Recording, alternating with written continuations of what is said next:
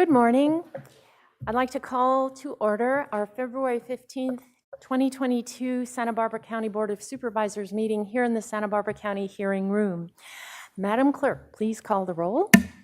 Supervisor Williams. Here. Supervisor Hart. Here. Supervisor Nelson. Here. Supervisor Lavanino. Here. And Chair Hartman. Here. Please stand and join me in the pledge. Ready? Begin. I pledge allegiance to the flag of the United States of America and to the republic for which it stands, one nation, under God, indivisible, with liberty and justice for all.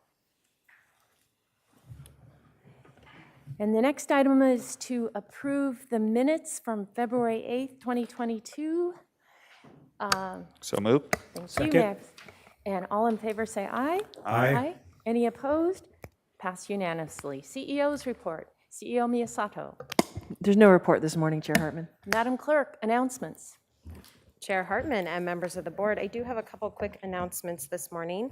I would like to inform the public that the chair will be rearranging the departmental agenda order today, and we will be taking them in the following order. Departmental item number 1 for the LAFCO appointment will be first up as previously scheduled, and that estimated time is around 9:30. Next, we will be taking departmental item number 4, and this is from the Community Services Department, and that's for the Recreation Master Plan, and that estimated time is around 10 o'clock. And then we will take a lunch/closed session. That time estimate is to be between 12 and 1:15. And then we will return for departmental item number 3. That is from the County Executive Office regarding Chapter 50 Cannabis Business License Amendments. And that current time estimate is around 1:15. And our next item will be departmental item number 2, which is from Planning and Development Department, and that is the Codwell Cannabis Cultivation Project Appeal, and that current time estimate is around 2 p.m. today. And lastly, we will be taking departmental item number 5 from the County Executive Office regarding our COVID-19 update, and that current time estimate is around 3:40. If you have any questions regarding today's schedule or order, please contact the clerk of the board at 805-568-2240. I would also like to remind the public that the Board of Supervisors meetings are being interpreted and broadcast live in Spanish. We are broadcasting our meetings in Spanish both for Cox Cable subscribers in South County as well as Comcast Cable subscribers in North County. Members of the public can now view our meetings in Spanish by turning on the secondary audio programming, also known as SAP or SAP, under their language settings. That information is currently being provided through the TV scroll. Lastly, I would like to remind the public who are participating in our meeting today of the board's updated methods of public participation. For the Board of Supervisors' methods of public participation and to provide public comment on general public comment or an item on the board's agenda, please see page 2 of the agenda. Members of the public can attend meetings in person in both Santa Barbara and Santa Maria Board Hearing Room chambers. Please note we are following all local and state guidelines and are currently requiring indoor mask usage for everyone over the 2 years of age, regardless of vaccination status. If you attend the board meeting in person, you will be required to wear a face covering, mask, or face shield with drape at all times. Information regarding how to properly wear a mask has been posted throughout both rooms. Additionally, for those unable to wear a mask for any reason, we can provide you with a face shield with drape. Lastly, public health is encouraging social distancing in both hearing room chambers. I would also like to remind the public that if you require any special accommodations, please contact the clerk of the board to make that request, preferably on the Friday prior to the board meeting. Individuals that would like to provide verbal public comment virtually may do so via Zoom by registering in advance via the link available on page 2 of the agenda. After registering, you will receive a confirmation email containing important information about joining the virtual meeting. Once the chair has announced the item you want to comment on, please join the meeting with the information provided in the registration confirmation email. You will be placed on mute until it is your turn to speak. The clerk will call you by name, and when removed from mute, you will hear a notification that your line has been unmuted. If you are using a touch-tone phone, you may need to press *6 to unmute yourself. Each person may address the board for up to 3 minutes, and this is at the discretion of the chair. If you have any questions, please contact the clerk of the board's office, again at 805-568-2240. 805-568-2240. That's 805-568-2240. That concludes my announcements for today. Thank you. Thank you, Ms. Alexander. Turning then to our administrative agenda, do any board members have any items they'd like to pull? Supervisor Lavanino, A16? Yes, please. And any others? And Ms. Alexander, any members of the public? Chair Hartman and members of the board, we have no requests to speak on the administrative agenda. Would you please read A16 into the record? Chair Hartman and members of the board, administrative item number 16 is from the Board of Supervisors, and this is sponsored by Supervisor Lavanino. It is to approve the appointment of Vincent Martinez to the Planning Commission, term ending December 31st, 2022, and this is in the 5th District. Well, Supervisor Lavanino. yes, Madam Chair, I just wanted to pull this. For those of us who have to find somebody to be a planning commissioner, it reminds me of the tremendous job that they do. And when you're asking somebody to perform this service, I had to be forthright and honest with him and talk about the workload that's involved for almost no pay. So I just thought it was appropriate to, first off, we're definitely going to honor the work that Mr. Blau has done. Mr. Dan Blau, who, because of redistricting, is no longer going to be my planning commissioner, spent 14 years on the planning commission. I inherited him from Supervisor Centeno, and we'll have a resolution and do a little ceremony for him when we're back in Santa Maria. But just wanted to welcome Mr. Martinez. He is an attorney with Twitchell and Rice in Santa Maria. He has a lot of land use expertise, graduate of Loyola Marymount School of Law, and I'm really looking forward to his time on our Planning Commission. And I just wanted to add, having served on the Planning Commission with Commissioner Blau, I learned a great deal from him, and he really gave a lot to the county, never missed a meeting, and was always prepared, and had really good insights that we didn't get from any other source. So I surely enjoyed working with him. Okay, may I have a motion then to approve the administrative agenda? So moved. Second? And any further discussion? All in favor say aye. Aye. Any opposed? Passes unanimously. Turning to general public comment, and I'd just like to note that COVID is on the agenda, the last item on our departmental agenda today, so it's not appropriate. Public comment is for items that are not on the agenda, but otherwise within our jurisdiction. Madam Clerk? Chair Hartman and members of the board, we have 4 requests to speak on general public comment today.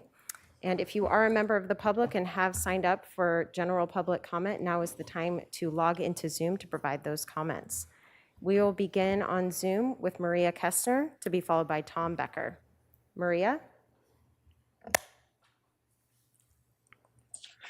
Good morning, Board of Supervisors. Disagree with government policy? Homeland Security Today says you are a terrorist if you speak out. According to journalist and political commentator Kim Iverson, a bulletin actually labels what is typically considered free speech as terrorism. The bulletin reads, the United States remains in a heightened threat environment fueled by several factors, including an online environment filled with false or misleading narratives and conspiracy theories, and other forms of dis, and malinformation introduced and or amplified by foreign and domestic threat actors. Remember, this is a bulletin about domestic terrorism threats to the homeland, and they're saying that we're in a heightened threat environment because of what they label mis or disinformation, Iverson said, which they're saying could be spread by American citizens. So that's you and me. It was originally a conspiracy theory that there would be vaccine mandates. It was misinformation to say the vaccine doesn't prevent spread, Iverson said. According to the DHS bulletin, people who spread MDM, as they call it, are possible threat actors seeking to exacerbate societal friction, to sow discord and undermine public trust in government institutions, to encourage unrest, which could potentially inspire acts of violence. So they're saying that if you spread misinformation, Do you spread information that undermines public trust in a government institution like the Centers for Disease Control or Federal Drug Administration, the FDA, or the Pentagon or Congress? It could lead to violence. And I'm just going to say, we've gone over this in front of this board, that the Supreme Court has ruled that unless speech creates an immediate threat of violence, it's free speech.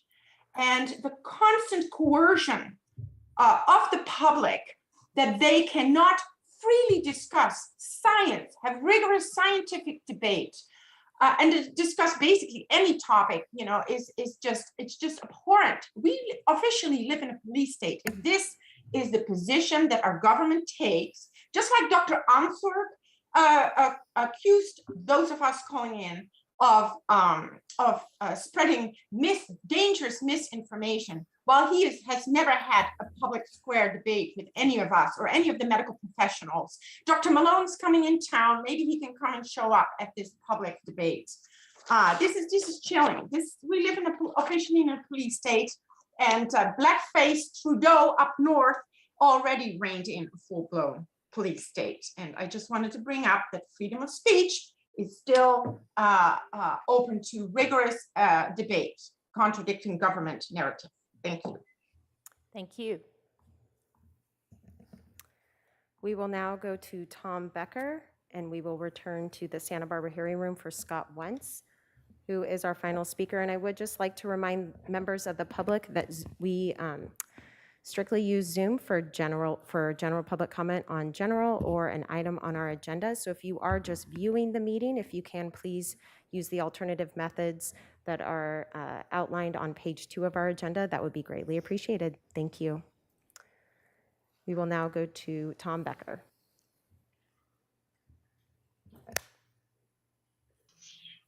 Thank you. Can you hear me? Yes, loud and clear.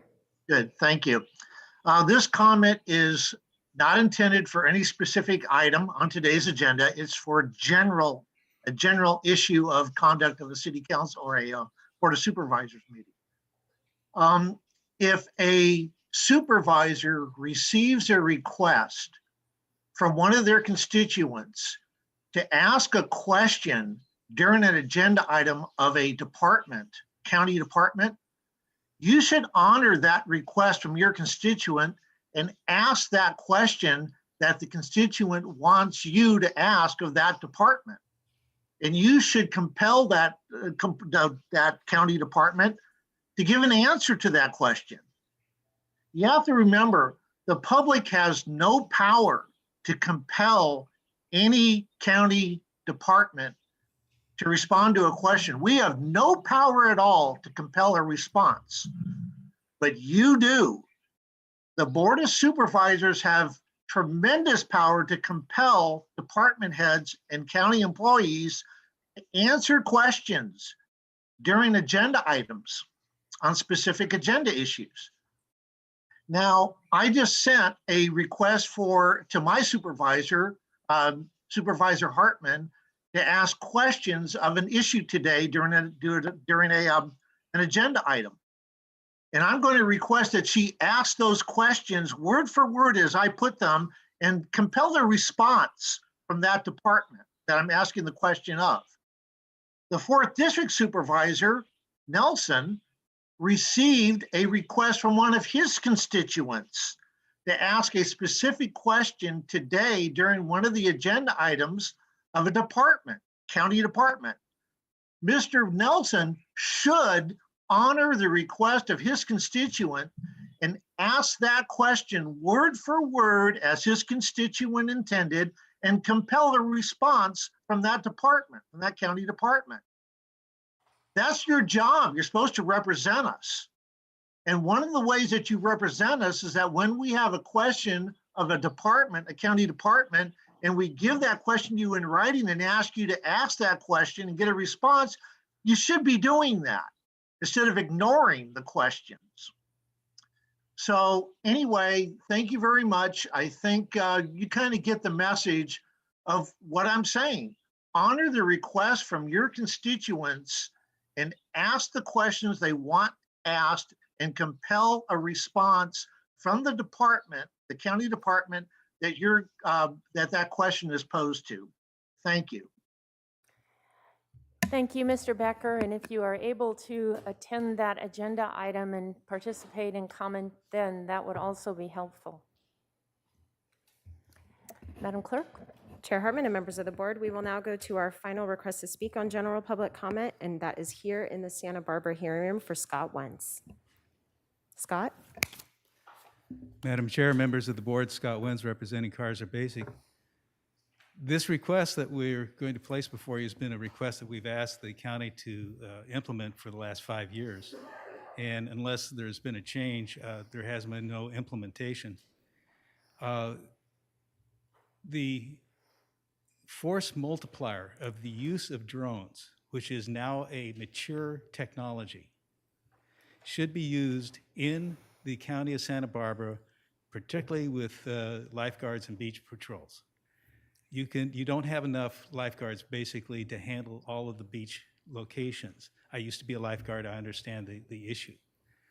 And to have this force multiplier, to be able to fly out a flotation device or reach someplace that's on a point where the lifeguard can't get to immediately, would be a huge benefit to the county. Like I said, we've been asking for this for 5 years, and basically we've been ignored. And so not only that, but to implement this technology, which like I said, is a mature technology. It's being used down in LA, has been used for over 10 years with their lifeguards. Would also benefit fire and emergency response personnel if they have to use that technology and they have to call on it from another department. Thank you. Thank you for this suggestion. And that concludes public comment. All right, turning to departmental item number 1. Ms. Alexander, would you read that into the record, please? Chair Hartman and members of the board, departmental item number 1 is from the County Executive Office. It is a hearing to appoint 2 members of the Board of Supervisors to the Local Agency Formation Commission for a term of office from March 1st, 2022 through March 1st, 2026. One appointment is to the regular member position and one appointment is to the alternate member position. And I will be providing a brief presentation of the item before the board today. As seen in attachment A of the staff report, the clerk of the board received a letter on January 12th, 2022 from Mike Prater, Executive Officer of the Santa Barbara County Local Agency Formation Commission, also known as LAFCO, requesting that the Board of Supervisors appoint 2 members of the board to 4-year terms from March 1st, 2022 through March 1st, 2026. To provide a brief summary of the LAFCO membership, LAFCO is composed of 2 county supervisors, 2 members of city councils, 2 directors of independent special districts, and 1 member of the public. There is an alternate member in each category to vote in place of absent or disqualified members in that category.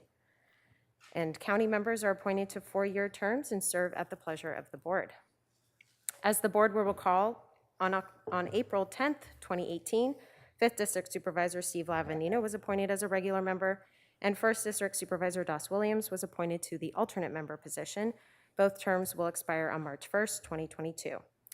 At the January 11th, 2022 Board of Supervisors meeting, Supervisor Lavanino indicated that as a result of the new Santa Barbara County District boundaries, the position of regular member may be more appropriate for Supervisor Nelson, who now represents an area of the county that is expected to have more LAFCO-related issues concerning jurisdictional change.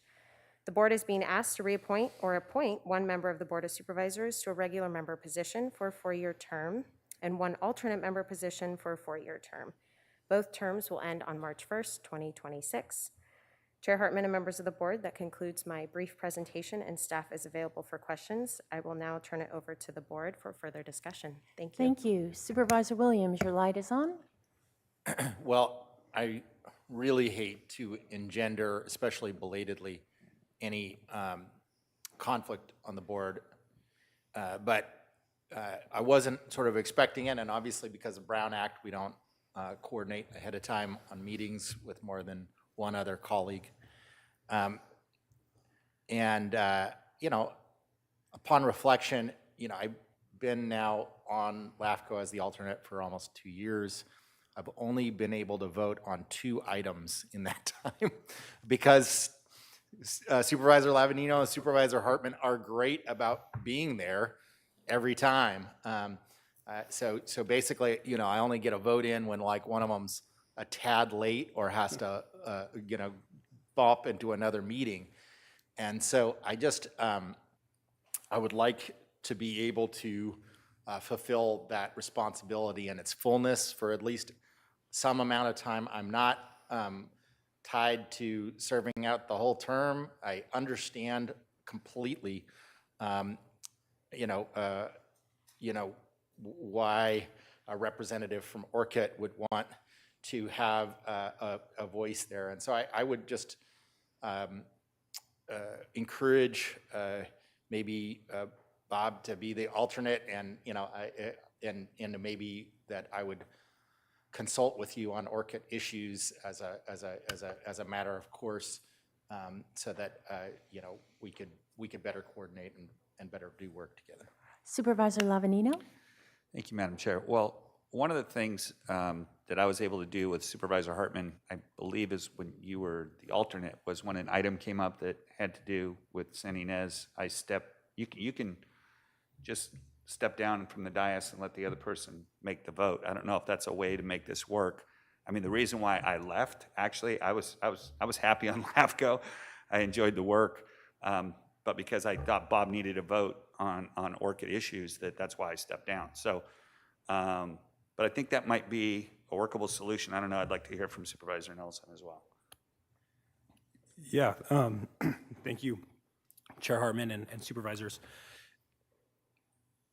The annexations over the next coming years, and actually an application went in for an annexation just this week from the city of Santa Maria, potentially annexing large parts of Orchid that, and changing the zoning and having significant impacts on the community at hand are before us. The reason why I want to be a regular member is I think there's a philosophical discussion that needs to happen at LAFCO for the Santa Maria Valley. And as all of you guys know, I'm kind of a nerd when it comes to some of this stuff. And so, you know, as much as I love to work with you and try to push everything that I have in my head into you to represent for us, I think it's really important to my constituency to serve as that regular member. You know, ideally, I like to see things change in the Santa Maria Valley in an orderly way, and but right now it's kind of a hot time. There's a lot of annexations on the horizon, and some of them that aren't good for the county and not for our valley, potentially, if they're not done the right way. And so that's the reason why I want to be the regular member. So that's why the reason I'm wrestling with this. I'd be glad to step down when it came to issues in the South County for another member to step up. But I think especially with the items in the Santa Maria Valley, I do have a good understanding of some of the Lompoc conflicts. You know, Supervisor Adam and Supervisor Farr had negotiated some of those exchange agreements with the city of Lompoc on their last annexation, so I have some of that history in place. While I usually defer, I still would like to be the regular member. So I'll chime in just a moment because I do serve on LAFCO, and I think that the practice has been that the alternate on LAFCO, whether it be the public member or some other for the special districts or for the city or county, the alternate usually moves into the regular position. Alternates usually attend the meetings. They always have the opportunity to speak. And I spoke a lot, I have to admit, as an alternate. And as I mentioned, Supervisor Lavanino mentioned, he would step aside and allow me to vote on issues having to do with the district that I represented. So it really is a collaborative. I hear you. I just think that we have a practice in place, and I'm not sure that we should disturb that practice because it's kept expectations for us and also for other LAFCO that if you do your diligence as an alternate, you have the expectation that you'll move up. And that's kind of the LAFCO way of doing things. So Supervisor Williams? Yeah, I understand your position, and I respect if we have different votes, but I would definitely, as a concession to what I think is really important struggles of self-determination that Orchid has, that I can very much empathize with after trying to struggle for some of those same ones with Isla Vista. I would very much consider stepping down in cases of this emerging conflicts in the Santa Maria Valley. But I definitely still yearn for some of that participation. Ironically, to do with our other largest unincorporated area, it is one of the real big reasons that I would love to stay engaged as the voting member.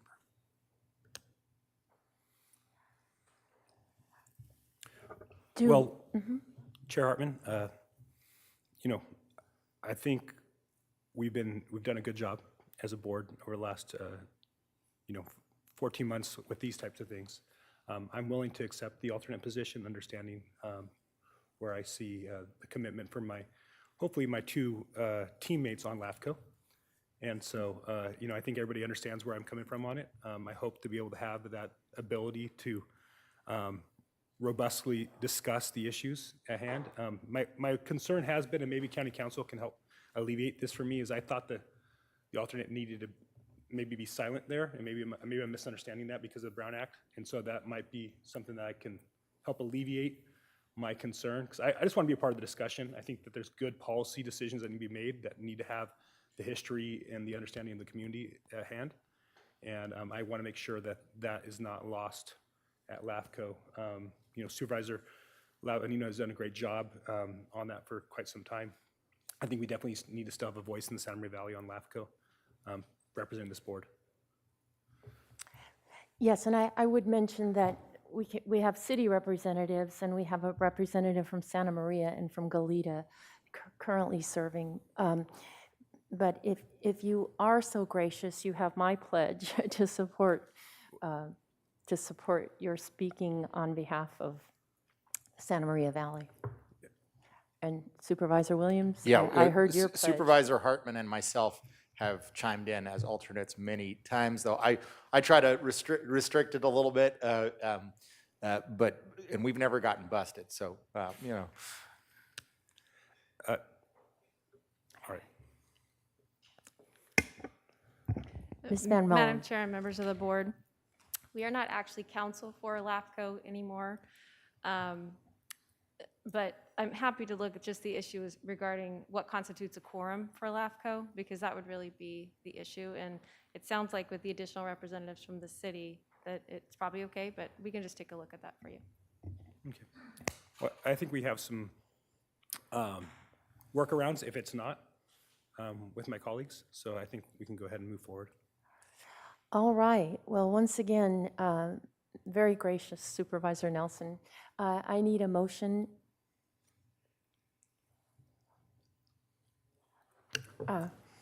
I will make the motion that we have Supervisor Williams appointed as the regular member. He will no longer be the alternate, and that we appoint Supervisor Nelson as the alternate. And the terms, once again, Madam Clerk? Yes, Chair Hartman and members of the board, that would be for 4-year terms from beginning March 1st, 2022 through March 1st, 2026. Thank you. And may I have a second? Second. And all in favor, say aye. Aye. Any opposed? All right. Turning then to, Madam Clerk, do you think we need a break, or do you think we should just keep going? Chair Hartman and members of the board, perhaps we can continue on with our agenda since we are earlier than expected. All right. We changed the order, so we're turning to departmental item number 4. Madam Clerk, would you please read that into the record? Thank you, Chair Hartman and members of the board. Departmental item number 4 is brought to you by the Community Services Department. It is a hearing to consider recommendations regarding the countywide recreation master plan update. consulting service agreement amendment with Wood Environment and Infrastructure Solutions, Inc. for the countywide recreation master plan, and there is a 4/5 vote required on this item. Thank you. And Mr. Chapchian? Good morning, Chair Hartman, members of the board. This morning, Community Services will provide the board with a status report on our countywide recreation master plan, which your board funded back in May of 2019. The work already done and further work that needs to happen. We'll ask for a contract amendment with the consultants to continue the work of the master plan, enhance the outreach to minority communities, and we'll propose an innovative approach to streamlining a process for private landowners who are interested in providing recreational amenities on their properties that will also have a public benefit. We're also asking for funding for this process. I want to thank the Planning Department and County Council for being open to this proposed process and working with us on the details and outline of how this process could work. With that, I'll turn this over to Jeff Lindgren, who's been working on our master plan for, I think, the last 2 years. Our Deputy Director of Parks, Jeff Lindgren.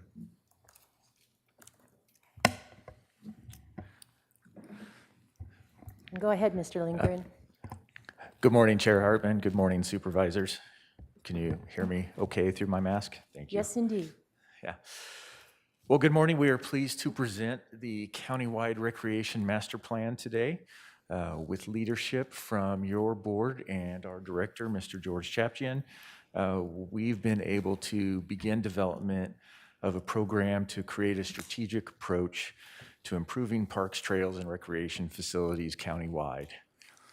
As we launch into this, I would just like to acknowledge a few individuals who were helpful in getting us to this point.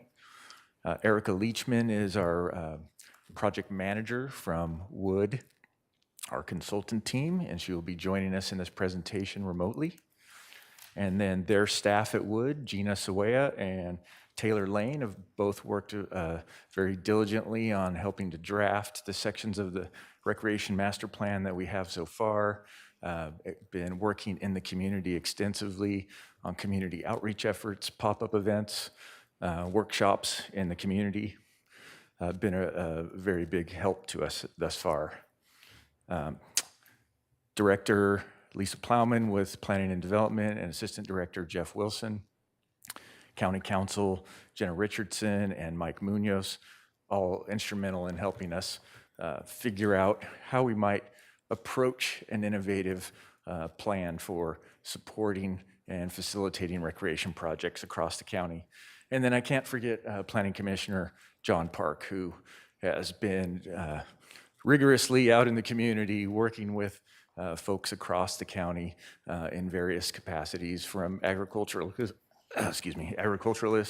to equestrians, farmers, and lots of folks in various occupations. So thank you to all those folks who have helped us so far.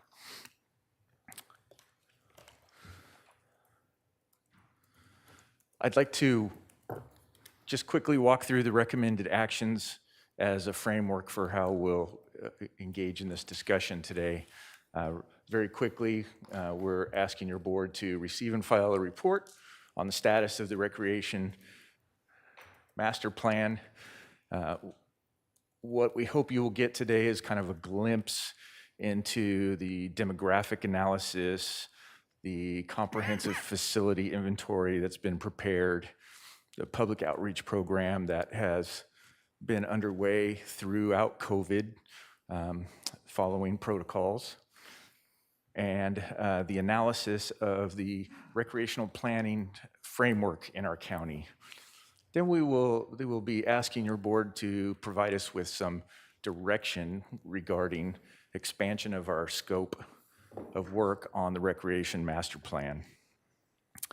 And what that will primarily entail is getting direction from you on making some amendments to the county's comprehensive plan, zoning ordinance, and likely community plans, so that we can see some real changes in how we plan for and are able to develop recreational facilities across the county.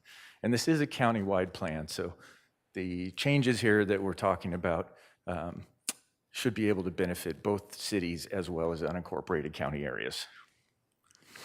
To complete this work, we need to request funding from your board. We are asking for $490,000.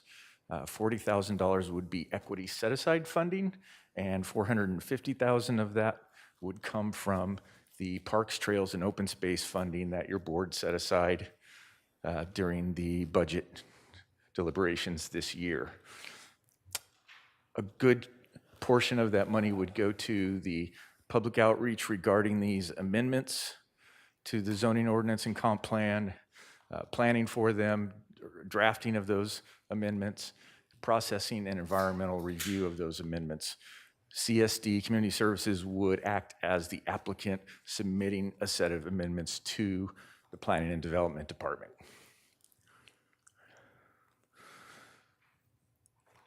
The next request would be to approve a budget revision. This is necessary to adjust our appropriations for the remainder of this fiscal year in an amount of $120,000.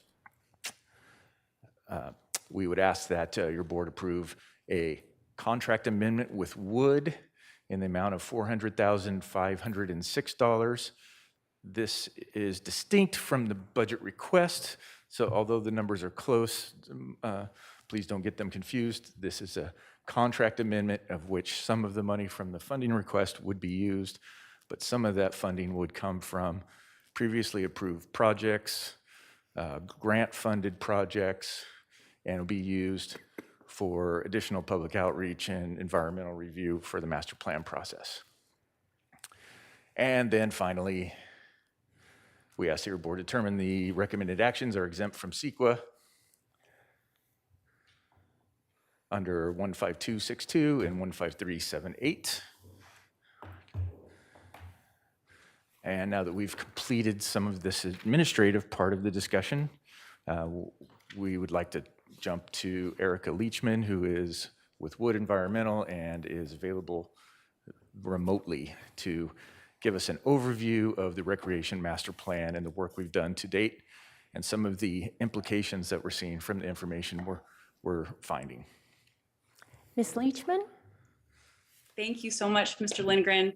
Thank you, Chair Hartman, and to all the board for the opportunity to be here today to talk about this project, bring you up to speed with the work that the Recreation Master Plan team has completed to date, and also introduce what's coming up. Some of the more exciting and more arguably fun parts of the project are on the horizon associated with planning for the future of recreation countywide. Recreation is essential. It's an essential part of our communities. Access to recreation is an absolutely essential part of a sustainable community, allowing residents and visitors to access to parks and trails fosters community, it fosters friendship. Physical activity is a key aspect of sustainable communities, allowing people to exercise and play and get outdoors and connect with nature. And parks play a critical role in that. Recreation supports the local economy from a variety of sources, from real estate values to ecotourism to business and jobs, schools, sports leagues, and special events. And lastly, recreation is an inherent part of environmental conservation, conserving land in the interest of both public access, but also recreational or natural resource conservation. And so with understanding those incredible benefits of recreation, that's been a backbone for this project since the beginning, from the original inception of the idea that this could be possible for Santa Barbara County. The main goal for this project is to provide a strategic planning program to improve parks and trails and recreation facilities throughout the whole county, partnering with our cities, with our recreation districts, and then looking critically at the unincorporated area as well to understand how recreation is provided, where communities are underserved, where improvements are needed, and addressing that comprehensively. So we have a vision and a program to guide acquisition, expansion, and improvements into the future. Diving into a few of the key objectives of the master plan. So how are we going to do this? This is a big goal. First of all, the master plan is intended to foster multi-agency cooperation. So what's true about recreation is that you don't just stay in your city or your neighborhood or your jurisdiction when you go out to play. You go where the parks are, you go where the trails are. And a lot of times those may exist in neighboring communities, they may exist regionally, or they may be in your backyard.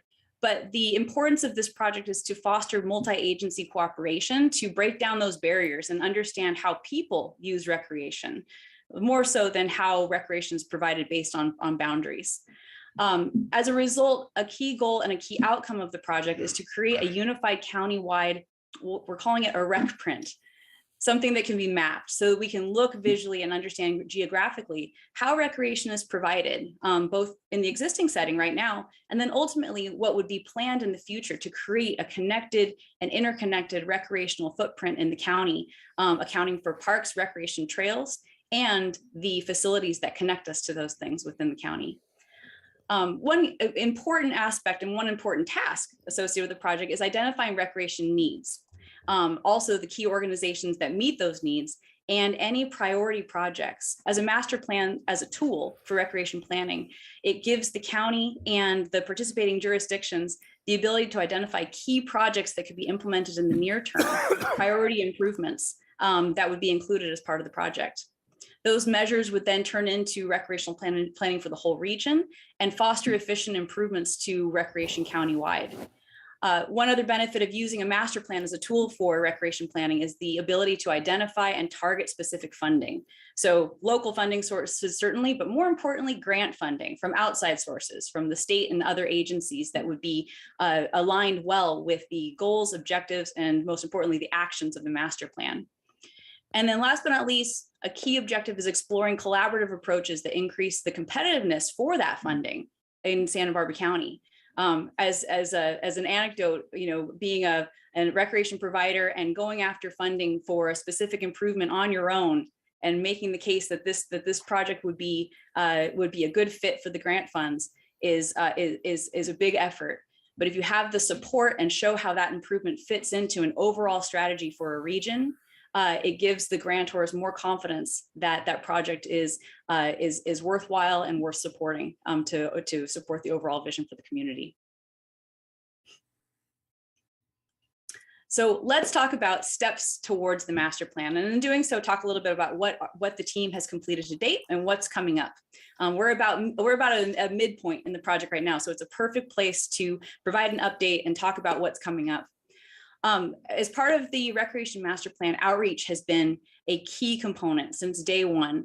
Not only interagency coordination, which is a critical component of this, but outreach to in a grassroots fashion to the communities within the county.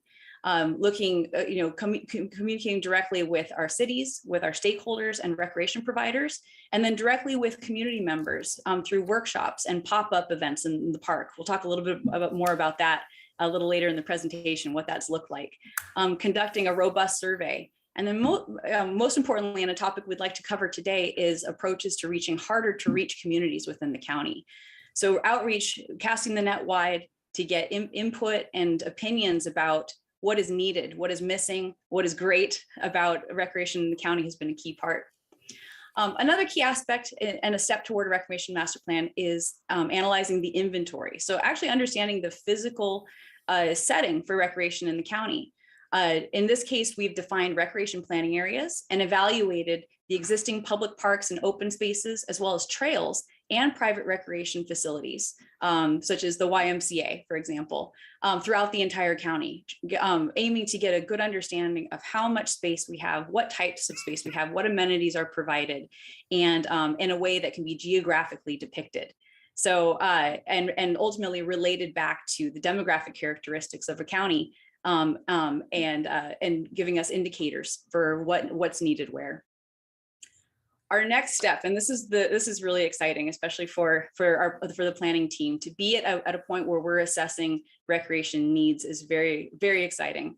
Assessing the types of facilities, the quantity of facilities, the acreage, adequacy of acreage, and where those facilities exist within different communities is an equation, a very flexible equation that our team is embarking on right now. Later in the presentation, we'll talk a little bit about some preliminary data in that assessment that gives us a bit of a guidebook on where to go next. We're also considering the survey input that we received from the community, considering economic trends, and then also factoring in what we've learned from the pandemic. And we'll also talk about that a little later. Ultimately, the master plan is a long-term plan. 20, 30 years, something that sets up the county in terms of long-term and near-term projects and charts a course forward for those. It's also very flexible. It's a document that can be amended, adjusted over time as new opportunities arise. So a long-term program that is also accessible and flexible over time. The plan is hoping to address general plan and zoning amendments to help foster its implementation, and then also identifying both public and potentially private recreation benefit projects addressed in terms of criteria and opportunities for those types of projects to help reinforce and expand the public recreation inventory in the county. And lastly, a master plan addresses funding, as I discussed. One last step in the master plan is environmental review. In California, under the California Environmental Quality Act, this project would be a robust project and subject to environmental review. So taking this as an opportunity to analyze the whole of the project programmatically allows us to look at the whole of the project and pave the way for the projects that are included in the master plan. It's extremely beneficial to prepare a program document that provides that environmental review for smaller projects that could be tiered off of or employed at a later point during implementation. So that's included as part of this project. And for those who are present and understand that scope, I just wanted to remind everybody that this project does include the preparation of the environmental impact report.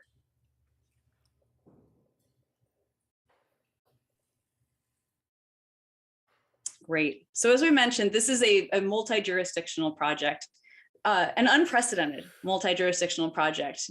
Never before has the county undertaken a recreation project that looks at recreation, not just in the unincorporated area, but looking at the whole of the county, the role the cities play, the role our recreational districts play, and involving those stakeholders in the overall process to the benefit of all.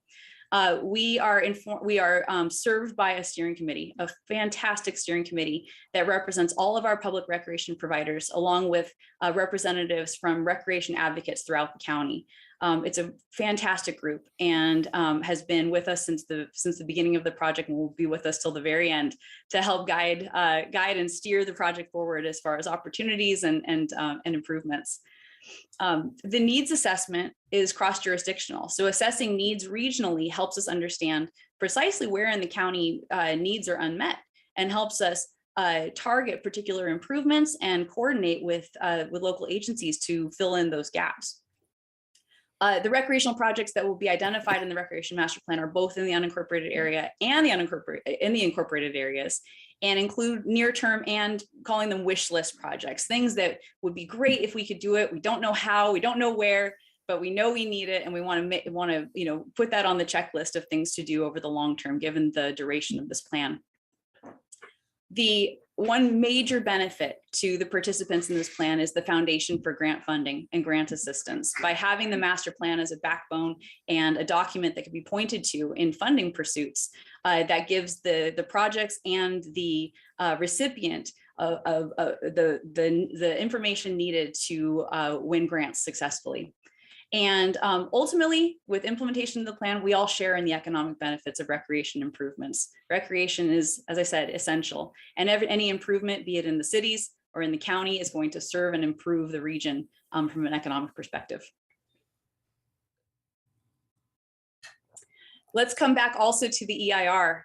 By preparing a program EIR, this takes the burden of environmental review off the project by project basis and makes it an umbrella program that can benefit all components that are included in the master plan.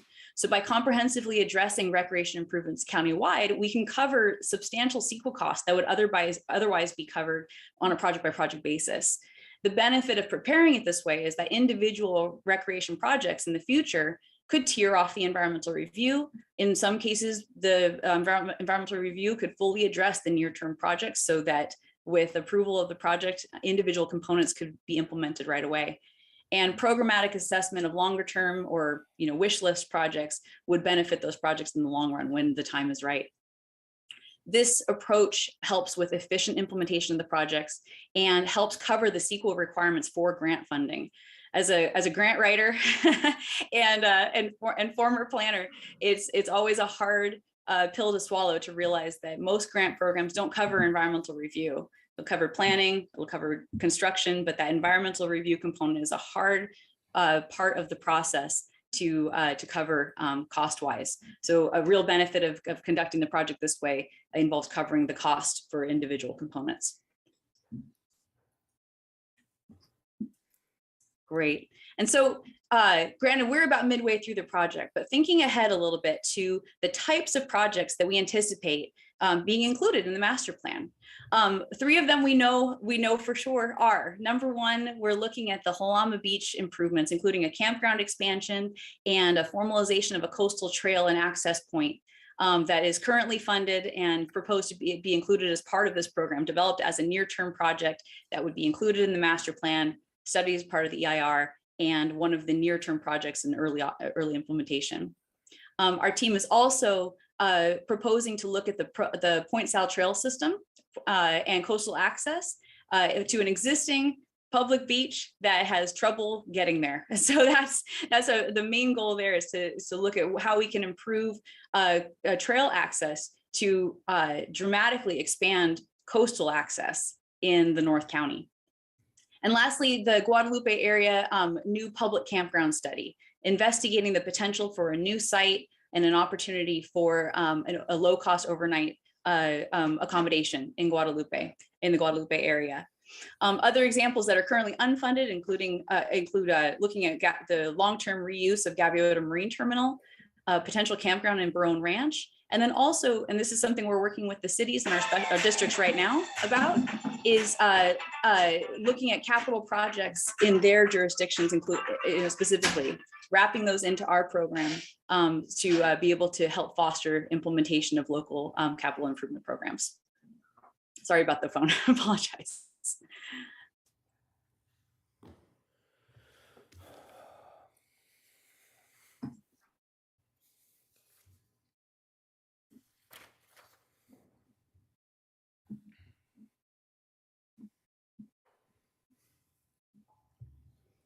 Ms. Leachman, are you still there? I am. Apologies, Chair. The presentation is froze for me. We're now, it's fine here. We're on figure 2, the recreation planning areas. Okay. The map. Great. Okay. I have it locally, so I'll keep up and I hope it'll catch up with me. Thank you. Okay. So let's talk a little bit about the approach and the methodology employed in the plan. As I mentioned, the recreation doesn't care about borders. You know, where you go to play, to exercise, to do sports is really more dependent on your region. And since we're looking at recreation cross jurisdictionally, we wanted to understand recreation in terms of recreation planning areas, or the regions where most people within that region are served by recreation. So when you look at this map, there's a couple of unique features. Number 1, we have Vandenberg Space Force Base. We also have Los Padres National Forest, which are unique providers. They do have recreational value, and they're unique from the county and city resources that are provided elsewhere. So when we're looking at the planning areas where we are going to be focusing our efforts, there's 5. Number 1, Cuyama Valley. Number 2, Santa Maria Valley. Number 3, San Ynez Valley. Number 4, Lompoc Valley. And last but not least, South Coast. This doesn't indicate that folks are limited to these areas. There's plenty of times where I find myself in the Santa Maria Valley to go hiking or heading up to Santa Maria. But the idea is that on your day-to-day basis, when you're seeking recreation, that you're going to find those services within these service areas. All right. So based on that framework, the geographies that we're looking at, there's several, I would call them indicators that have been investigated to help us understand where needs are and what recreation planning needs to be undertaken. The first category is demographics, doing a robust and detailed assessment of countywide demographics and looking for indicators that give us a clue about recreation planning, including total population and projected growth, the age of our communities, median household income, and then other features such as the amount of money spent on recreation annually. average household Ms. Leachman, size. I want to interrupt you for just a Oh, yes. moment. It turns out that the presentation is frozen. Okay, so we want to make sure that people who are watching remotely can follow the Of visual course. with your presentation, and it appears that that's now corrected. So please go on. Okay, great. Great. For Mr. Lindgren, we can go to the slide on demographics. Great, thank you. Terrific. So as I was describing, there are several demographic indicators that matter for recreation planning, including population and growth, the age of communities, considering the composition of seniors versus children versus parents, and also median household income, race, ethnicity, average household size, the amount of money spent annually on recreation, and then other factors such as community health and disadvantaged communities, which is a specific term and a specific categorization that we need to understand because of what it indicates for how folks are served by public facilities, but then also how folks can or cannot participate in the planning processes that may serve them. So if we go to our next slide, this map depicts the locations of disadvantaged communities throughout Santa Barbara. It's a formal designation from the state of California. And the main takeaway here is that they are everywhere. That disadvantaged, pockets of disadvantaged communities exist within all of our urban spaces. And that even in a community that's otherwise quite engaged, there are pockets of neighborhoods or communities that are underserved, disadvantaged in terms of economics, environmental issues, and then also in the ability to participate in programs just like this. So, when we bring up this map, I think that's the main observation, is that the folks that may not be able to participate in this important project exist throughout the county in each one of our planning areas. Great. So let's go down to some other indicators, talking a little bit about the recreation inventory, meaning the existing landscape. What is currently on the ground right now that provides recreational value? Our team has prepared a comprehensive inventory of all the parkland, all of the joint use school properties, the private pseudo private facilities such as Elings or the YMCA's, and to try to understand what we have right now, what is serving the community in terms of park type, the total acreage, and the range of amenities that serve the community right now. Trends that we're tracking include the level of service that's provided, the overall quality, the total and number of amenities, and then considering things such as access. Is it equitable? Is it available to folks? Can you get there via sidewalk? Can you get there via car? Can you get there via bus? And then also considering emerging trends, and that dovetails well with our needs assessment, which we'll describe in just a few slides. So looking into this data a little bit, we wanted to share some of the results. Once we have an inventory prepared, we can start to analyze it and understand that in terms of the numbers.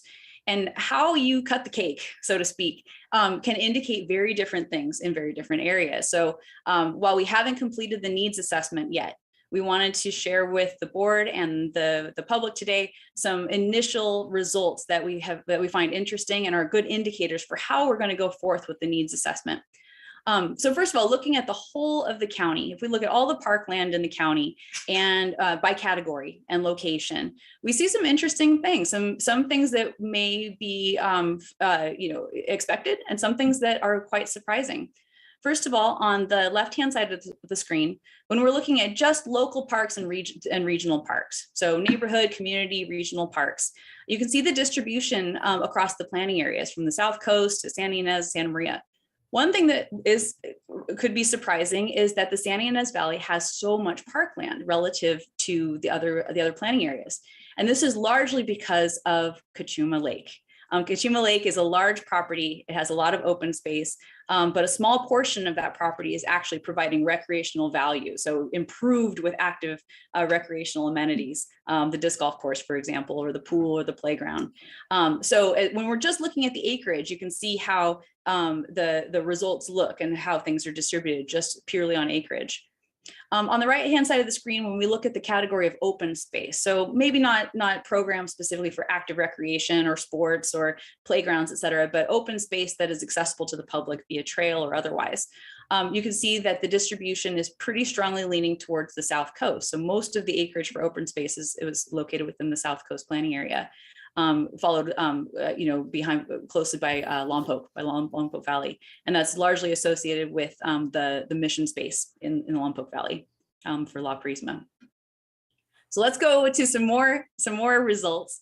If we start to look at it a little bit more refined, so looking at neighborhood serving parks specifically versus regional serving parks specifically. So regional neighborhood serving meaning, your local park where you can take your kids, you can go for a run really quick or go walk the dog.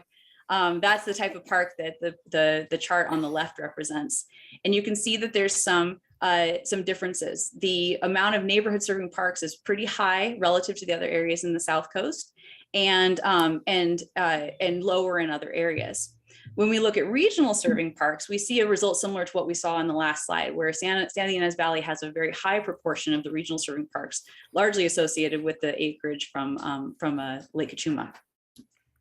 So let's dive down even a little bit further. So looking at some of these definitions a little bit more. When we take the category of active and developed parkland, so just our little parks, our neighborhood parks, our regional parks, and then our community parks. When we're talking about active and developed parks, we can look at the countywide area, and this is a chart representing just the unincorporated area, and wanting to try to get some ratios worked out. For park planning, one important tool is understanding ratio of parkland to the population, usually in terms of per thousand residents. One thing to note is that there is no standard. There's no standard for amount of parkland per thousand people. There's nothing adopted, or anything recommended from the National Recreation Parks Association example. What the NRPA does say is that use it as indicators. You look for benchmarks, look for metrics that help, that are based on your local conditions and can help you understand what your needs are. So when we're looking at some of these results, we need to think about, how does this compare to other counties? How does this compare to our own county? So for example, when we look at unincorporated areas and look only at active and developed parks, so community parks, neighborhood parks, or pocket parks, the ratio of parkland per thousand residents is relatively high. In other counties, others that are similarly sized to the county of Santa Barbara, usually you're seeing between 8 to 20. It's a pretty wide range depending on the setting. So not too bad. But when we dive down to the category of just neighborhood serving parks, just how much acreage of those improved parks that folks use every day, the ratio goes way down to 3.8. And that's just for the unincorporated area. So let's look at some of the planning areas and how they might compare to one another. Jumping to Santa Maria Valley, for example, when we look just at active and developed parks, the ratio is actually quite low, quite small, 4.5 per acres of parkland per thousand residents. And that's for the area wide, not just the city or not just Orchid or the whole area. When we look at just neighborhood serving parks, the ratio goes way down to 0.8. Let's jump now to the South Coast for comparison. Santa Maria Valley and the South Coast are both our most populated regions in the county. So looking at these two side by side is indicative. And they're actually quite similar. In terms of active and developed parks, the ratio in the South Coast is about 5 and about 1 if we just look at neighborhood serving parks. So let's jump up to Santa Ynez. And some interesting results here as well. In Santa Ynez, the population is quite low relative to Santa Maria or the South Coast. And so you're seeing that in some of the results, that the active and developed parks, including the active portion of Cachuma, not the whole acreage, but just the parkland area, results in about 15.7 acres per thousand residents. But again, when we get down to the neighborhood serving park type, the ratio drops way down. Jumping to Lompoc, similarly, a pretty robust population, kind of moderate compared to the other areas. We have about 7.0 acres of parkland per thousand residents in terms of active and developed parks, and only 1.8 acres per 1,000 residents for neighborhood serving parks. And last but not least, in Cuyama is has an interesting result. Cuyama has a very small population, about 600 people, and just one park. And Jeff, I think it froze again. Do we have Cuyama pulled up? Yes, Kiama was up and, but you're not seeing it. There it is. Okay. Oh, thank you, Chair Hartman. It's up now. Thank you. So what you're seeing here is that the Cuyama Valley has one park. It's a 16-acre park. It's Richardson Park. And so that park provides a pretty high parkland ratio per 1,000 people, given the population in the valley. So when we see something like that, the question isn't so much, is there adequate acreage? It's how is that park meeting those needs? What's missing? Is it being used adequately? It kind of jumps to that next category of not just is it adequately spaced, but is it serving the community in the right way? Are we missing things? So takeaway here is that you can see a lot of differences between the planning areas when you start to look at the data in different ways. Also, we have a couple examples just to demonstrate that the results from those planning area analyses can be distinctive even within the planning area themselves, especially when you look at the cities where most of the parkland is provided, where most people live and most of the parkland is provided. So just to present a couple city comparison snapshots, looking at two of our larger cities, City of Santa Barbara, City of Lompoc. Santa Barbara has about double the population, but substantially more overall acres in parkland per 1,000 people relative to Lompoc. You can also see some distinctions in terms of median household income and the overall household size. Lompoc has bigger household size and also more children per household than City of Santa Barbara. So let's do the same thing for two of our smaller cities, City of Solvang and City of Guadalupe. Similar size cities, but some dramatically different results in terms of park area ratios. The City of Solvang having more acres per 1,000 people than City of Guadalupe. Some distinctive median household incomes, distinctive housing sizes, and our age distribution is very different between these two areas. So from a parks planning perspective, all of these categories and these results are indicators to the planning team about the types of needs that are there, the types of people that need different types of amenities, and overall helps guide us as far as where we put our attention in finding new opportunities for recreation. Great. So shifting gears a little bit to our public outreach program. Our public outreach program kicked off last year. To back up even further, the formal initiation of the outreach program was about 2 weeks before COVID started. And our original program involved workshops and in-person boards and, just a very different vision for how outreach was going to occur as part of this project. When COVID started, it sent our team pivoting and getting creative about how to undertake a public outreach program under these unique conditions, starting in 2020 and going through fall of 2021, so just last fall. What we ended up pivoting into was a program that actually ended up, in my opinion, being a much more robust and direct program for outreach. It put our team into parks. It put our team at farmers markets. It put our team in front of, at workshops for existing groups who have existing ties to the community and existing interests in recreation, so that we were talking directly to folks who could participate. And the result has been an incredible grassroots effort.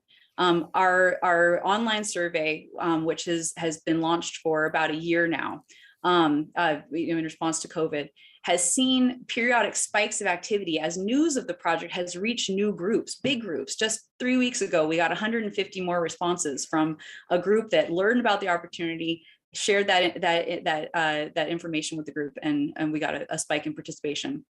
We also have a kids survey. So in total, we have over 5,000 responses, giving us robust and specific information as far as what people are seeking in different locations throughout the county. So in addition to the survey, we've also participated and facilitated 28 pop-up events in all different communities throughout the county. You can see a picture on the screen here of one of my colleagues, Taylor, with the pop-up booth setup. for day-long, events in parks where we connected directly with folks, told them about the project, invited them to participate in the survey, sign up for the email list, and stay engaged going forward. In addition, we've conducted 12 workshops, and there's one more planned where we're going directly to existing organizations, presenting the project and encouraging participation in that way. Great. So as a snapshot of our results, you can see this is a depiction of where the results are coming in. So green indicates where we're getting the most responses, red or gray indicating where we're getting the least responses. And the main takeaway here is that we're having trouble reaching some of our more hard to reach communities and disadvantaged communities. So you'll see down in Carpinteria, up near Guadalupe, Cuyama, to the western Lompoc Valley. Those are the areas where we're seeing the least participation in the survey, and it's likely because of barriers technologically, and also barriers in participation for reaching the events that we've had in the past. So just to explain where that's coming from, this is an aspect of the survey data that we're tracking. Looking through some of our preliminary results, granted in the master plan, these results will be much more robust. We'll look through all of the categories and responses that we received. But here's some of the key takeaways. We asked people, how often do you go out for recreation? And we've got a pretty wide range. Some folks, it's every day. Sometimes, never, not as often. But for the most part, people go out several times a week. And that's to be expected in Santa Barbara County with the weather, the climate, and the culture that we have here. It's encouraging to see how much people seek recreation in the community.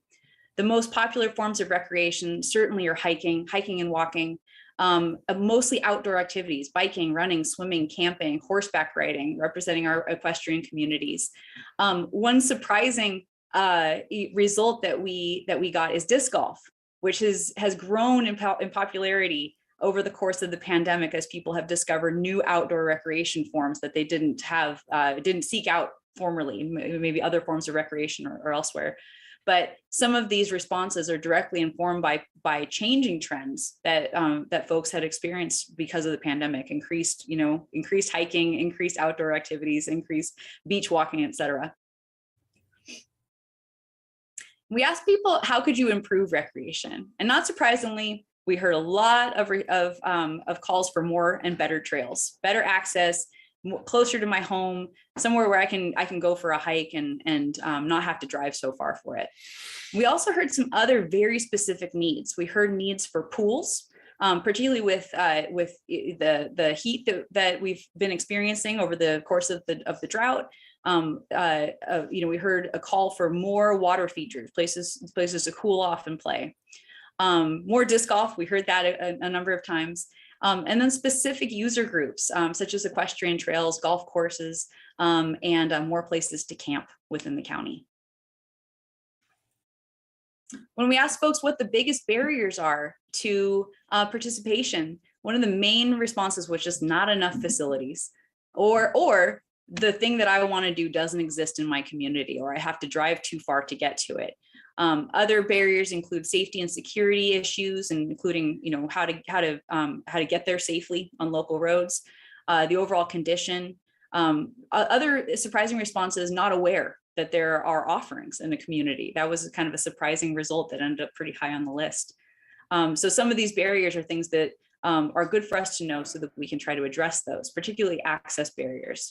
If it's something where folks can't get to recreation because of access, that's something we don't want to know about. Great. And so one of our main takeaways after conducting this robust outreach process over the last year is that where we want to focus our attention now is on hard to reach communities, and those involve non-English speaking households, disadvantaged communities, and overall underserved communities in terms of recreation.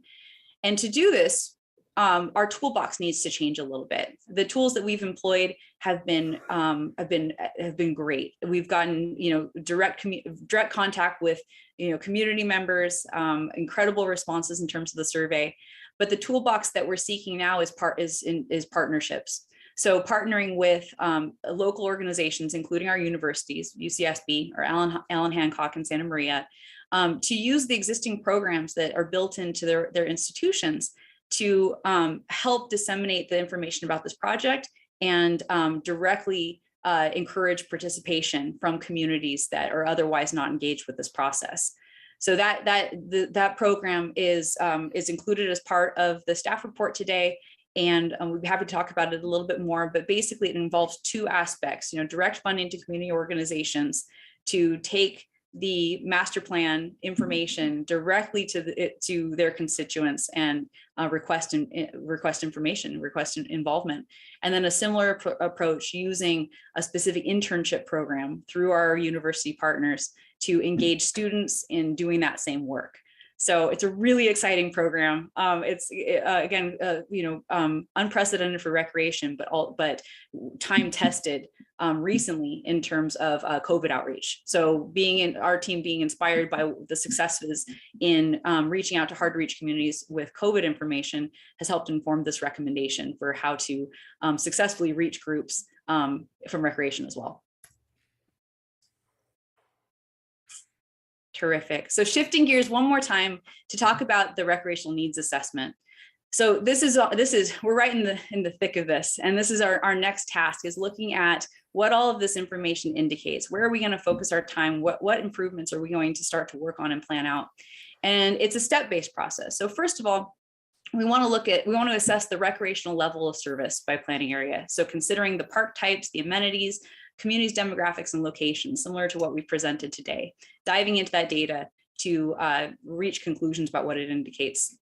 We also want to assess the public outreach data to identify recreational needs and incorporate known needs. We're not rewriting, we're not starting from scratch. We're partnering with our recreation providers in the community, including the cities and the recreational districts, to understand what known needs are on the books already. Understanding our agency capital improvement programs, our general plans, our existing PRT maps, park recreation and trail maps of the county. And then using a combination of these features, prepare a quantitative and a qualitative assessment of recreational needs and translate those needs into near-term and long-term improvements for the recreation master plan and ultimately environmental review. Great. One important need and one important aspect of the project so far was evaluating the recreational planning framework. So as a master plan, this plan, it has to understand how it fits in to the overall regulatory framework that exists currently. It's not an island, it's a planning document that ultimately is an implementation tool for the county's general plan and theoretically cities' general plans as well. So as part of the project, our team has taken a look at that existing recreational framework, and we've identified some key takeaways, some things that are important to share with the board today and important to understand going forward with the master plan.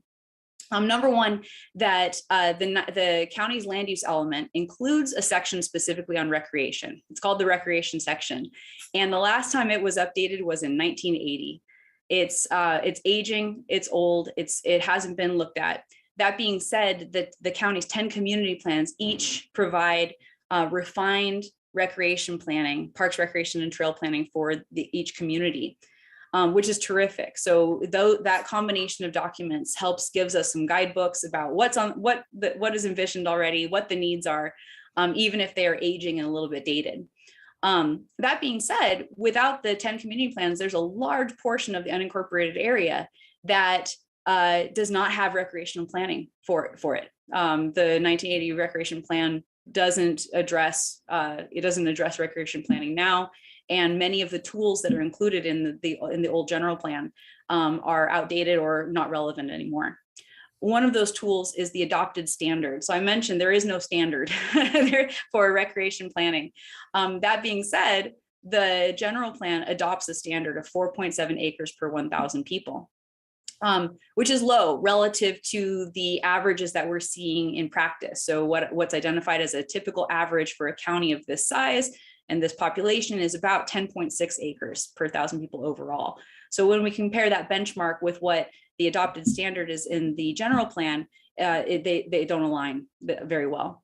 What's also true is that 4.7 acres per 1,000 people was adopted into several community plans. Not all of them, but several of them adopted that as a local standard too.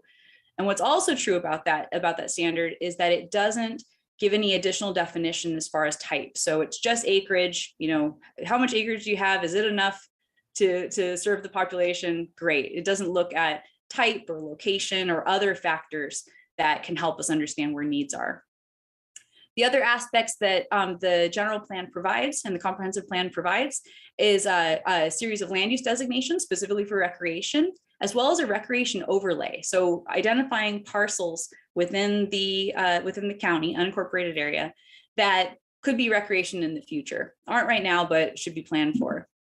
When we last checked, there's only 4 locations in the county that are designated with the recreation overlay, and one of them has been built, and that's Richardson Park in Cuyama, oddly enough.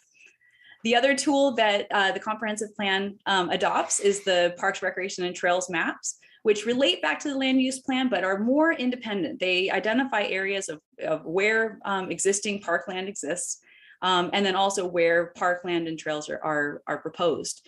And they've been amended over time by the community plans and other efforts to be the most living document representing recreation planning in the county.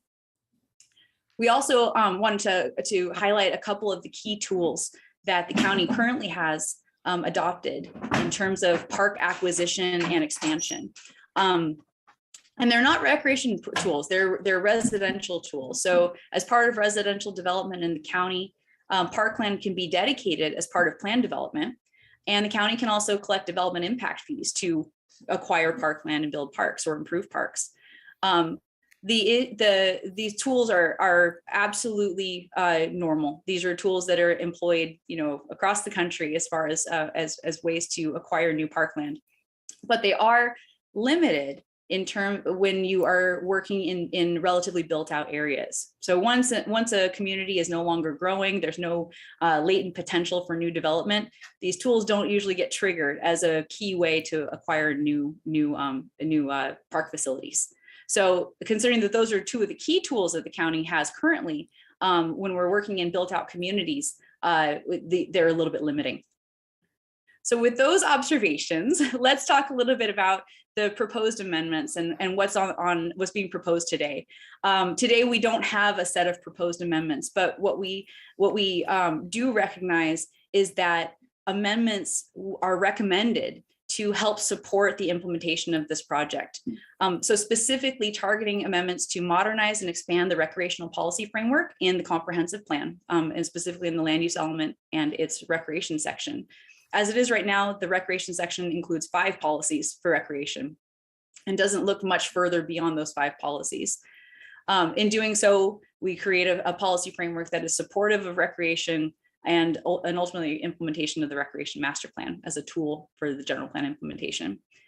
The amendments would also look at incorporating and referencing the recreation master plan to ensure that our needs assessment and the planning document can live on its own without the general plan needing to be amended as things are implemented. And so by keeping them connected by referencing, we can ensure that the general plan remains fresh and the master plan becomes a tool for implementation. The amendments would also address public recreation projects as well as private recreational benefit projects. And I want to put that in quotes as a new term that doesn't currently exist in the county, but has come up through the outreach that we've conducted and the preliminary planning that we've conducted as well. And last but not least, taking a look at the existing proposed recreation overlay and making it a stronger tool, something that is tied back to the policy framework and the goals of the master plan to become a stronger tool in acquiring and identifying recreation projects countywide. Great. So let's return to this concept of a private project with a public recreational benefit. This, as I mentioned, this concept has come up through outreach, where as we've been working on planning for public projects, such as expansion of Halama Beach Campground, we've heard interest from private property owners who would like to propose a public recreational benefit as part of use or development of a property. As it is right now, this is not something that is currently contemplated in the county comprehensive plan or the LUDC. And so things like new public trails, campgrounds, RV parks, public parks or sports fields or amphitheaters, community gathering spaces are all examples of some of those uses that, if proposed as public uses, would go hand in hand with a private development project that would have a public benefit. So like I said, this has not been developed fully yet. There's no proposal to do this, but given that we have this interest and this opportunity with the master plan to work on this topic and come back with specific recommendations, wanted to give you an idea of the range of ideas and where we are so far with the definition of this type of program. Great. So with that overview, I wanted to hand it back to Mr. Lindgren to talk about specifically the scope of this expansion and how it relates back to some of these topics we've been discussing. Thank you, Ms. Leachman. Thank Mr. you. Lindgren. Yes, thank you, Erica. Quite a bit of information there. Maybe I misled you when I said we'll give you a glimpse into what we've been doing in the master plan.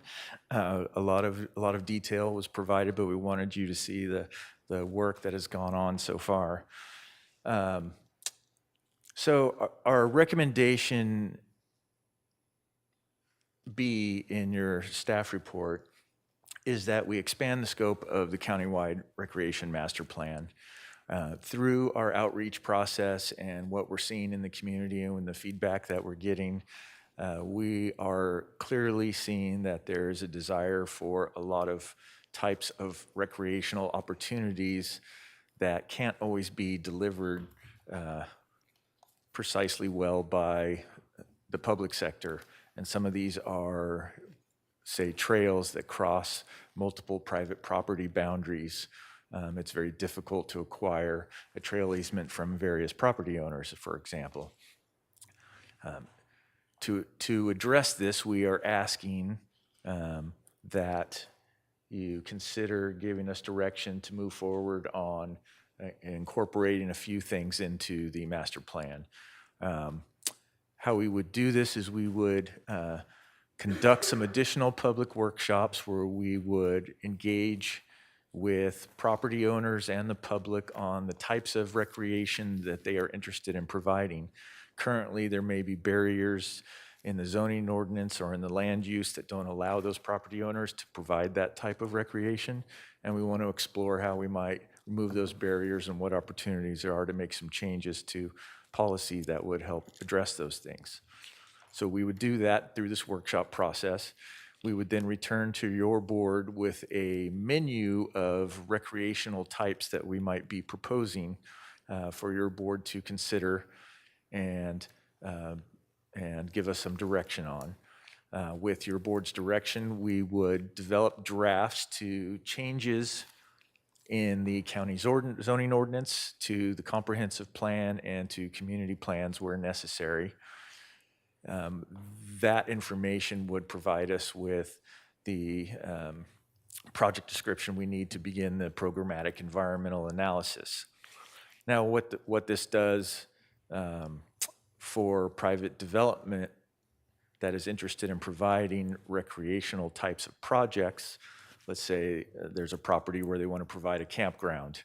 The zoning ordinance could be changed to allow that use in a zone district that is not currently allowed, therefore allowing for that campground to move forward, which would be a great benefit. In the case where there might be another element to this project, like a public trail, that's what we are addressing through creating an incentive program where not only could they build their campground in this case, but they would also have an incentive to provide a public trail easement. So the distinction here is that the campground would probably, most likely, be a pay-to-use facility that is owned and operated by the private property owner for their benefit, and the public gets to use it for a fee. The trail, in this case, would be a public trail that would be open and accessible to the public as a public feature or an asset or a recreational facility.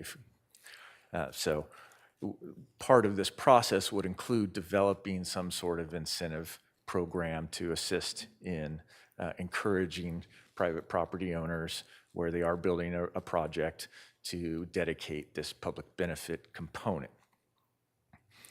I hope that's mildly clear. I know there's a lot to it. And then finally, we would use all of this information to initiate our CEQA document and begin the programmatic EIR. And there are elements of that that the private property owners would also benefit from. The more that a private project matches the CEQA analysis, the more directly they would be able to proceed with their project without any additional studies. But those that will be evaluated on a case-by-case basis.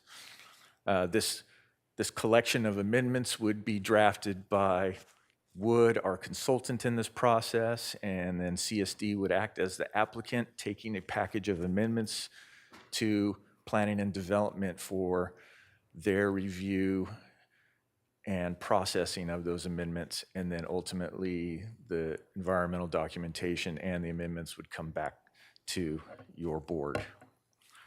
What does this cost? We are requesting a total of $490,000 for this part of the process. $40,000 of that is for the expanded public outreach to the disadvantaged and hard-to-reach communities that would come from the Equity Set-Aside Fund. So $450,000 is directly related to this process that I just described, where we would be again, engaging with property owners and the public in a workshop, bringing your board a kind of a menu of options for recreation types you'd like to see us consider, drafting amendments, and expanding our programmatic EIR to include those amendments in that programmatic EIR. Breaking down those costs a little bit, $180,000 of that would go to community services, $160,000 roughly would go to our consultant for the drafting and planning and public workshops and environmental review of those amendments. $20,000 would stay with community service for filing costs and other associated fees for serving as applicant in this process. And then we have up to $270,000 for planning and development to process amendments.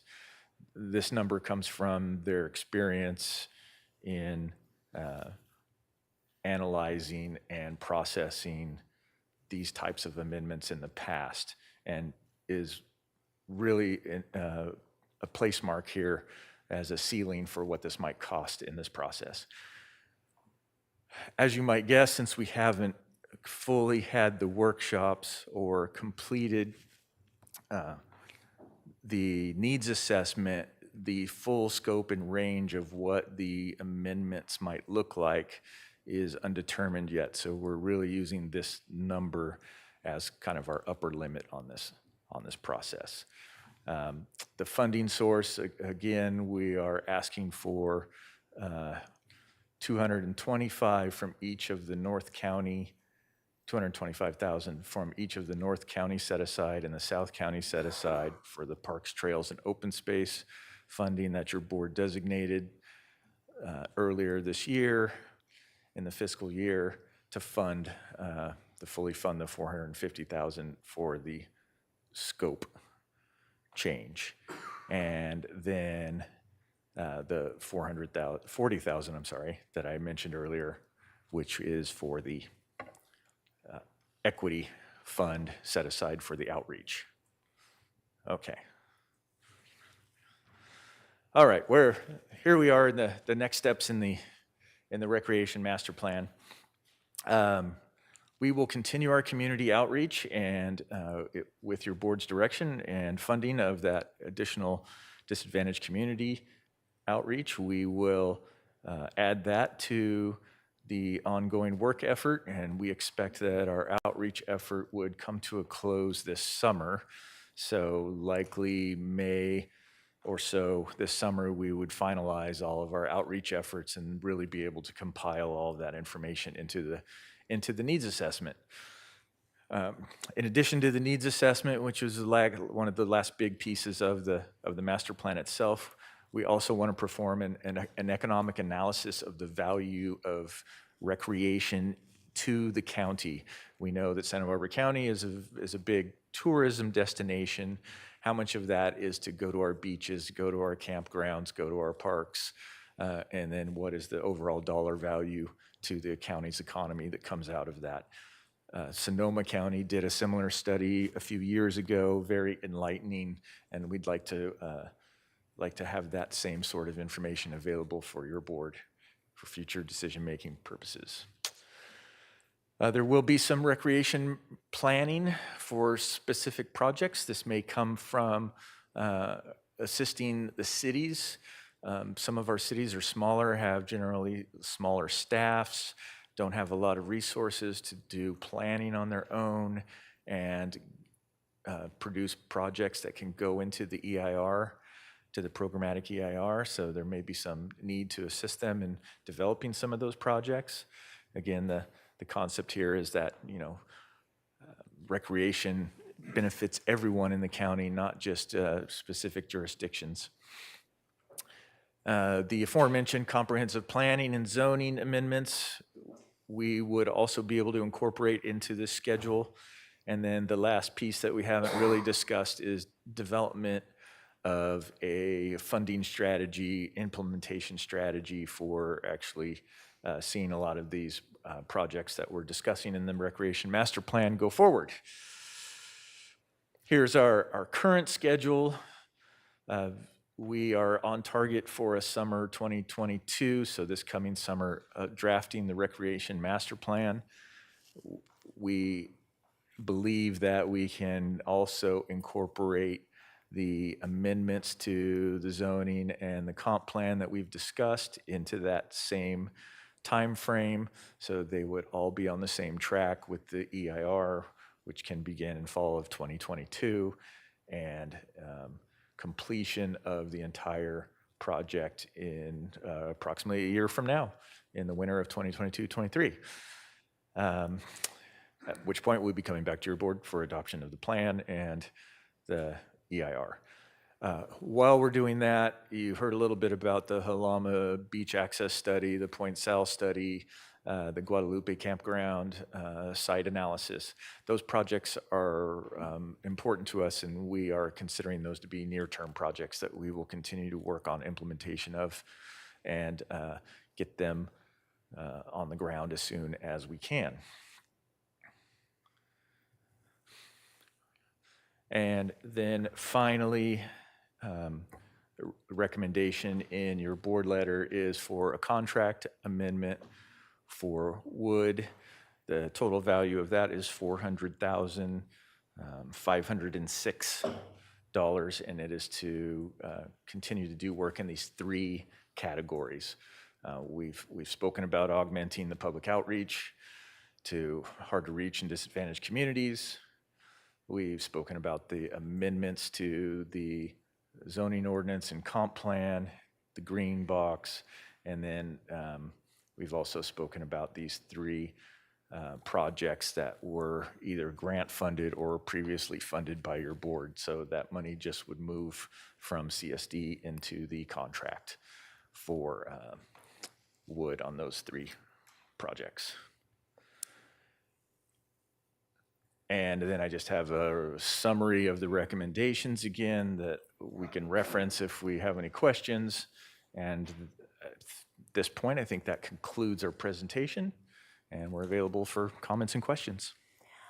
Thank you very much, Mr. Lindgren and Ms. Leachman. I just wanted to preface this with a short comment, and that is that this has never been done before in other counties that we could find. And so we have had experience with something in our county, but case law has changed. And so it took a lot of work on the part of county council, on the part of P&D and especially Parks to figure out a path that would work.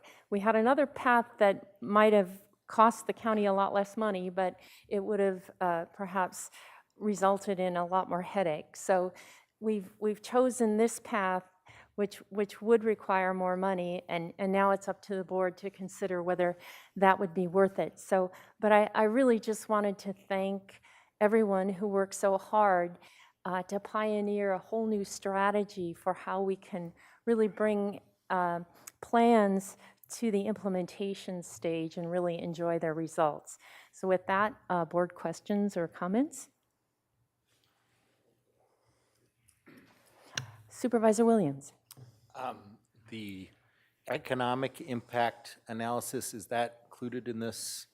Or is that something that you'd come back to us? And just to break it out, tell me how much is that going to cost, just so I can evaluate whether I think it's worth it.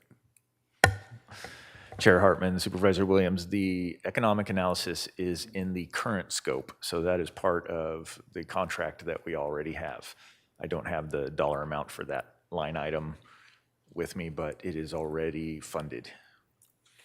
I'd just be curious. I mean, looks like we might have some public comment. If you could get that answer afterwards, that would be great.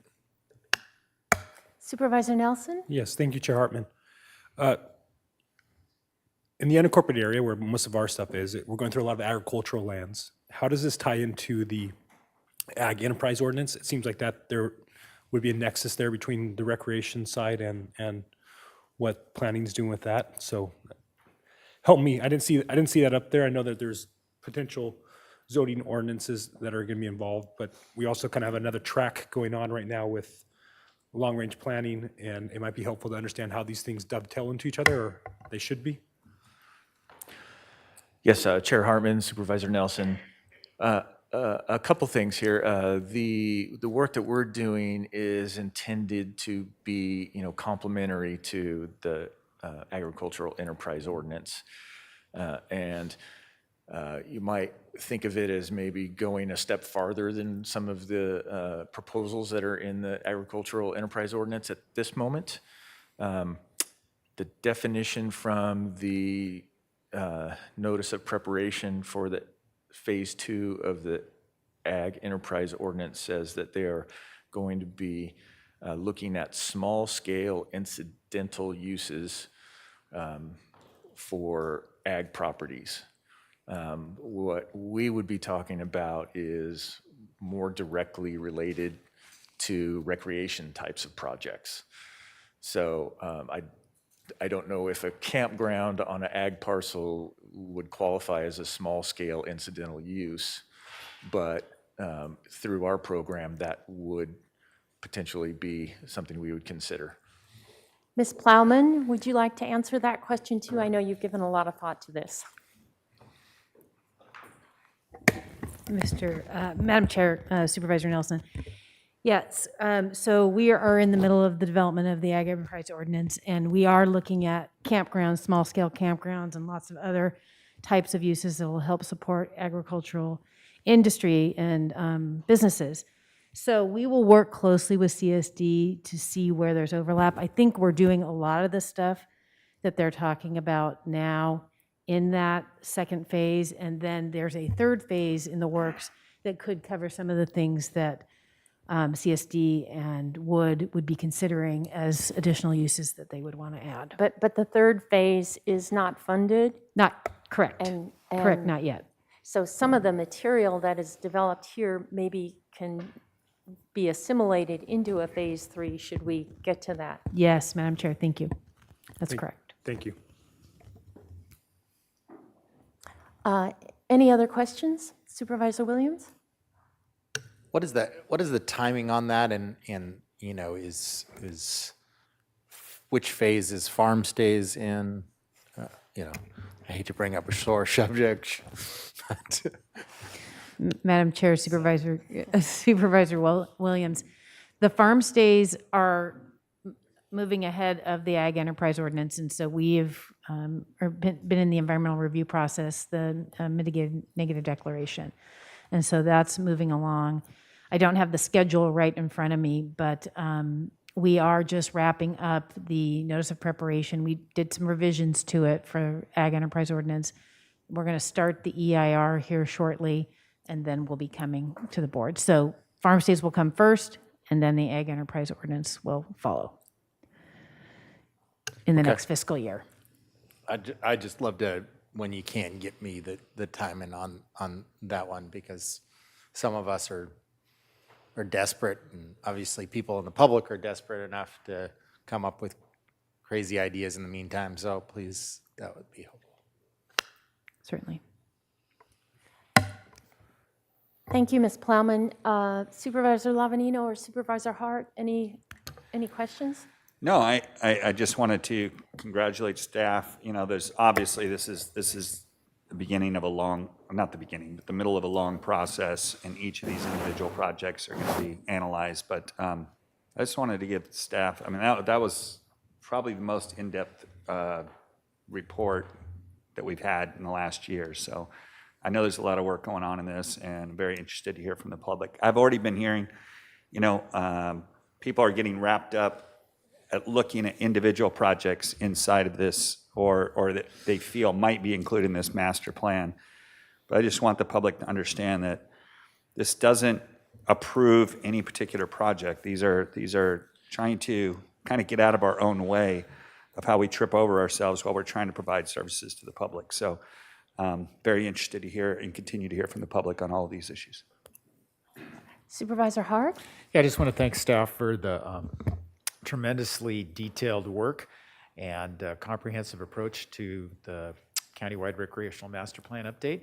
It's hitting all the bases, and the outreach was very impressive. You know, having almost 5,000 people fill out the surveys and express their interest in the project is really a high bar, and I'm looking forward to the more targeted outreach to specific disadvantaged communities. And as the project continues forward, I think there's just going to be more and more enthusiasm from the public about doing this planning to facilitate new recreational opportunities, because folks love their parks and recreation and want to see more opportunities everywhere.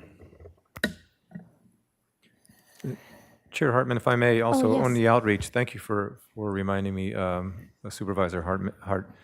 We are going to be working with our Sustainability Division has an economic outreach and Equity and Advisory Outreach Committee, so we'll be working with them to reach out to the various communities as well. Terrific. I just had a couple of things I wanted to add.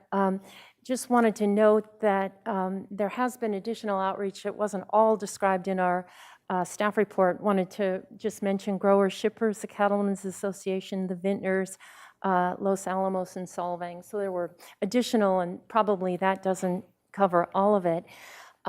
What's really interesting about the proposed equity outreach is working closely with Allen Hancock College and interns that would work with Wood. So it would be a mentoring opportunity, a career development opportunity for those interns.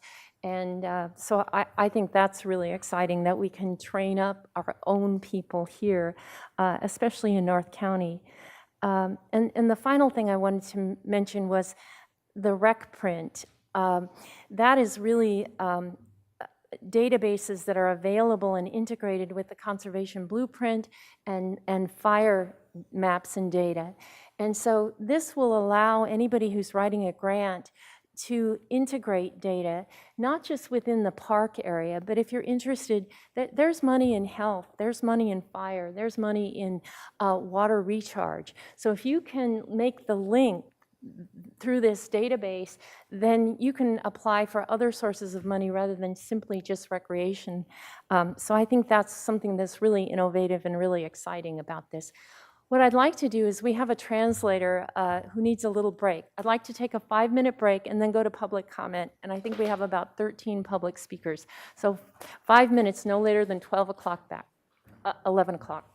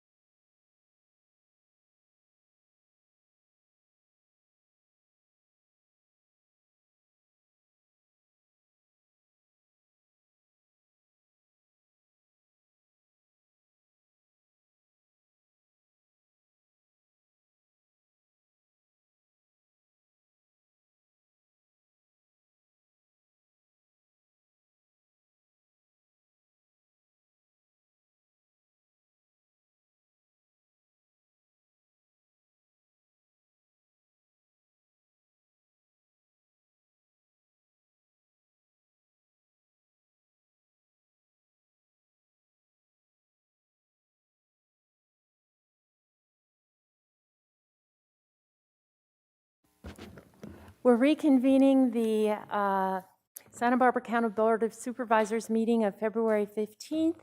We're on departmental item number 4, which we took second on our agenda today, the Recreation Master Plan, and about to go to public comment. Madam Clerk. Chair Hartman and members of the board, we have 13 requests to speak on this item. And with that, I'll close the queue for public comment. These 13 will be all we will hear on this topic. And we will begin in person here in Santa Barbara with Chip Wolbrandt, to be followed by Jimmy Lozidis. Chip? Madam Chair, members of the board, I hope you can hear me through this. Thank you for having this hearing. It has been a while coming, and I think you've all seen that there have been some twists on how to work in the private projects that could help provide for public recreation. And I want to urge you today, even though I think it's still a little bit confusing how that will work, but I urge you today to include that in the scope and expand the scope for that opportunity. There are a number of private projects potentially that have come through the wonderful outreach job that was done by both Wood Consulting, and I also want to again thank Chair Hartman's office and John Park for public outreach, including specifically to the Vintners Association and to some of the other players in the agricultural tourism world. There are already provisions in particular the San Ynez Community Plan that says that the county shall expand agricultural tourism. And I would urge you to continue that. There are also opportunities within the existing land use development code, in particular the rural recreation provisions, that can be tweaked a little bit to allow for private projects that will bring additional agricultural and experiential tourism. And that's both a great thing for the county, it's a great thing for those of us who can enjoy the trails and the trail connections that may come from that, and the other recreational opportunities that can come from that. And by the way, that also adds, if you have additional accommodations, 12.5% of transient occupancy tax to the county, which is a great thing. The thing that is really missing here for the county to expand that agricultural tourism are accommodations and trail and other recreational connectivity. And I would urge you to provide for that additional connectivity. In particular, in the San Ynez Community Plan area, I would urge you to expand the list of projects to include what I'm calling the San Ynez Valley Townships Connector Triangle, which goes along 246, 154, and then back to 246. And also a connection from the San Ynez River Trail in the Buellton area down the Nahoe Creek corridor. And that again would be a great and historic recreational connector and allow for those private projects. So I urge you again, allow for those private projects. I also would urge you to continue the efforts that the 3rd District Office has been doing in outreach and a particular committee that they've created for that outreach. Thank you. We will remain in Santa Barbara for Jimmy Loizides, to be followed by Karen Loizides, and then we will go to Zoom. Jimmy? Good morning, Madam Chair and board members. Thank you for having me. My name is Demetrius Loizides, otherwise known as Jimmy, and I represent our family and the Mosby Winery, soon to be Vega Vineyards and Farm in Buellton. We are currently in escrow and will be closing in March. Everything has been approved and we're ready to go.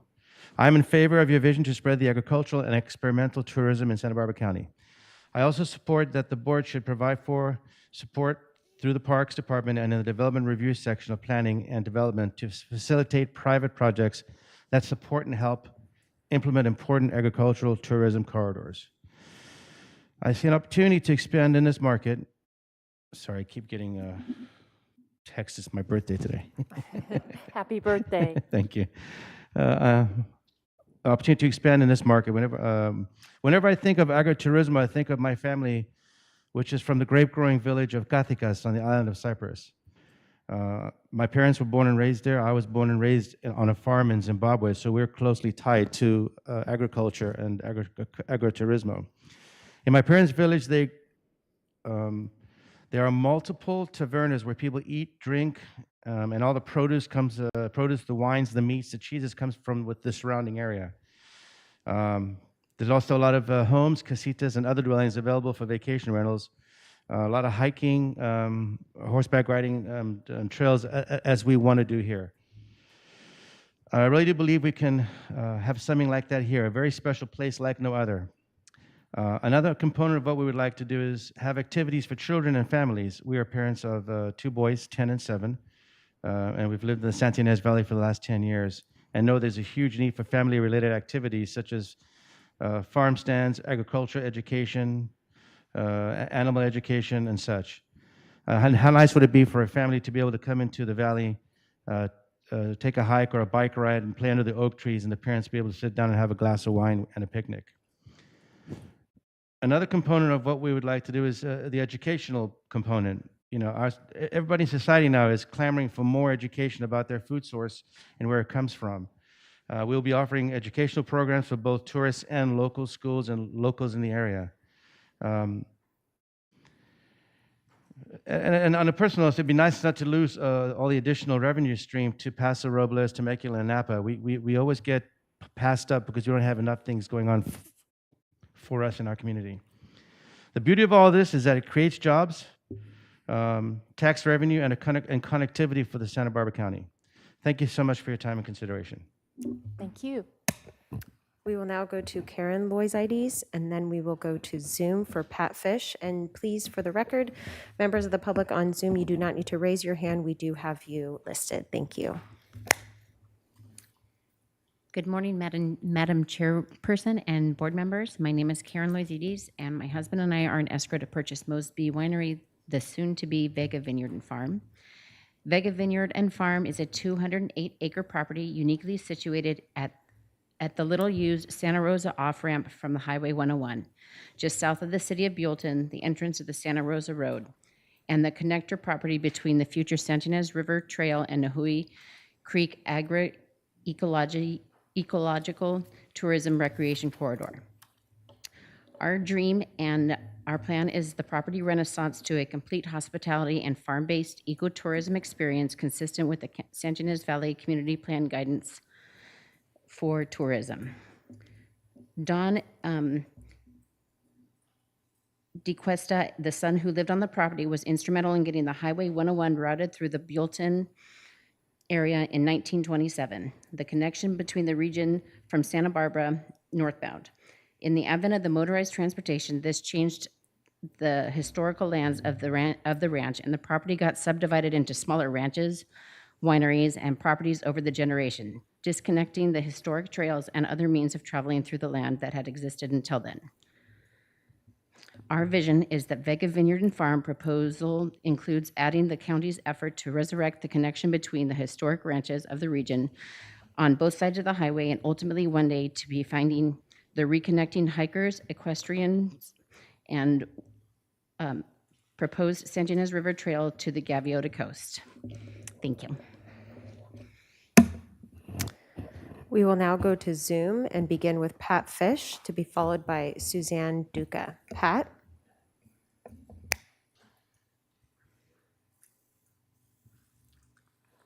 Pat? Hello, am I here? Yes, we hear you.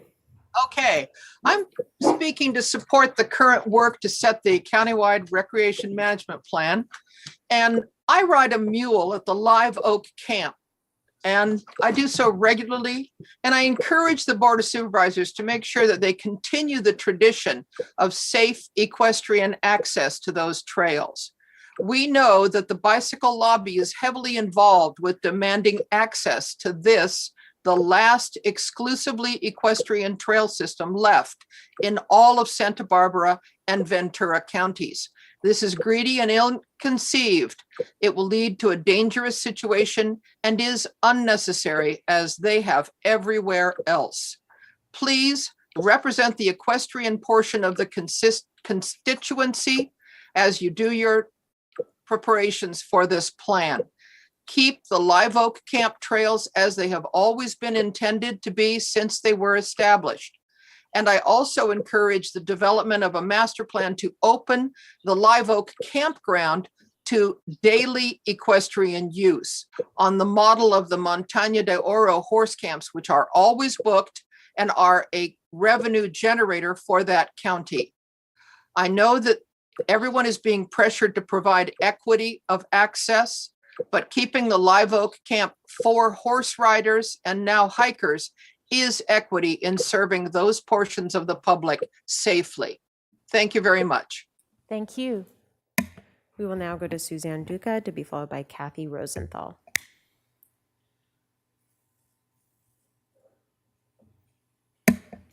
I'm going to pass.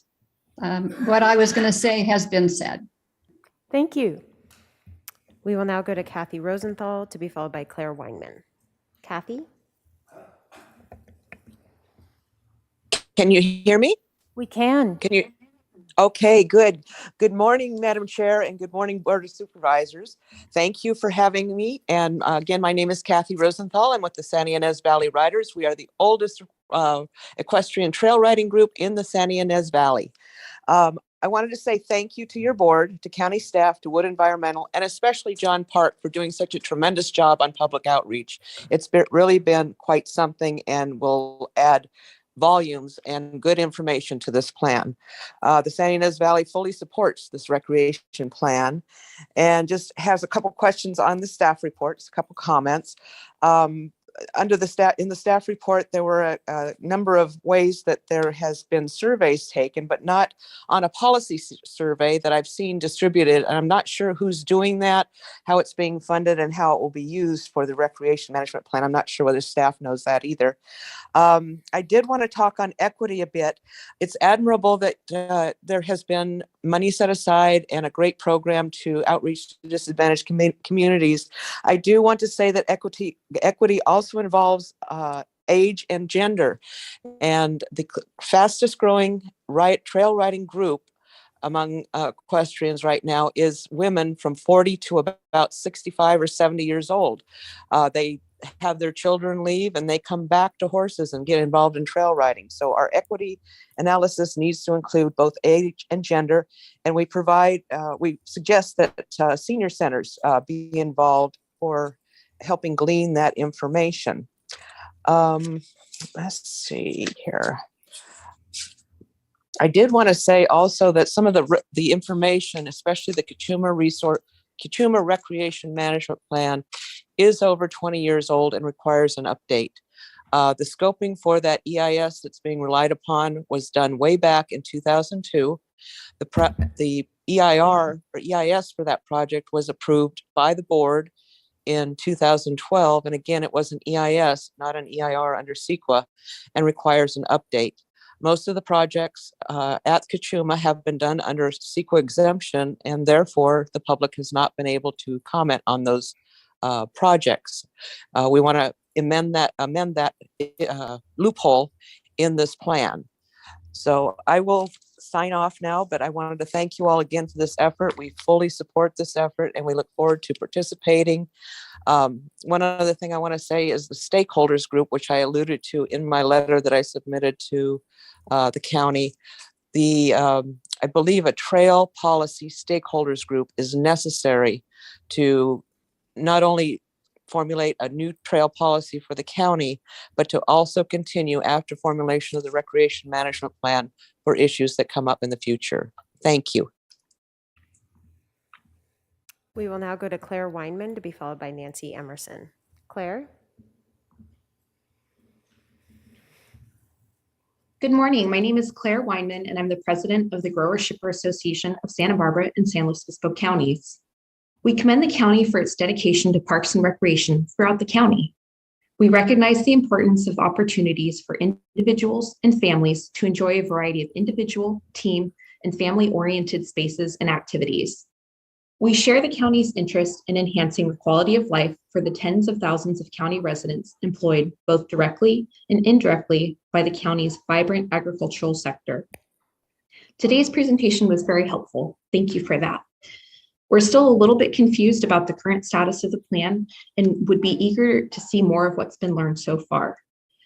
We also encourage the board to consider whether it makes more sense to make additional investments in planning or instead use those funds to start implementing some of the beneficial services and improvements. At the same time, we do have concern about giving free rein to certain potentially sensitive projects by their inclusion in the programmatic EIR and through broad ordinance and plan amendments. A project or activity that's a great fit for solving might be a disaster for Santa Maria, which is why the specific facts and circumstances must be considered. As discussed earlier, it also seems like some of the components that are intended to support agriculture might be better addressed through other mechanisms like the Ag Enterprise Ordinance. We urge the county to focus its resources on projects that are truly compatible with existing agricultural operations and are consistent with county policies. Some of the initial projects presented for inclusion have unique environmental, economic, and legal challenges that require detailed study and consideration. For these reasons, and given the limited information currently available, we take issue with the inclusion of the Guadalupe Campground and also the Guadalupe Dunes to Trail in the Recreation Master Plan and the Programmatic EIR. We would also appreciate more information on what is meant by the coastal access component of the Point Sal project. The complexity of these projects should not impede efforts to proceed with the Recreation Master Plan.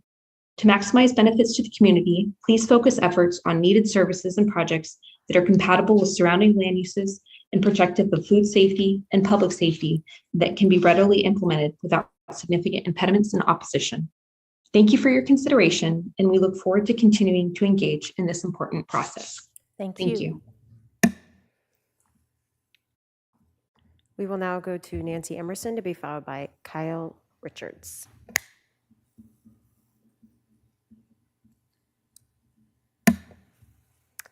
And Nancy, we have unmuted you on our end. If you can please unmute on your end and begin your comments. There. There you go. Thank you. Morning, Chairperson Hartman and members of the board. And thank you to staff and consultants for a really enlightening presentation. WeWatch supports the countywide recreation master plan. The Santa Ynez Valley meeting we sponsored last summer was part of that support.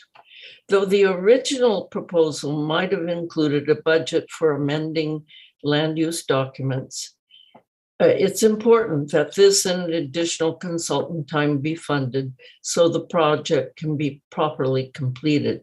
And I refer you to a wonderful article by Ray Ford in Newshawk on Monday that explains why this is so important. Continued coordination among county parks and cities, parks and recreation staff is needed to make this a useful plan. Please involve the Agricultural Commissioner, the Agricultural Advisory Committee, Public Health, Planning and Development, and the Planning Commission to truly integrate the plan with rural recreation, agricultural tourism projects, and related ordinances. Problems with the cannabis program EIR taught us that the quality of scoping is critical. It needs to include baselines for existing parks and trails and consideration of unintended consequences. We strongly recommend involvement at the park scoping stage by staff from other cities and county staff beyond parks. We need a county planning commission meeting with public comment before the EIR description is finalized. Much recreation occurs outdoors on environmentally sensitive sites. Their natural beauty is intrinsic to the recreating and refreshing process. Some recreational uses are not environmentally sound on those sites, though popular with segments of the population. Too often, overrides allow uses that EIRs find unmitigatable. Do not allow this to happen with this EIR. Finally, all county residents have responsibilities as the ultimate beneficiaries of this project. This means involving ourselves by attending scoping meetings, hearings on the EIR and on the plan itself, as it unfolds. Thank you. Thank you. We will now go to Kyle Richards to be followed by Sheila Benedict. Kyle? Hello. Now, thank you for the opportunity to speak to the board today. I'm Kyle Richards, Goleta City Council member. Today, I'm speaking on my own behalf. I believe our city was working on a comment letter, but I'm not sure it was ready to be submitted before today's meeting. I enjoyed hearing the update today, and I want to say that I greatly appreciate the county's work to date on the Recreation Master Plan, especially the plan's comprehensive interjurisdictional approach, which will contribute to the well-being of all county residents.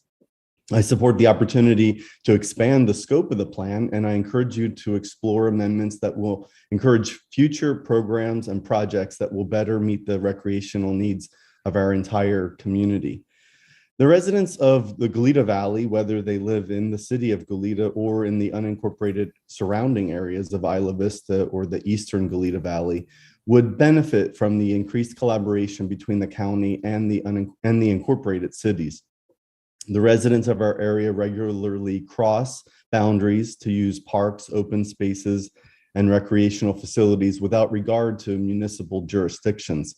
The more our cities and the county can collaborate, the more all of our residents will benefit. I encourage you to approve the expanded scope of work on the Recreation Master Plan and support amendments to the county comprehensive plan, community plans, and zoning ordinances that would facilitate public and private projects that provide a public recreation benefit. This issue is specifically pointed out in the City of Goleta's 2-year strategic plan, which includes an objective to support public trail access from the community to the rural foothills and mountainous areas of the Los Padres National Forest. As you know, hiking is a popular activity in our area, and there are obviously lots of opportunities in the National Forest. Unfortunately, there is currently no public trail access to the forest from the Goleta area, and I would welcome the opportunity to collaborate with the county to explore opportunities to improve access. Today's action would further support our city's goals, would benefit the surrounding unincorporated community, and would support the county's goal of facilitating multi-agency cooperation. Thank you for listening, and I encourage you to move forward with today's proposal. Thank you, Councilman Richards. We will now go to Sheila Benedict to be followed by Kevin Gleason. Sheila?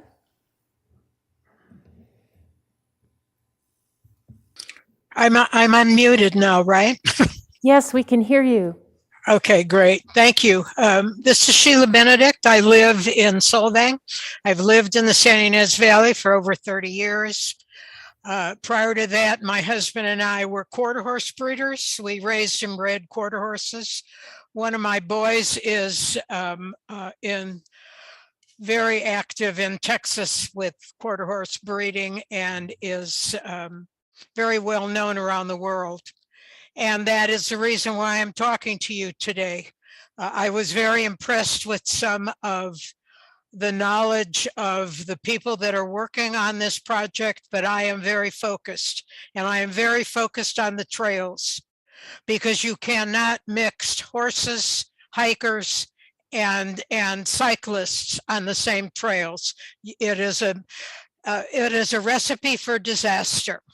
And I need to mention to the county that if it is a recipe to disaster, financially, the county could be in a whole lot of legal and economic problems if there are big problems with trying to mix all three. You cannot do so. It is not worth it. And just as a close, we had a yearling colt on one of our ranches that was about a $20,000, $30,000 stallion prospect at the time. And someone came up with a cycle and started blowing a horn at our front pasture. And the colt got scared and wound up. We were lucky to get $1,000 for a gelding. So consequently, you cannot mix them. And that's all there is to it. I know all about grant writing. I understand the process that you're going through, and I applaud those that are working on it, but please keep this in mind. It is extremely important. I've been down the road. I know what it is. Thank you for your time. Thank you, Mrs. Benedict. We will now go to Kevin Gleason to be followed by Karen Luckett. Kevin?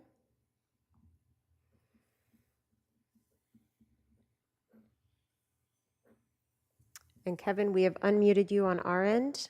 If you can please unmute on your end, then proceed with your comments.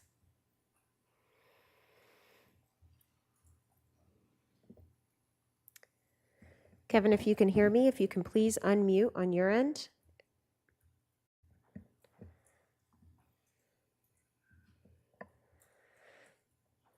I think we almost had you there. Let's try one more time. If you can unmute on your end. Can you hear me? Yes, we can. Thank you. Okay, I'm sorry. My technical skills are not very good. First of all, let me say thank you. I'm delighted we're having this discussion today. It's very exciting. I'm the owner of Gleason Family Vineyards up here in the Santa Ynez Valley. Gleason Family Vineyards owns and operates Roblar Winery, Roblar Farm, Buttonwood Farm and Vineyards, and also Refugio Ranch Vineyards and Winery. So the idea of talking about a recreational master plan, which gives us the ability to enhance our operations, is very rewarding. I came out here in 2002 and looked for property and decided that the Santa Ynez Valley was one of the most beautiful places I'd ever seen, and then decided to move here. So my wife and I moved here in 2004 and started Refugio Ranch Winery and Vineyards. Since then, 2 out of my 3 children have moved here to help work in the family business. And the family business is basically an enterprise that grows grapes, we grow agricultural products, we grow stone fruit. So we're very invested in the aspect of growing here in the Santa Ynez Valley. We also make wines. We make some of the better wines in the state of California, in my opinion. So we like the farming. We like what comes from the farm. We like to take the grapes and make them into wine. We like to take the vegetables and fruits and make them into food. So we're very involved in farm to table, those types of things. We employ 80 full and part-time people here in the Santa Ynez Valley. We also provide housing for people that work in the farming enterprise and in the vineyard enterprise and in the winemaking enterprise. So I just wanted to voice my support for the recreational master plan. I think it's a great idea. It gives us the ability to provide a high-end food and wine experience for people potentially, and bring people into the Santa Ynez Valley that want to support what we do and how we do it. And it's also nice to know that we would be providing a legacy for our children here in the Santa Ynez Valley. So thank you very much for your time. And oh, by the way, I have 50 sheep on my ranch this week that will be grazing the vineyard. So we're very much into what I would call interesting farming practices, interesting vineyard practices. And I think this is something that would benefit the ecotourism that we're talking about here. So I'm going to voice my support and thank you for your time. Thank you for sharing your experience. We will now go to Karen Luckett to be followed by Don Perrine, who is our final speaker. Karen? Thank you, supervisors, for your time. I am a soon-to-be 67-year young equestrian woman. I recently, 4 months ago, I lost my angel horse. I have ridden on the Kachuma Trail, and it concerns me that that to share trails with bikers or hikers or dogs, because I don't know how many of you know that horses spook easy. By spooking, I mean they get very scared. They can do a 180 in half a millisecond, and the rider can be on the ground, hurt, paralyzed or dead. So I am looking for a new horse because my baby Angel died 4 months ago. I'm looking for a horse that won't spook. And please, because there's cliffs and because this is rural land, the equestrian people don't want to end up on the ground hurt because bike rider or a hiker or a dog shows up out of nowhere. So that's my request when you make the master plan to keep equestrian trails. I think we need more of them for horses only. The second thing is, maybe this is for a different committee, but if the rural landowners want to open up land to recreation, I would say maybe consider opening up to tiny home villages, because housing is an issue. I heard recently in Montana that because the housing prices have gone so extreme, they're building multitudes of tiny home villages there. So that's something maybe for another committee, but also you were talking about underserved people, also the middle class. I mean, if we're going to have recreation, please don't put big prices on it, or try to make it free for the public, because money is an issue these days for all but the 10%.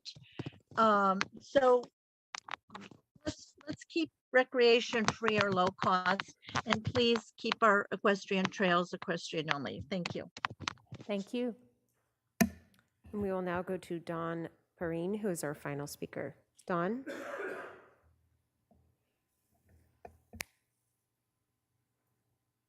Hello. I just want to thank y'all. This has been a great meeting, and I love the idea of the master plan, and just to keep considering the equines out on the trails, that we don't have to get killed. So anyway, thank y'all, and I will leave you at that. Thank you. Appreciate your brevity. And that concludes public comment. Okay, back to the board for deliberations. Supervisor Nelson? Yes, thank you, Chair Hartman. Just a few things here. First off, I just wanted to give some props to John Park for all his work to help bring the various parties together, and all the outreach that he did, and some of his team of stakeholders and meetings he's put together. I thought that has been really helpful. It's gotten back to my office, and it's really helped educate my support for the parks master plan here. One thing that we do in this county really well is we do a lot of planning. Sometimes we don't do a lot of doing. And so I'm on board. I'm an advocate for trails and for active recreation. I totally agree that Temecula, Napa, and Paso are way ahead of us, not because they're better than us in any way, but because they've been able to find their way through their own system to provide these recreational and agritourism options. So I really feel like, I really want us to go ahead and go forward this process, because I know it's going to be important for getting grant dollars and to check some of the boxes on our CEQA so that we can get to the doing. But I really want us to also be careful not to overplan here, because what I've seen in some of our community plans and other things is we get so specific, we don't allow the creativity and opportunities that might exist out there. That's something that we might not even contemplated, but be something that still would be allowed. It's very frustrating to me that sometimes it seems like everything is prohibited unless allowed. And I really want us to make sure that we're keeping that flexibility as we move forward. One of the recommended actions today was to provide some additional recommendations on what expanding that scope. Some things that I've hoped that we could consider as part of this recreational master plan is the Santa Maria Valley open space, and specifically Orchid Trails. It's something that was already studied during the Orchid Community Plan and is already out there. But as we've seen with some property acquisitions that we've already taken advantage of and the development of the Las Flores Canyon Park by the city of Santa Maria, there are future opportunities to expand the Orchid Trail system to create some connectivity there. And so if that could be a part of this process, that would be really great. So that means expanding east, but also there might be some opportunities in the future going west and north from the Orchid Trail system. So just want to make sure that that's on the radar as we go through this process. Also, something that's been discussed was Santa Ynez to Santa Maria Valley kind of wine trail. I hope that can be a part of the thought process. You know, a lot of those, the right-of-ways already owned by the county. There should be some thoughtfulness put into that. Two other projects that I would like to see at least taking a look at, no longer in my district, but they used to be, was the Lompoc Trails Group. They actually have some property that they've already acquired, and they're a small nonprofit, and they definitely need some the environmental review for their project. And so if this could get wrapped up in that, I believe it is in the unincorporated area, and it's right around a county park. And then the last one was the Santa Rosa Park, which is potentially our most abandoned county recreational opportunity. But I think that there's a real opportunity there for redevelopment of that park to maybe a campground and really tie into the rest of what's out there. I'm really interested in some of these private pilot projects moving forward and exploring whatever opportunity possible to, either create, public benefit parcels or find some ways to really create opportunities for adjacent property owners to participate in recreation with the community, but also to see some private benefits as well. Thank you. Any other, Supervisor Lavanino? Oh, Supervisor Hart, sorry, I see your light. I just want to thank Councilmember Kyle Richards for his comments about how important it is to be working collaboratively with the city of Goleta in the Goleta Valley to try and facilitate trail connections from the urban area up into the Los Padres Forest. We've been trying hard to find the right candidate projects for elevation to this process to make that possible, and anything we can do to be creative and think outside the box and work with different stakeholders to get them included in this process would be really helpful to everybody. So appreciate his comments and look forward to continuing to work together. Thank you. Supervisor Lavanino. Madam Chair, yeah, I think you haven't got any kudos yet, or I missed them, but this is kind of your this is your baby, so kudos for getting it this far and bringing people together. I look at this from a couple of different perspectives, and one of them is that we got to get kids off their screens, out of their houses, and back like we used to do, where we got on our bike and we were gone all day. And there's a lot of different things we have to do to get there, but one of them is to actually have them a place to go, for them to go. And whether that's with their parents or in a group or however it is, but I look at this as an investment in our youth. So anything we can do, I think what Mr. Wilbrandt said is absolutely true, and Supervisor Nelson talking about connectivity. In Santa Maria, you kind of have to go out of town and then drive your car out there and then go to a trail and then get back in your car and go back home. It'd be nice to be able to get on a bike and just kind of leave Santa Maria and go somewhere.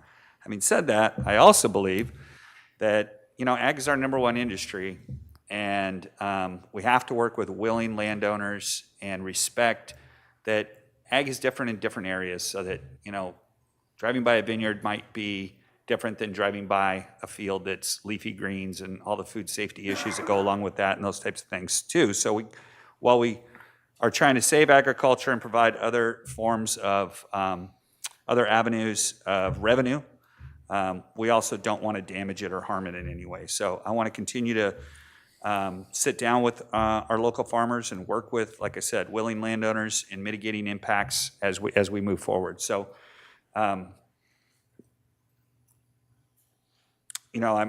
in support, and but I think there are definite red flags that have been raised by some people in it, and it's interesting that everybody kind of seems to be on the same page now. But I've been around long enough to know that as soon as somebody proposes something on their property that it's going to be recreation for somebody else, the next person over, the landowner, is going to be like, that impacts me, and this is negative to me. So it's going to be dicey. but if we don't try, we're never going to get there. So appreciate all the effort so far. Supervisor Williams? Well, I'm very pleased at how far this has come. I'm very pleased how engaged Supervisor Hartman has been in helping make this happen. I'm very interested in, a couple things. Number one, I saw the parts on the map that still don't have enough surveys. Two of my areas in my district, Carpentry and Cuyama. So I will make sure to remedy that if possible. I'm very interested in this juxtaposition of incentives for private property owners to participate in the trail network. I mean, we don't have unlimited funds to buy easements and open space, so I see this as enormously important if we're to maximize the recreation potential of the county. So I'm super interested about what kind of incentives those are. One of the ones that I know that some folks brought up early is, homestay, farm stay. That's why I asked the question of Director Plowman earlier on the timing of farm stay. She went back with her staff and reported that it's scheduled to come to us this summer, which is awesome. And it seems to me that that's important because that's likely to happen sooner than this. I mean, so let's. But I am still interested in what other incentives can be out there, because I do think there are opportunities, and I think we also learned something from the pandemic, that there's certain things that we didn't, that weren't able to do, like serving food, that really doesn't hurt anybody, and people have the capability to be, from a health and safety standpoint. So I do think that we had some lessons of that whatever people were afraid of didn't end up coming to pass, and that might be easier to allow people to have some uses that they didn't already have. Interested in what other trails are out there, that we can go to. You mentioned a lot, some in the slide presentation, but I'm also interested in the the San Ynez Triangle, other ones, and hopefully I could do it on a horse sometime. Appreciate the public comment. We're not gonna stop thinking about equestrians. We care about you too. Thank you. I appreciate Supervisor Lavanino's calling out my efforts, but I think this has been something the entire board has appreciated, especially during the time of COVID. And I know when we had extra money, we really were interested in investing it in parks and recreation.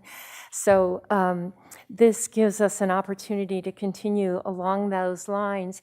I would strongly encourage my colleagues on the board to work with the outreach team at Wood and or John Park too, who's been active in the Ag Enterprise Ordinance, and that kind of spilled over into some of this work as well, to hold meetings in your own communities.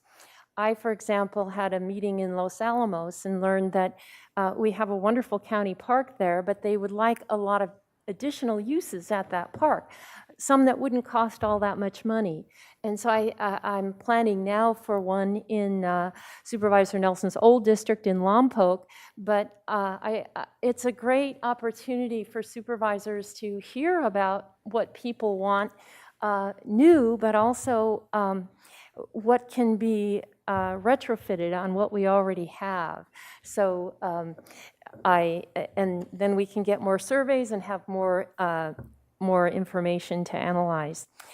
So I'm really excited about this. I think that health and well-being depend on this, I think Santa Barbara County is uniquely situated for the agritourism business. And I think our wine, I just saw this, Wine Country Bike Tours advertising Santa Barbara County, but we don't really have that many. We're advertising something that's not really very well connected. We have a tremendous opportunity on the Foxen Canyon to go into Orchid, into Santa Maria, to integrate the wine. And what I understand with tourism is we really want people to stay for a night or 2 or 3.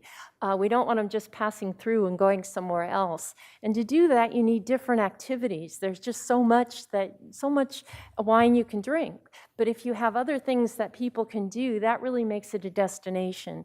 And so we have a tremendous opportunity, I think, to realize financial benefits for the county, for private landowners, and really just enhance the quality of life for all of us. So I'm excited, and I just want to again thank Jenna Richards and County Council's office who worked so hard, and Jeff Lindgren and Lisa Plowman, and it's really been a team effort, and especially Parks. Thank you, Jeff. All right, we need a motion. I'll move staff recommendations A through F. And second? Second. By Supervisor Williams. All in favor say aye. Aye. Any opposed? Motion passes. So that takes us to, Madam Clerk, should we go to the next item? Chair Hartman and members of the board, I believe we might have time. We do have 6 requests to speak on departmental item number 3, but perhaps the department can let us know how long they intend their presentation to be. About 15 minutes, so. Let's do it. Perfect, thank you. So Madam Clerk, would you read the next item into the record, please? Chair Hartman and members of the board, departmental item number 3 is from the County Executive Office. It is a hearing to consider recommendations regarding an amendment to Chapter 50 of the County Code, licensing of cannabis operations.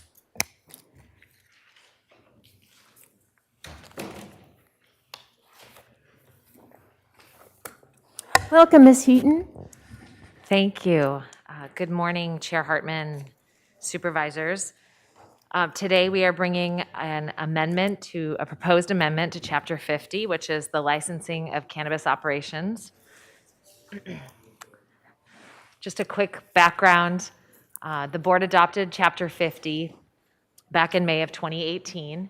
And since that time, the cannabis operators have been applying for cannabis land use permits and business licenses since the cannabis ordinance became effective in June 2018 and November 2018 for the inland area and coastal zone respectively. Chapter 50 has been amended several times, as you all know, to address unanticipated issues that have come up over time. And today's proposed amendments are brought to you by direction from your board in November. 3 main things that we're addressing today. We're proposing to remove processing activities, that's drying, curing, or trimming from the acreage cap, allow changes in ownership that maintain a spot in the acreage cap, and set forth additional timelines for legal non-conforming operations. Those are the operations that claimed that they were cultivating medicinally prior to January of 2016 to apply timelines for them, for the ones that are in the acreage cap. And I'll go over these in more detail. This slide, for the proposed amendments, it affects 3 sections of Chapter 50. We're going to start with Section 50-7. This has a bulk of the changes since it addresses the limits on cannabis business licenses, the acreage cap, and processing. The first proposed amendment removes the processing activities, as I discussed, from the acreage cap, and by more narrowly defining the activities that count in the area used to determine the acreage limits on cannabis business licenses. So prior to the existing language addresses the acreage cap by calling out cultivation, which includes several activities: planting, growing, harvesting, drying, curing, and trimming.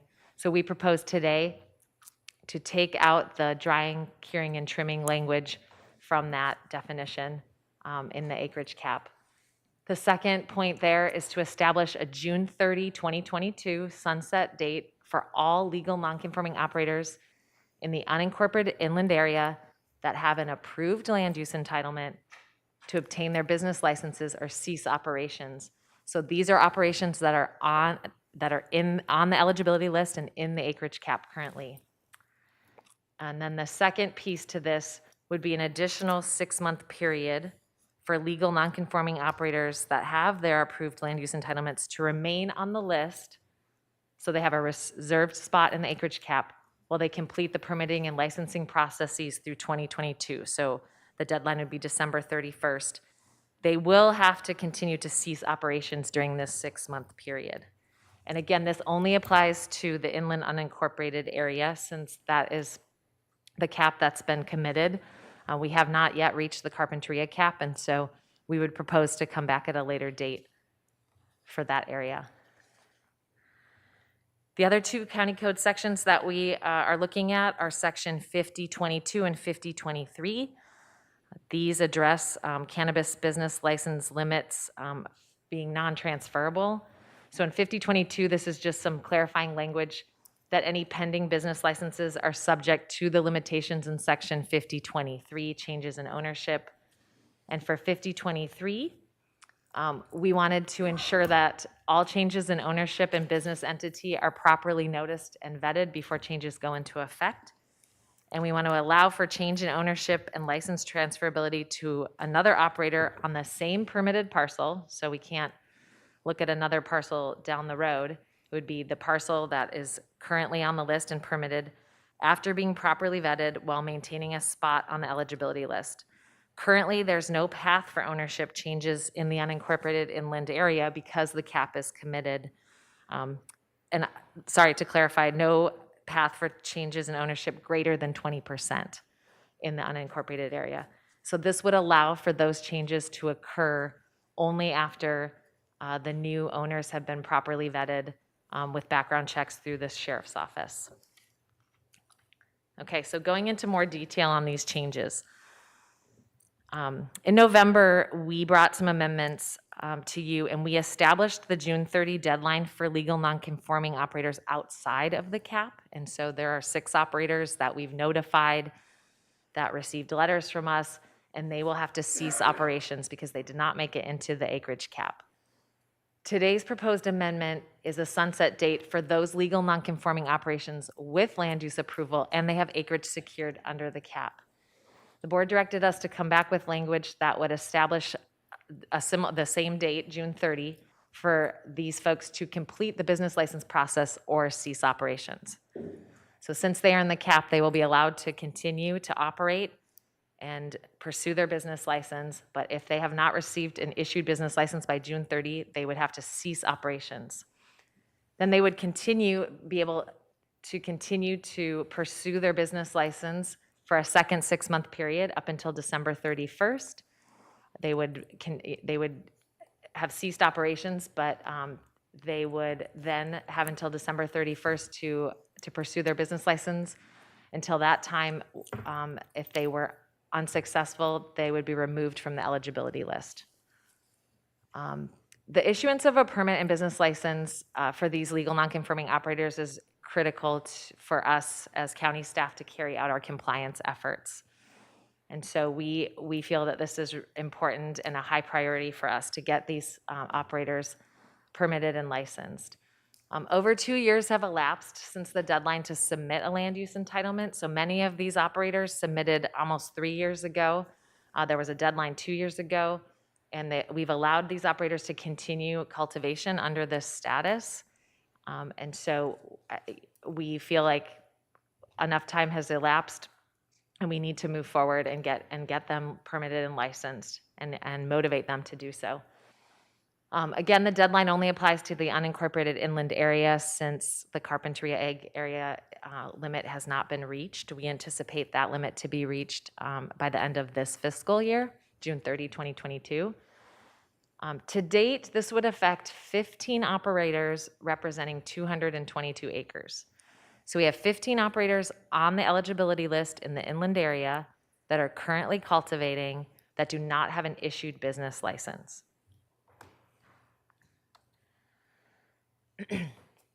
Moving on to the second proposed amendment around the processing and the acreage cap. So this amendment would exclude the processing activities, as I said, which are defined as drying, curing, and trimming from our acreage cap calculation and allow new land use entitlement and business license applications for processing facilities. When we were here in November, the board asked us to take a look at, or to poll the operators and find out why it was that we had a small amount of processing in the inland area and what were the barriers to that. And we actually sent out a survey and we got a really good response from the operators. And overwhelmingly what we heard is that the acreage cap constraints led to the exclusion of the processing activities. Since processing activities must be done indoors, many of the new operators in the inland area excluded buildings and other and the processing activities from their permit in order to expedite the permit process or the land use entitlement process to get into the cap. And the inland unincorporated area cap it's committed with very few acres. There's about 3 acres of processing in the inland area and 6 acres in the Carpinteria Egg overlay area. Actually, it's closer now to 7 acres in the Carpinteria Egg overlay area. And then the final thing that we included in this language is that the freed up acreage, this small amount of freed up acreage, would be offered as a first right of refusal to the operator where it was generated. So if you have 25,000 square feet of processing on your property, you would be allowed to expand your cultivation area by 25,000 square feet with a revision to your land use entitlement. You would have to go through that process. And so you would have first right of refusal for that as the operator who had the processing to begin with, before making it available to applicants on the wait list.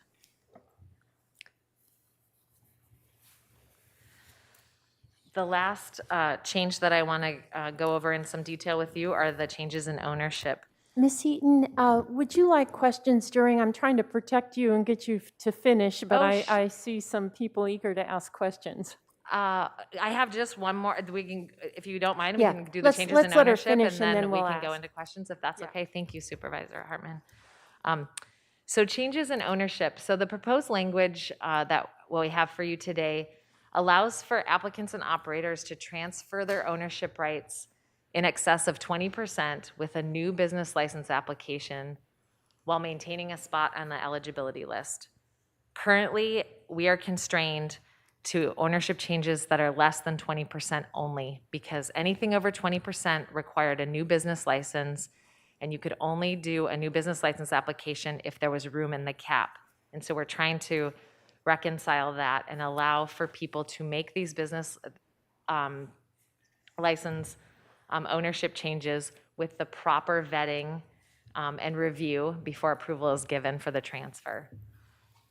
Change in ownership and license transferability is allowed only on the same permitted parcel, as I said before. And applicants and operators must continue to comply with all county codes, the state law, and continue to make appropriate progress through the business license process. We also require that they give us timely notification and submittal of the new business license application, so we set forth some timelines for that. And this really encourages transparency and facilitates removal of non-compliant individuals. So we have situations where there are entities that would like to get rid of someone that is involved in their entity. There aren't a lot of these, but there's a few, and they're unable to do so. And until that person has been, charged and something comes of that, there's really nothing they can do. And so this would allow for that.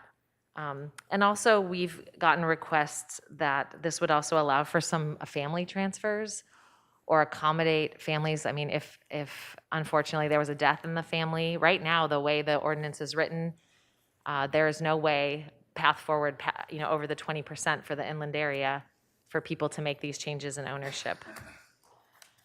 And finally, I just want to highlight that we will be coming back with some future amendments that were directed in November. Just want to remind you that we talked about the timeline for using an operator's reserved acreage in the CAP once a business license is issued. So this is sort of those use it or lose it provisions that we've discussed. And related to that would be an allowance for fallowing as an agricultural practice. We've received some requests and our ordinance doesn't address that. And so right now we're allowing for that, but we don't have a timeline associated. So is it for a harvest? Is it for a whole year?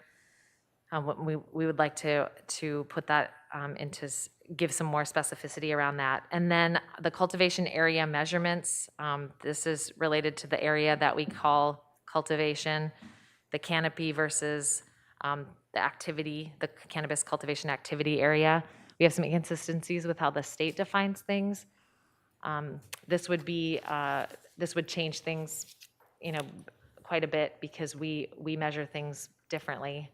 And so we would like a little bit of direction there, and then possible additional change in ownership, financial interest, and license transferability issues. So the change today is fairly simple, but there are some more complex issues around financial interest and ownership that we may want to come back and address at a future date. And finally, the recommended actions are there. This is our first hearing.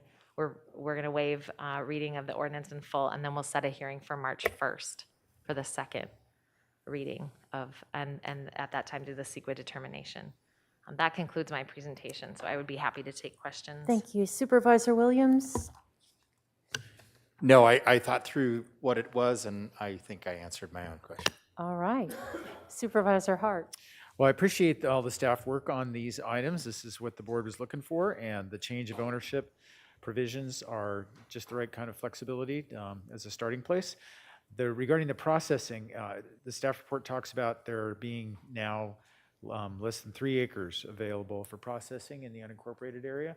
And that, removing the cap and its applicability to processing was really what we were looking for. We didn't want to have that be an impediment, but there, remains a really difficult process to get to the finish line. And do you have ideas on how we can streamline that to actually realize the processing facilities, which was, the intent? Will this require amendments to Chapter 35 too, in addition to the changes we're talking about here in Chapter 50? Where are we in getting to where we really want to go, which is keeping processing in those parcels and the county realizing the revenue from that? Thank you, Supervisor Hart, through the chair. So this is the first step, and we wanted to come back to you quickly with at least a path forward, which is to allow for the processing activities and to also get enough feedback from council to say, yes, we can allow processing only facilities as well and permits. I'm going to let Director Plowman answer the second piece because I think that's sort of a future to get to. Thank you. Madam Chair, Supervisor Hart, the way our code is drafted now, Chapter 35, our definition of cultivation includes processing facilities, and so we don't believe there's a needed change to Chapter 35 at this point. If people did come back in the future and wanted to add processing facilities where they currently did not exist as part of their permit, then we would have them submit a new application for that processing facility, and we would process that separately. Okay. And then I guess the ultimate pace of that change and being able to process those applications kind of gets back to the challenge with the sunset for the legal non-conforming and the new date that we're proposing, the June 22 date. I'm hearing that the logjam that we have in building and safety is causing issues in regarding getting people, through the process, folks that are being diligent about that. I mean, it sounds like there's two categories of folks. There's people who are not trying, that this has been a really long time and it's time for them to get out of the system. And then there are people who are trying, who are still having difficulties, getting to the finish line on this timetable. And have you thought about, how that is working? I know we asked about, upstaffing and having extra people to make this work, and where are we with that? I think the board was told by staff that you're cautiously optimistic about being able to process those applications on this time frame. Here we are, more than halfway through that. Are you still cautiously optimistic, or are we going to have a problem? Madam Chair, Supervisor Hart, I can tell you what we have done to improve the processing timelines. We have added staff, extra help staff, and we have also added consultants that are helping us move things through the process. I am hopeful that we will be able to meet that timeline.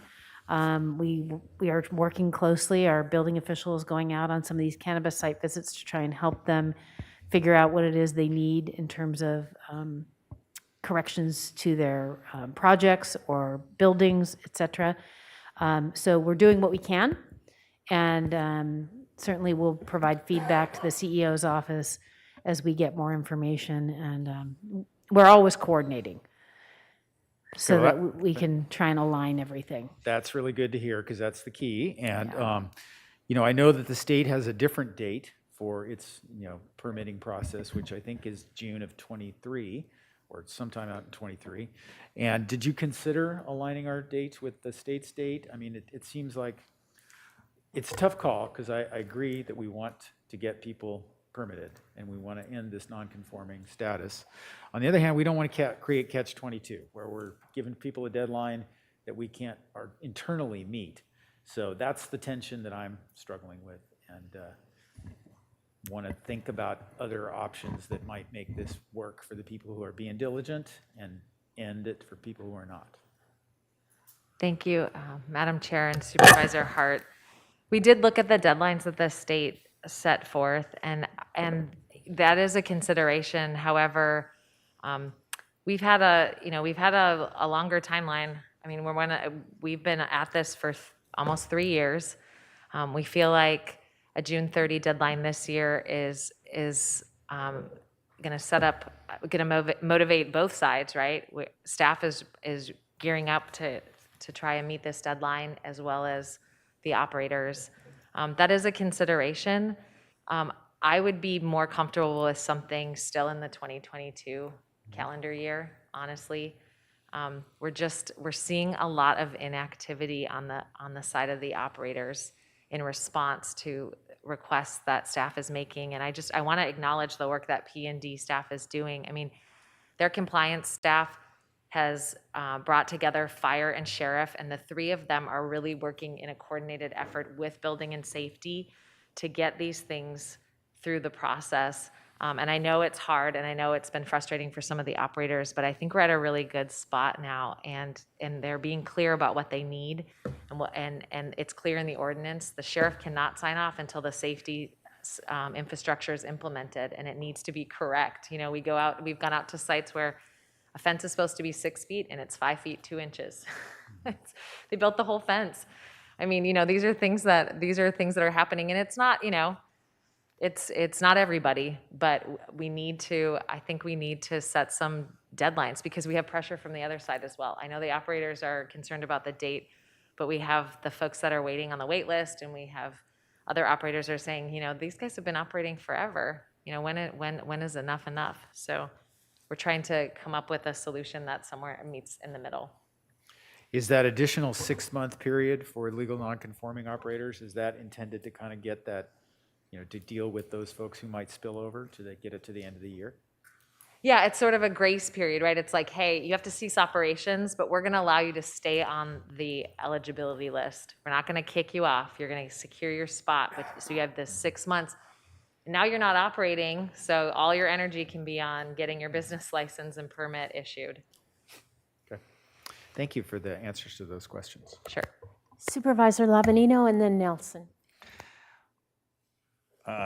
Thank you, Madam Chair. So, Brittany, first I just want to say you have really taken this program and crushed it. So, not in a bad way, in a good way.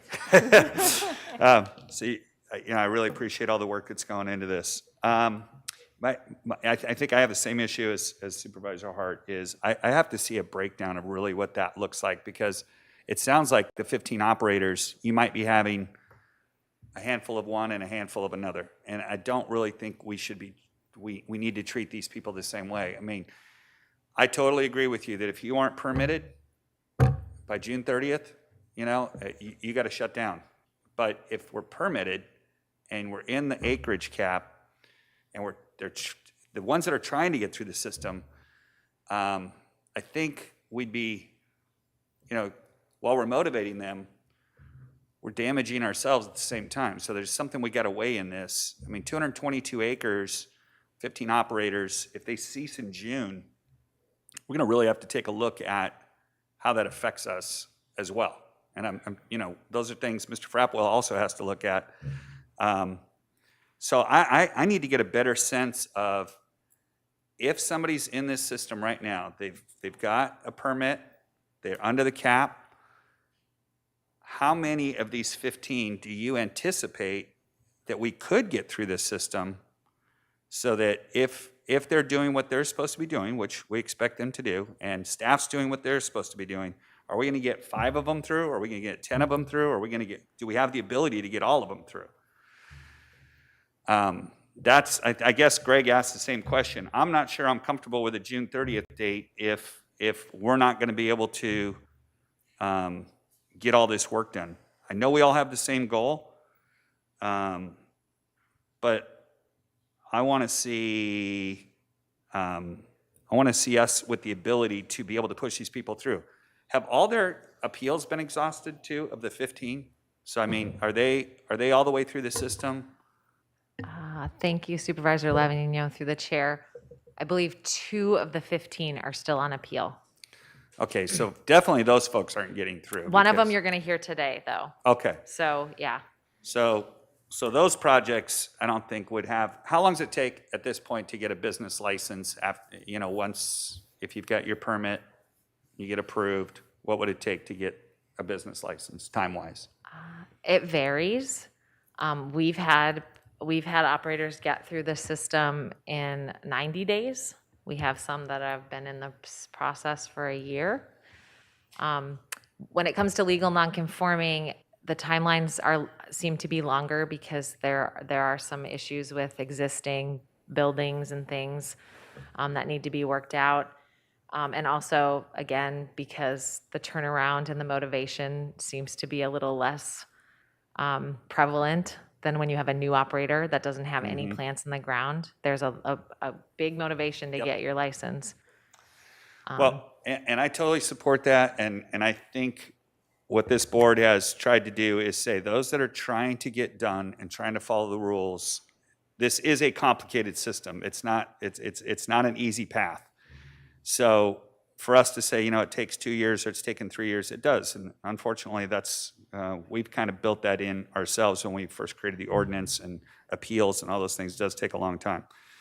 But I don't want to cut off my nose to spite my face to punish somebody that is still trying to get through the system. But I also don't want lingerers, and I don't know, I don't have the hands-on to know, like you do, out of those 15, which are the ones that are paying and which ones are trying to do what we're supposed to be doing. So I don't know how we figure that out. Is there a golden bullet that you can look at these and say, yes, these ones have activity, they're moving? I mean, the last thing I want is legal nonconforming that isn't going to get through the system, because, as you said, I think the other side of this that people aren't thinking about, there are people on the eligibility list that want to get in here and do something, and this person here is holding up empty space. So That's right. We do. Thank you, Supervisor Lavigny. We do have operators on the wait list, and more coming every day as more permits get approved. And they're highly motivated and ready to go. Without walking through each individual operator, and I'm not going to do that today, but I have talked to planning staff, And, we had kind of a sit down, hey, how many of these do you think we can get through June 30th? I think 2/3 are realistic. I think there's probably 5 or 6 that they've been inactive. We've, 6, since they got an approved permit, they met that deadline, they're there, that's a milestone. This could be the motivator that gets Right. them there. And then we have a few there are things that are outside of their control, like they're working with PG&E to get electrification. That's a long timeline. It's unclear how long that will take. And so in those instances, there's no perfect solution to this. And in Understood. those instances, this particular proposed amendment doesn't build in a lot of flexibility other than that additional 6 months. So they cease operations, but then they still have the 6 months. Well, let me ask you, it sounds like on those 5 or 6 that even if it went to December, you don't think they'd make it through anyway? Yeah, I'm not sure. Okay. I'm not sure. Okay, I don't think I'm comfortable with June, but I don't think December is the answer either, so maybe somewhere in between, I don't know, but, well, I'll have to hear from everybody else too. Supervisor Nelson. Yes, processing is still something I'm trying to get my arms wrapped around. So now that we take that away from the cap, does our processing require that there's cultivation on site, or can it be a standalone processing? Because I think that's important, because then I think if that's the case, then we're only limiting processing to existing CAP members. Is that correct? There was thank you, Supervisor Nelson, through the chair. There was some confusion about that. There are some uniform codes out there that talk about cultivation, 10% of the cultivation being from the property where the processing exists. But looking at the language more closely and how we define cultivation, and because the activities are listed with an or, the interpretation is that we can allow for processing only facilities outside of an area that does not have cultivation, planting, harvesting, and growing. So they don't have to have things growing on the property in order to process. Okay, I think that's very helpful for that clarification. And then I guess getting back to the cap and looking at it in the future amendments, I'm very interested in knowing what we're limiting that is potentially not cannabis related, like the roads and other parts of the project that are part of the cap and just don't quite make sense. I understand we came up with a number before, but I really like to see better data on what is actually cannabis cultivation and actually cannabis operations, and look at those numbers. And that doesn't mean necessarily that we get rid of some of these non-cannabis operation stuff to add to the cap, but maybe there's some type of compromised position where we actually maybe lower the cap, but in some way get a little bit more heavier and getting more in concert with the state definition. Because I think some of the things that we've done have not led to better projects. And because we're chasing around different numbers and want to make sure that some projects want to maximize their square footage and profitability. And that's gotten caught up in here. So that's something I'm interested as we move forward with the future amendments to Chapter 50. Supervisor Williams? Well, first of all, I wanted to weigh on the non-conforming date. I think a non-conforming date that's sooner rather than later is really important to get these projects moving. I think the ones that won't make the date in the inland area are generally ones that are not responding to staff requests for more information. I don't think we want to aid and abet that behavior when there are motivated folks who are willing to do the work to process their permits. I don't think that's in the county's interest, and I think it is in our interest to get out of the non-conforming regime as quickly as possible. I think the protections of having to get your plan processed and the safeguards of our P&D process is better than the safeguards under the non-conforming regime. And so making that transition as quickly as possible, I think is needed. Believe me, somebody will come forward and they'll try to make a case to change it. But I think it's better to have a good date now to get it moving than to have a permissive date or no date at all. On the changing the cap, I don't think we should, mainly because of how small the difference is with processing. I mean, we're talking about a handful of acres. So, you know, I don't know if that's, but the numbers I saw were collectively didn't even make it to 10. So I don't see, and that's in both portions combined. So this is not about, as unfortunately has been characterized by some, this is not about sidestepping the cap. This is about the county capturing revenue. We want processing in the county not to be trucked back and forth all over the place. And we don't want it, because at first we were ambivalent because we didn't know, well, maybe having processing elsewhere will help odor. It doesn't. So there's really no functional reason to have processing elsewhere if we want to capture the public benefit. So I agree very much with what Supervisor Williams said about the legal nonconforming. I think we've been very permissive, and there's been a long opportunity for them to comply, and they've been profiting in the meantime. So I very much support what you're suggesting. It's time to have clarity for these legal nonconforming. It's time to be done with it. And I think your approach is good. I have questions about the processing. You say that with the effective date of the ordinance, you will evaluate existing licenses and acreage, and then within the cap and determine how much is freed. Can you talk more about this acreage, how much processing now, how much we anticipate in the future, how much acreage would be freed for greater cultivation? I'm not sure we have an answer to that question. Thank you, Chair Hartman. That's the 3, in the inland area, that's the 3 acres that we talk about. So right now, with all of the applicants that are on the eligibility list in the cap, there's only a total of a little less than 3 acres that's in processing. Currently. Currently. And we want more. So, and we want more. So that less than 3 acres would, you know, for lack of a better term, be freed up.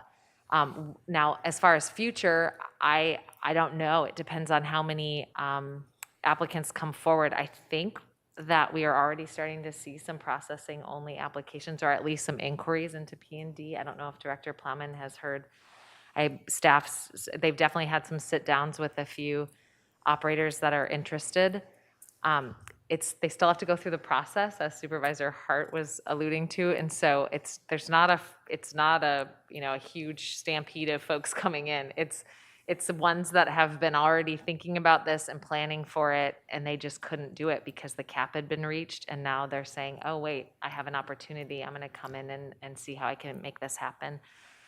But I don't have an idea of how much acreage that would take up. But processing facilities generally, unless someone wanted to establish a bigger one that might accommodate, you know, several of the grows in an area where it would be allowed.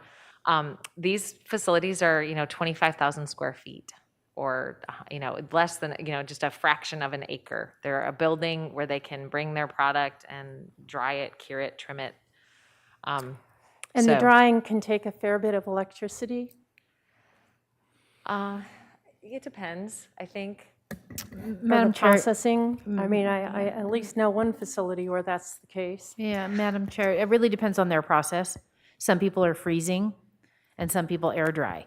So it would depend on the application that we would receive. Okay, so at this point, we have about 3 acres. We don't know how much additional, but you think it would be de minimis. And we're also thinking about, or the way you are interpreting our current ordinance, that processing only would be allowed. So we could see cannabis coming up into new areas in the county where we haven't already approved cultivation, just for processing. Is that correct? Chair Hartman, as long as it's zoned properly, I think that, Ag 1 yeah, or would Ag be 2, allowed. yeah, we Right, could do and processing. I think M1, we M1, Ag 1 or 2. And what's concerning to me is that we do this here in the business license, and I don't really have much understanding of how we control the odor and the activities, traffic, et cetera, with an application for processing buildings. So maybe, Director Plowman, you could walk me through that. Is Yeah. it simply an LUP and we don't have discretion, and how much odor? And I really think, here's my frustration, and maybe you have all the answers, but we've dealt with these ordinances in different pieces, and we don't have a good sense, or haven't in some cases, how they integrate. And what I'm looking at today doesn't, I don't fully understand how the land use is going to integrate with allowing more processing for the bills under the cap or outside of the cap. Sure.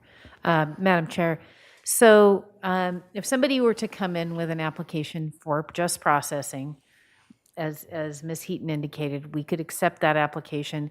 Currently, it would require a land use permit, and we have standards about odor abatement that has to be part of a processing facility that was built into the code by the board maybe a year plus ago.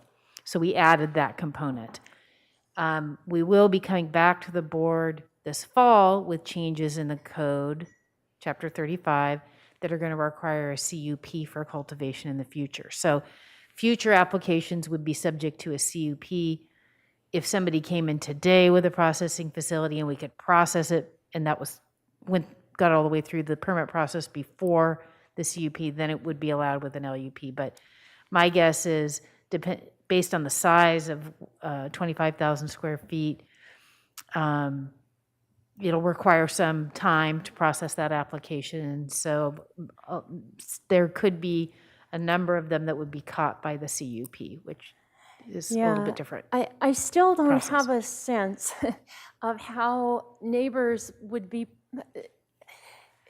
say, an Ag 2 property, processing only, near neighborhood.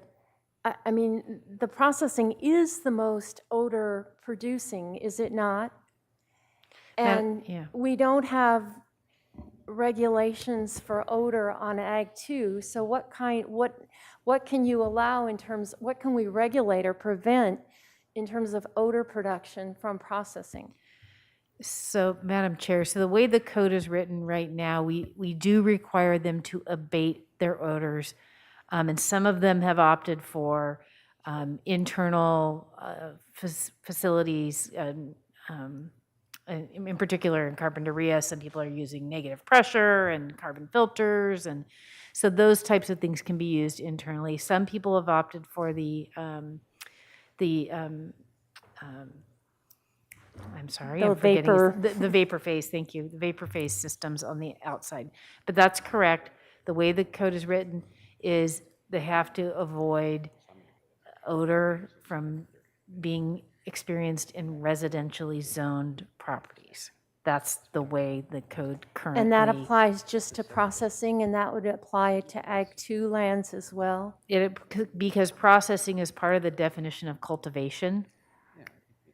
Yeah, that's what worries me. So that is how the code is currently constructed. So you can cultivate without odor abatement in Ag 2 as long as it's not adjacent to an urban boundary or, okay, so for me, this is a no-go.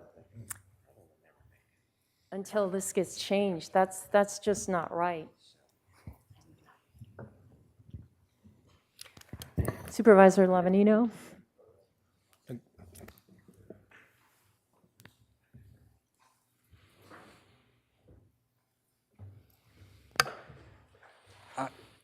I want to go back to the sunset date, and we're having all this discussion about processing right now. And I think the reason why we are having the discussion about processing right now is because we made decisions on this dais without really the fiscal, we didn't have the entire picture. We looked at one portion of it, and we made a decision that negatively fiscally impacted us very significantly, and now we're trying to go back and undo it.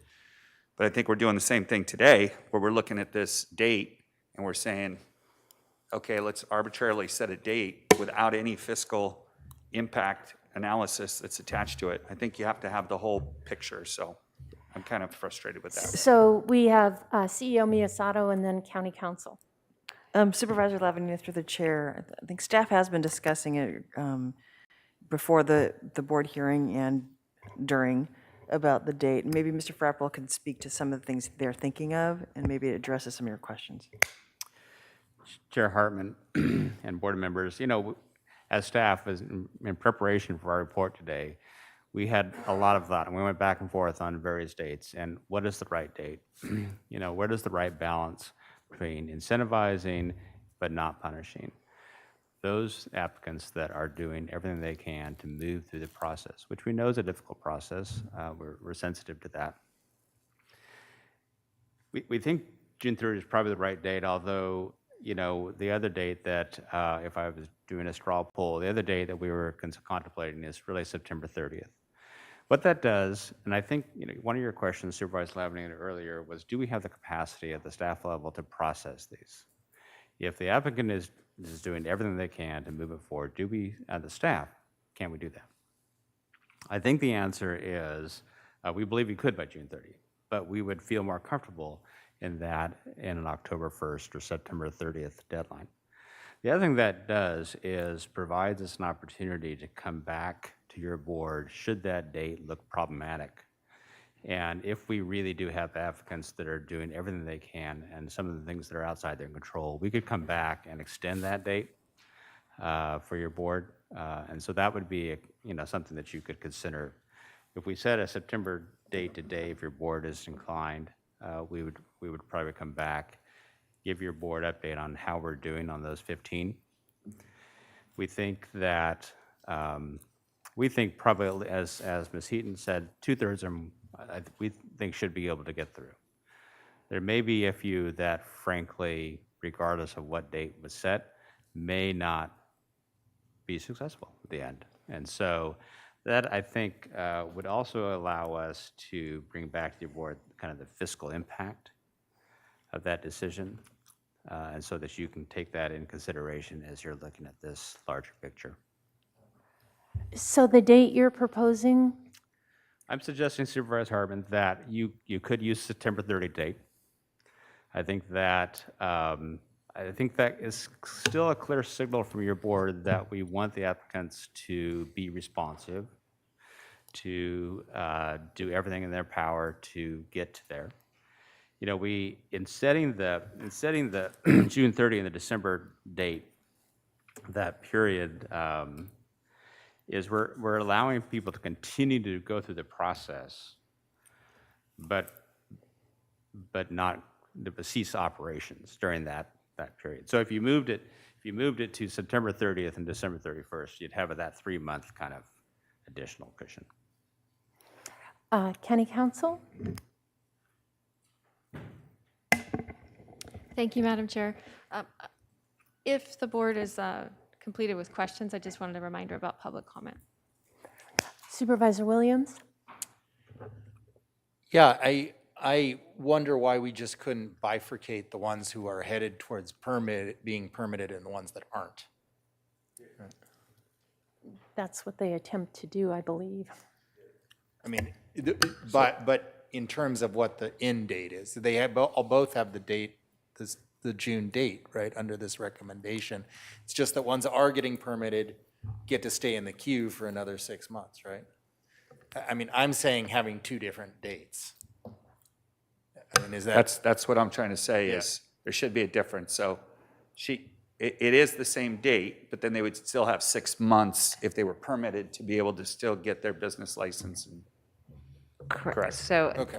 Chair Hartman and Supervisors William and Lavanino, everyone on the eligibility list has an approved land use entitlement. So they have an approved permit. May not be issued yet, but it is approved.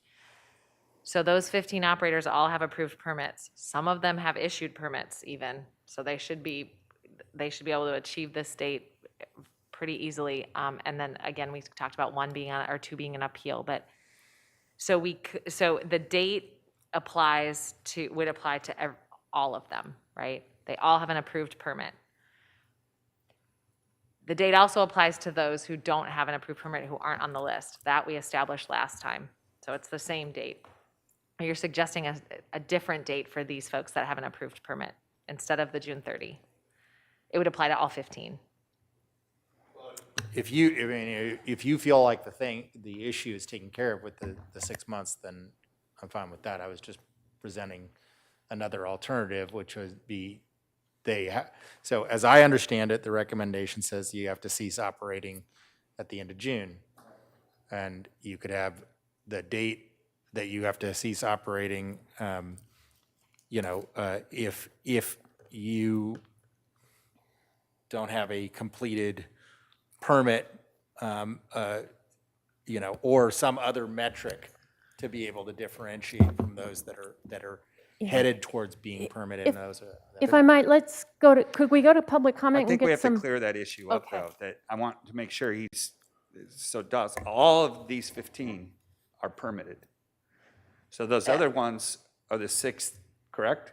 no, we'd still need to pass this in order to make sure the ones that aren't permitted have to cease operations. No, we already We did already that did last that. meeting. You did that last time, And thanks. so six or seven are out, And they've been notified and and I've heard from them very vociferously, but they are out. Okay. But we do differentiate, Right. Supervisor Lavanino, between an approved permit and an issued permit. And so, we didn't contemplate this, but if you're saying, hey, if you don't have maybe the deadline is by June 30, you have to have your permit issued, because that is what we're hearing from planning and development is that people aren't making progress to get toward their issued permit. I'm not sure, we didn't contemplate that. I haven't talked to council about that, but there are things that people need to do between approval and issuance.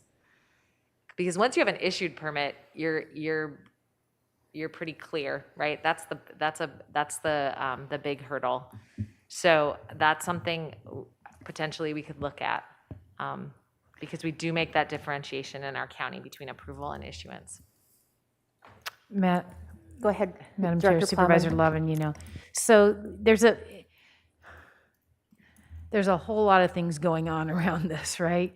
There are non-conforming operators that have structures and things on their property that need to be addressed. We have non-conforming operators that in some cases built buildings in slightly different locations and didn't build the right fence height and haven't been able to get things clear with the sheriff. And then you have some that are moving more simply through the process. Then we have the issues that we've had going on in building and safety because of the transition we had to make during COVID to this online processing. So I think what my concern is that I do not want the issues that we are facing in planning and development that we're trying to fix to be a cause of somebody not being able to get their business license. And so when I have coordinated with staff, I thought the option of September 30th would give us a little bit of breathing room so that I can make sure that building and safety gets these things through the process. Okay, so we'll go to public comment. And our first speaker, Madam Clerk? Yes, Chair Hartman and members of the board, we have 7 requests to speak on this item. And so I will close the queue for public comment at 7. And we will go to Zoom for Amy Steinfeld, to be followed by Hank Blanco. Amy?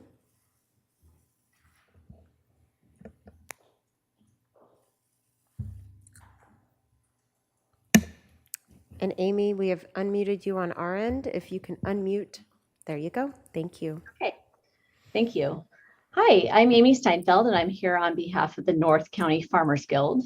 Our members are outdoor cannabis farmers, primarily in North County. First, we want to thank staff for all of their work on the proposed amendments to Chapter 50. We support the proposed amendments that will allow the licenses to be transferred. And we agree with that a cannabis farmer should be able to change ownership and accept new investments, and also continue operating while the new application is pending if they are fully compliant with all rules. Likewise, the new operator should be assured they're not at risk of losing the project spot in the cap if they meet both the county's and the state's stringent disclosure requirements and background checks. So we agree with the proposed amendments as written. Second, we support the county removing processing from the cultivation cap. As we heard in North County, there's a huge shortage of processing facilities due to the unintended consequences of the cap, which really created a race to get in, and many of our members eliminated processing buildings to ensure that they would meet the cap. So we feel like this amendment will benefit both the county and the industry by ensuring that more taxes stay in the county, because dried cannabis fetches a higher price than wet cannabis. It will also decrease truck traffic and reduce greenhouse gases by reducing the amount of cannabis leaving this county and being shipped often hundreds of miles away. We also support the opportunity to develop processing-only projects. I do want to quickly address odor.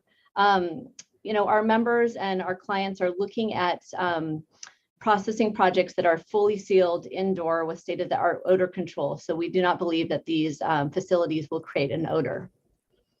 And lastly, I want to address the sunset date for legal non-conforming users, which is, as we know, set at June of this year.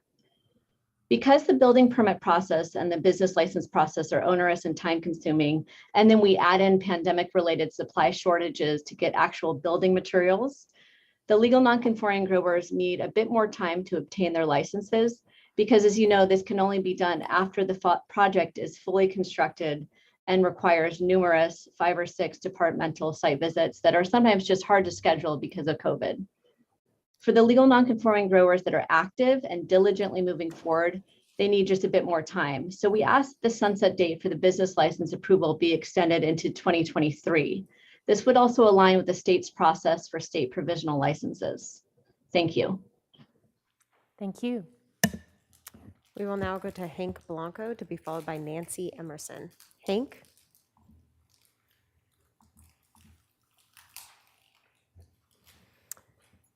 And Hank, we have unmuted you on our end. If you can please unmute on your end. Thank you. Can you hear me? Yes, we can. Thank you so much. Good afternoon, honorable supervisors and staff. My name is Hank Blanco. I own a property on Sweeney Road in the unincorporated area of Lompoc. I applied for a 13.5-acre cultivation project in early 2020, and notwithstanding the fact that fire department had approved access to my property, the county placed an application on hold in the summer of 2020 because of an easement access issue that will be resolved shortly. For that reason, my cultivation project missed the deadline for placement on the business license, quote, eligibility list, end quote. While I'm still interested in working with the county to pursue the cannabis cultivation, I also want to proceed with a processing-only facility. Accordingly, I am here today to support the proposed amended language, which would remove processing from the cap. I've been watching the cannabis industry for some time, and it's clear that the county has a shortage of processing facilities, which has led to countrywide impacts. Accordingly, I fully support the county's efforts to now address these issues by vertically integrating every aspect of cannabis operations from seed to final product in order to reap the maximum benefits of the legal cannabis industry. These amendments are a win-win for Santa Barbara County and industry for many reasons. First, processing will retain tax revenue within the county because currently substantial revenue, as we all know, processing product is diverted out of the county for lack of processing facilities to meet the increasing local demand. Secondly, additional processing facilities reduce greenhouse gases by reducing vehicle trips associated with moving wet product out of the county facilities, often hundreds of miles away. Third, adding additional local processing facilities will protect the quality and value of cannabis. In closing, I would like in closing, forgive me, I plan to process cannabis in an existing 14,700 square foot, 90% finished sealed building with odor abatement. And because my building is located on an Ag 2 parcel with no nearby residential neighbors, my project is ideally situated. As such, processing facility in the Lompoc region would be compatible with the surrounding uses in this area and support our vibrant cannabis industry. Thank you very much for your time. Thank you, Mr. Blanco. We will now go to Nancy Emerson to be followed by David Cleary. Nancy? Good afternoon. I'm Nancy Emerson, speaking as an individual and a Solvang resident. I looked at the land use and business license ordinance for information about processing. It was only mentioned once as a definition in the land use ordinance, and it wasn't mentioned in the business ordinance. So if you separate processing from cultivation, then you need to develop regulation for it. Won't a new cap for processing be needed? Supply and demand with cannabis is not working too well. How much off-site cannabis can be processed on a given site? Where will you allow it? If you allow it on Ag 2, then you need some regulations regarding odor, buffers, and using fully enclosed buildings. Am I correct that it can be either part of a cultivation project or a standalone project? We also need strong odor control requirements, even though the odor in a closed building is more controllable than outdoor cultivation. There will be some odor from cannabis transport that needs to be controlled. So I'm concerned about implementation and what's needed before you start implementing this. And I hope you'll seriously consider that question. Thank you. Thank you, Ms. Emerson. We will now go to David Cleary to be followed by Ted Fox. David? Yes. Can you hear me? Can you hear me? Yes, we can. Yes. Okay. Yes. I join with the chorus of opposition to the proposed amendment for several reasons. It appears to establish an open-ended legalization of standalone processing facilities without any clear-cut limitations. This is to open a Pandora's box and a serious blow to the cap.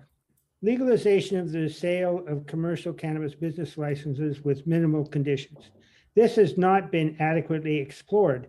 It is unreasonable to treat commercial cannabis business licenses as if they were part of an ordinary business.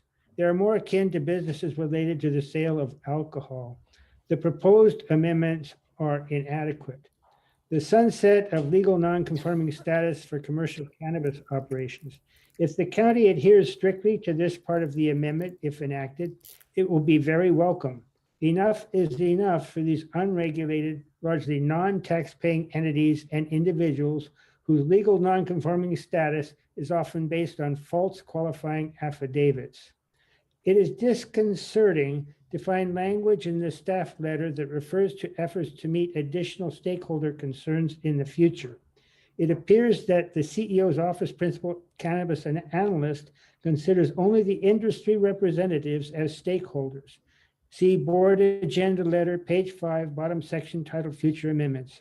The rest of us in the community at large are also stakeholders, yet our input and consideration in the business license process, including amendment proposals, resembles more a black hole for our concerns with virtually no public input. One thing I was just recently advised about was apparently, as reflected in a February 6, 2018 board letter, the board does require in Ag 1 zones that a DVP for processing buildings greater than 20,000 square feet is required. So I haven't had a chance to verify that, but I would like to bring it to your attention. Thank you for your consideration and patience. We will now go to Ted Fox to be followed by Leo Welder. Ted? Thank you. Can you hear me? Yes, we can. Please proceed. My name is Ted Fox, and I'm Vice President of Compliance at Pro Farms. I'm speaking in opposition to the proposed overly aggressive deadline to sunset legal nonconforming operations set to expire on June 30th, 2022.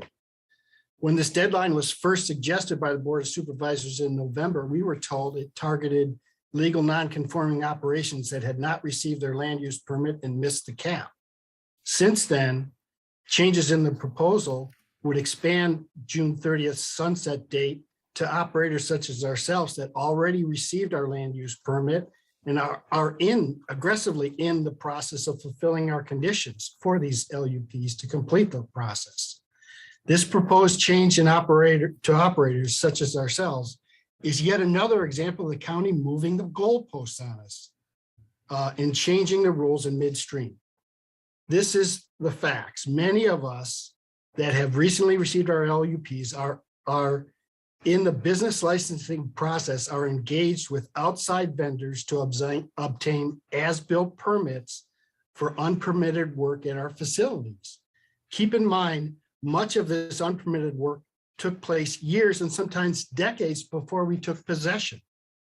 We are also engaged with biologists and engineering firms to properly align the cultivation areas with state and county regulated setbacks for fencing requirements.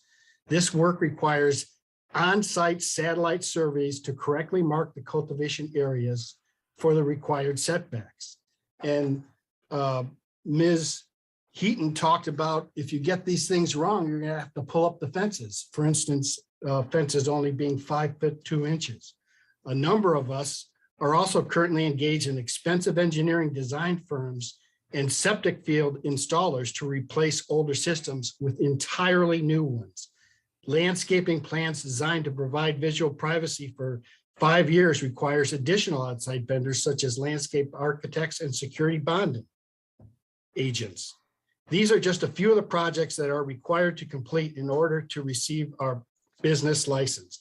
All of these projects require final inspection and approval from various cross-functional county departments, including building permits, environmental health and safety, Santa Barbara Sheriff, Santa Barbara Fire, flood control, and planning and development. Based on our own personal experience, it took us 3.5 years of county review and 4 separate feedback letters to obtain our land use permit. It wasn't us dragging our feet. We had to respond to separate feedback letters. What it showed was that the wheels of the county's regulatory review process grinds very slowly. We would respectfully request that you extend this deadline to 2023. Thank you very much. Thank you. We will now go to Leo Welder to be followed by Mark Shatillo, who is our final speaker. Leo? Hello, can you hear me? Yes, we can. Great. My name is Leo Welder, and I'm the co-founder of Veda Scientific, a local Lompoc-based cannabis testing lab. The reason I'm calling is I'm extremely concerned about the fallout that would occur should the county decide to set a date of June 30th, 2022, by which they will shut down the legal non-conforming operators that aren't able to acquire their annual license. This date is only 4.5 months from today. Given the pace of the regulatory process in all segments of this industry, 4.5 months is a blink of an eye, and it is obvious that several of these farmers cultivating millions of square feet of cannabis, 200 acres is nearly 9 million square feet, regardless of the quality of their teams or their operations, will not be able to reach this goal in time. I cannot overstate the amount of uncertainty and fear that passing this rule will create in the local industry. There's only so much the operators can do to get through the approval process, so none of them, nor any of us who view them as clients and partners, will know who is going to be left standing on July 1. Once these cultivators lose their legal non-conforming status, my understanding is that they will be forced to restart their state applications because their previous applications would no longer reflect the current state of their operation. The secondary impact of the June 30th sunset date would set back their state application process for at least a year, which would knock them out of their place in line in the county's cap. Given the severity of all of this, who knows what these farmers and operators will do to protect their operations and investments? Uncertainty is the enemy of any business and any industry, so the businesses will be forced to seek a path that they can control, and none of us know what that is. They may decide the risk is too high and leave the county. They may seek a legal remedy. If they don't do something, many will declare bankruptcy. The only thing that is certain is that creating this sunset date will create a tremendous amount of fear and uncertainty.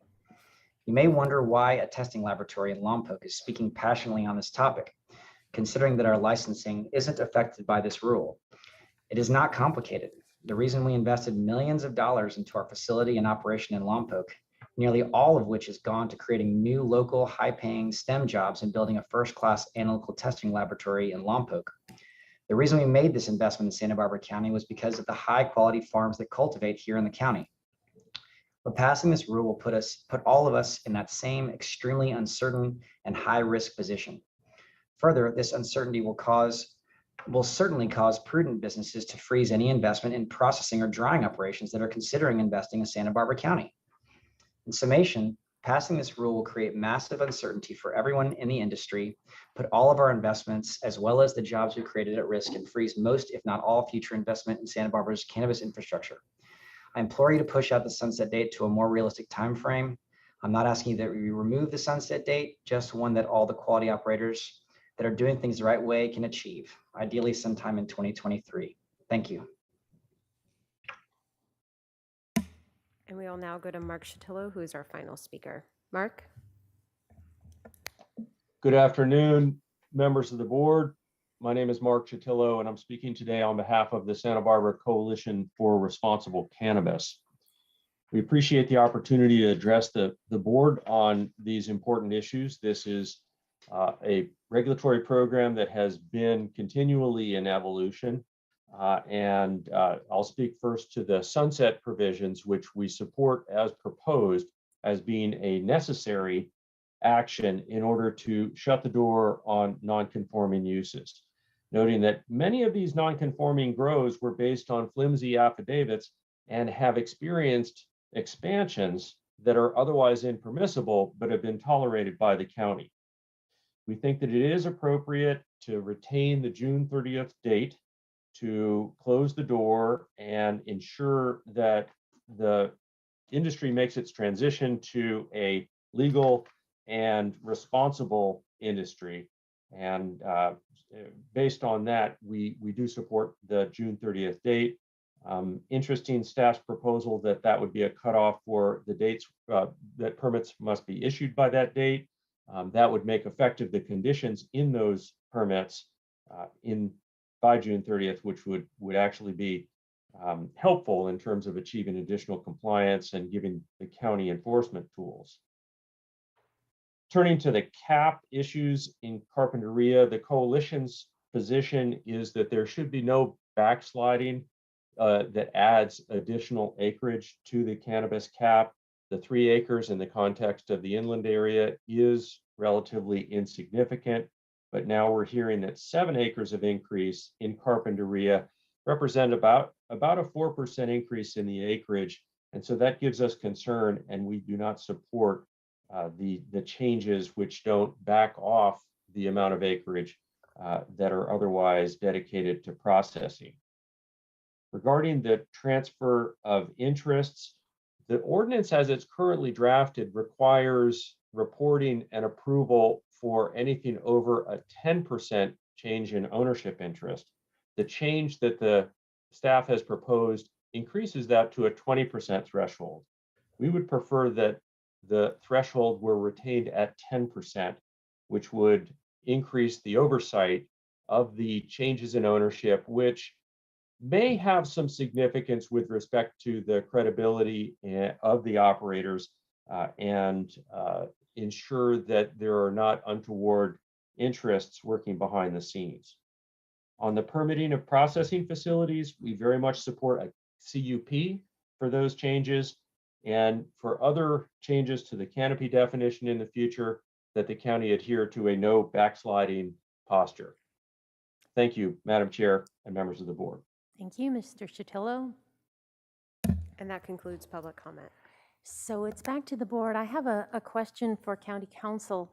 Can we consider these items separately, or do we have to consider them as a package? Madam Chair, which issues are you considering? You mean Well, we have the sunset, the date, processing, and the and the changes in ownership. You can consider them together, and then depending on what the board would like to do, it would cause revision, it may cause revisions to the ordinance. And then from what those revisions are, we can make a recommendation on whether we trail the item or need to come back. CEO Miyasato. From staff's perspective, maybe it's easier to go through those 3 items, just to make sure there's consensus, so we can narrow down where there needs to be a change in the ordinance Sure. drafting. Well, let's. Chair Hartman, I have sure. another question for staff about the processing before we go into comments. So under Chapter 35 right now, it's an LUP for processing. Is that what I'm understanding? Madam Chair, Supervisor Nelson, depending on location, if you're next to an EDRN, it would be a CUP, or if you're, excluding those provisions, it would be a land use permit. That's correct. Director Plavin, what if it was larger than 20,000 square feet? Would that trip it up into a development plan, or would it still be a LUP? Because usually 20,000 square feet of building space on ag land is typically a development plan. But I don't know, since the definition has it as cultivation, is it different, even though these would be structures? I'm Madam kinda Chair, curious. yeah, Supervisor Nelson, I believe it would trigger a development plan if the total on-site square footage exceeded 20,000 square feet. Okay. And then to go along with that, I think if I understand Supervisor Chair Hartman's heartburn with the processing is that we're going to allow processing potentially during this period of time before we have a CUP to be happening without odor mitigation. And so is it possible for us just to, I guess I'm trying to figure out a way for us to get there so that if we do have future processing that comes through between now and whenever we make those amendments to Chapter 35, that we make sure that it has that odor mitigation as part of it. I don't think we want to let new processing through that might potentially have major odor impacts. And so I think that's what I'm and I share that heartburn. I think if we do have new processing applications, we want to see those come through with all the state-of-the-art protections for them and their neighbors. So I don't know if that's just, hey, we exempt processing that has odor mitigation in the business license, and that way that nothing squeaks through. That might be, I know it gets a little complicated there, but I'm just trying to find a solution. It made sense in my head. I don't know. Madam Chair, Supervisor Nelson, I think, well, you are talking about a change to Chapter 35. Right now, the board required processing to be placed indoors, right? And so that was an attempt to reduce the odors that were contributing to some of the odor issues that were being experienced in the community.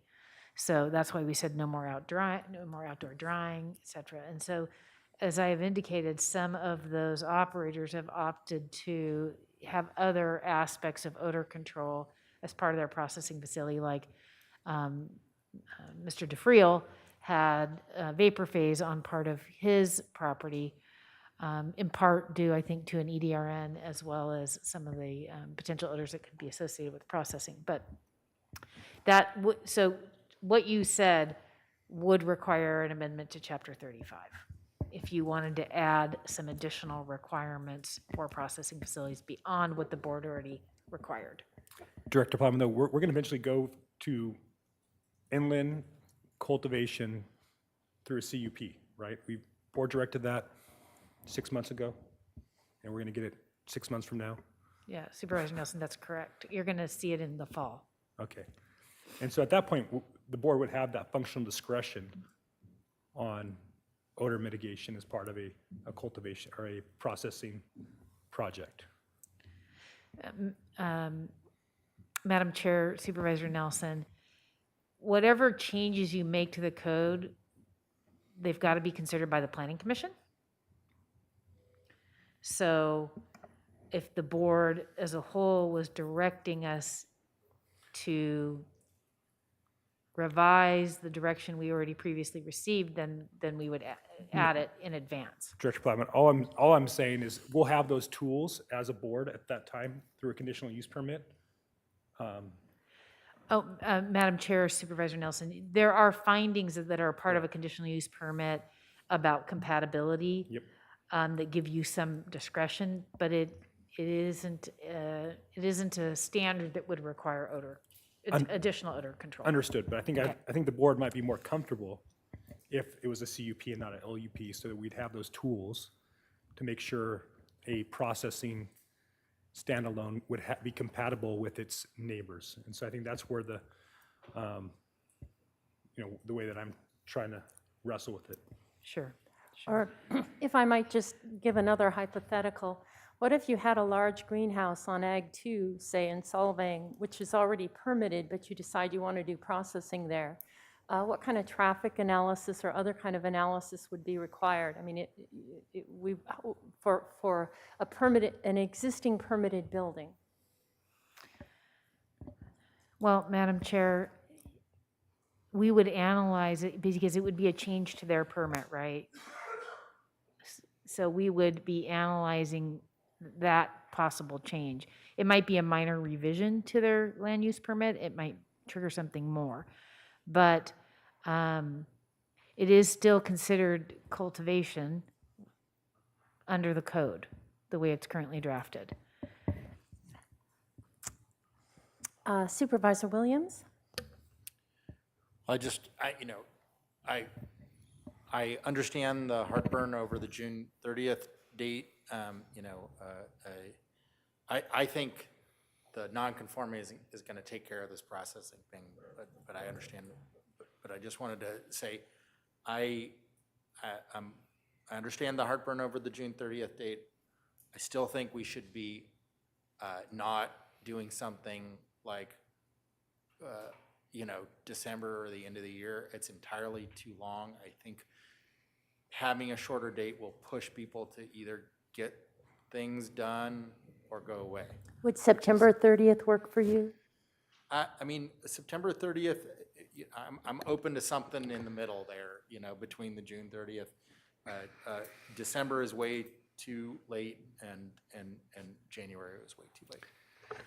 Supervisor Lavanino. Thank you, Madam Chair. And I'm going to get to that date in just a sec, but I do want to say that something that comes up during public comment sometimes that I think needs to be addressed, for me at least, is when public commenters continue with the narrative that staff, CEO, and this time the Board of Supervisors were only supporting the grower's perspective. I want to point out that phone call was made from someone that lives in an EDRN. The board totally, that was from a place that historically has had illegal grows. They're in a better position now than they ever have been, even before we even had a cannabis ordinance. So a lot of growers or prospective growers lost a lot of money in that region because they went in and purchased land with the idea that we were going to move in that direction. And then we flipped gears and decided, which is probably a good vote at the time, to ban cultivation in EDRN. So I know when you're on one side of an issue, you always think that all the decisions are made that benefits the other side, but I guarantee you there were some people that lost a lot of money and a lot of, it just ended a lot of people's futures there. So it's not just all one way. It comes down to harvest is usually right at the end of September, beginning of October. So I would think like if a 9/30 date would, it'd be logistically, it would be a nightmare of trying to go out and close people down right as they're harvesting. So I would more support a October 30th. I think that gives us, it's something, obviously, the industry's calling for something in 2023, but I agree that we do need to, and for me, it's more staff and the industry working, both are now motivated that, we have the people, we've figured out the process, the growers know what to expect, they know that there's a deadline, it's gonna be tight for them. It sounds like a long time, but we've been doing this for a long time. These months just seem to keep on piling on top of each other. It goes faster and faster. So I think an October 30th deadline, I'm okay with the other changes. I do like the idea that, we would have obviously have a little more discretion over, I'm a big proponent of that we have to do processing here in the county, but I just, don't think it's, it's just a barn door open and we're gonna do everything. So in the right spot with the right protections for neighbors is where I wanna land on that one. So, but I'm okay with the rest of these as long as we change the date for permitted legal non-conforming to have an expiration of October 30th. I just want to get a sense, does anybody else want to comment on the issue of the sunset? Could I get? Yeah. Okay, Thank you, Chair Supervisor Nelson. Thank you, Chair Hartman. I was concerned, as Supervisor Lavanino was, on when in the growing cycle that would end up. Likely those plants will be in the ground on June 30th and not be processed until, or harvested until somewhere in that period. I thought September 30th might work, but October 30th is fine for me as well.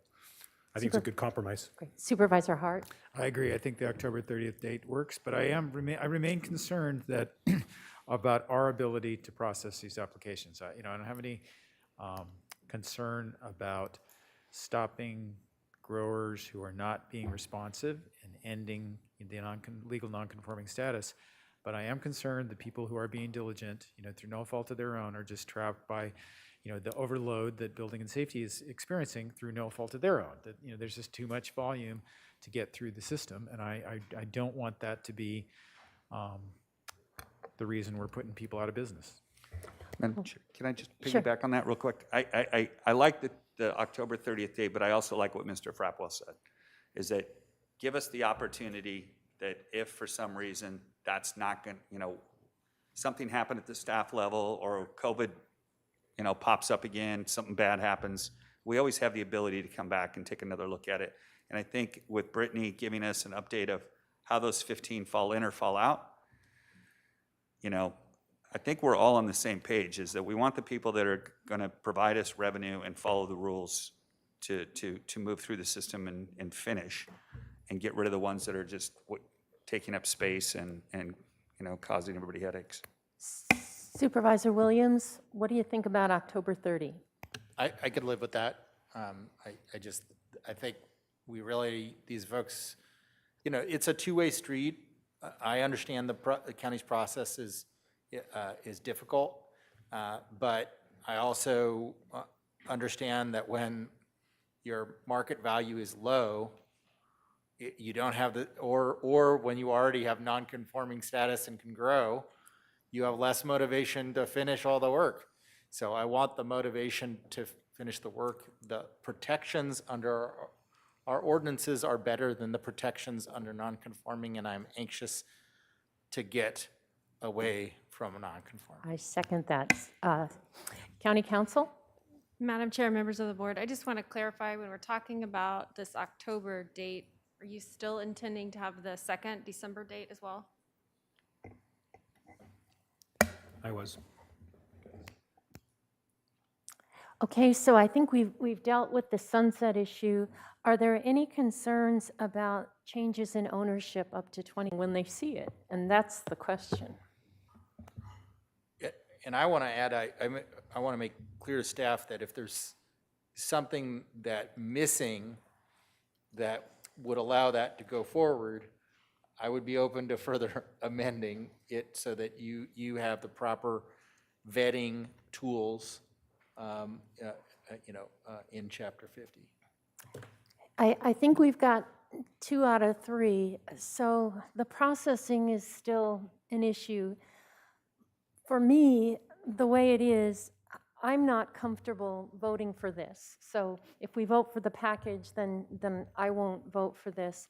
And I don't know if anybody else has any ideas, but it just seems to me that, especially when it's not linked to cultivation, that processing could occur anywhere.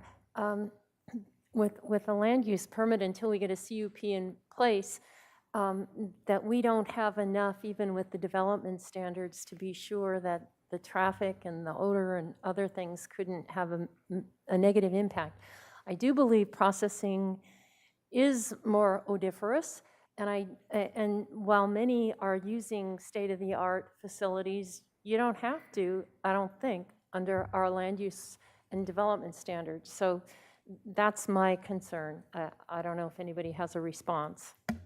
Chair Hartman, so I share some of those concerns, but I have to weigh that out with, we may have already missed the boat on processing in Santa Barbara County, and I think if we wait any longer, that those people who are thinking about it are probably not going to even begin the process, and we're going to wait another 6 months, and I think that that ship will have sailed at that point. So I share the same concern. I wish that the CUP would have get to us quicker. I know that there's a lot of challenges out there in planning and staffing with that, but that would also help solve this problem, is if we could get that tools before the board sooner than later. That might help mitigate your and my concern with this. Thank But you. I'm generally supportive of what's proposed today. Yes, so I hope planning has heard that, the CUP quicker rather than later. So we need a motion? So Oh, Supervisor go ahead. Hart, did you want me to break it out then? Because you don't want to, do you want to? I can just vote no on it Okay. all. All right.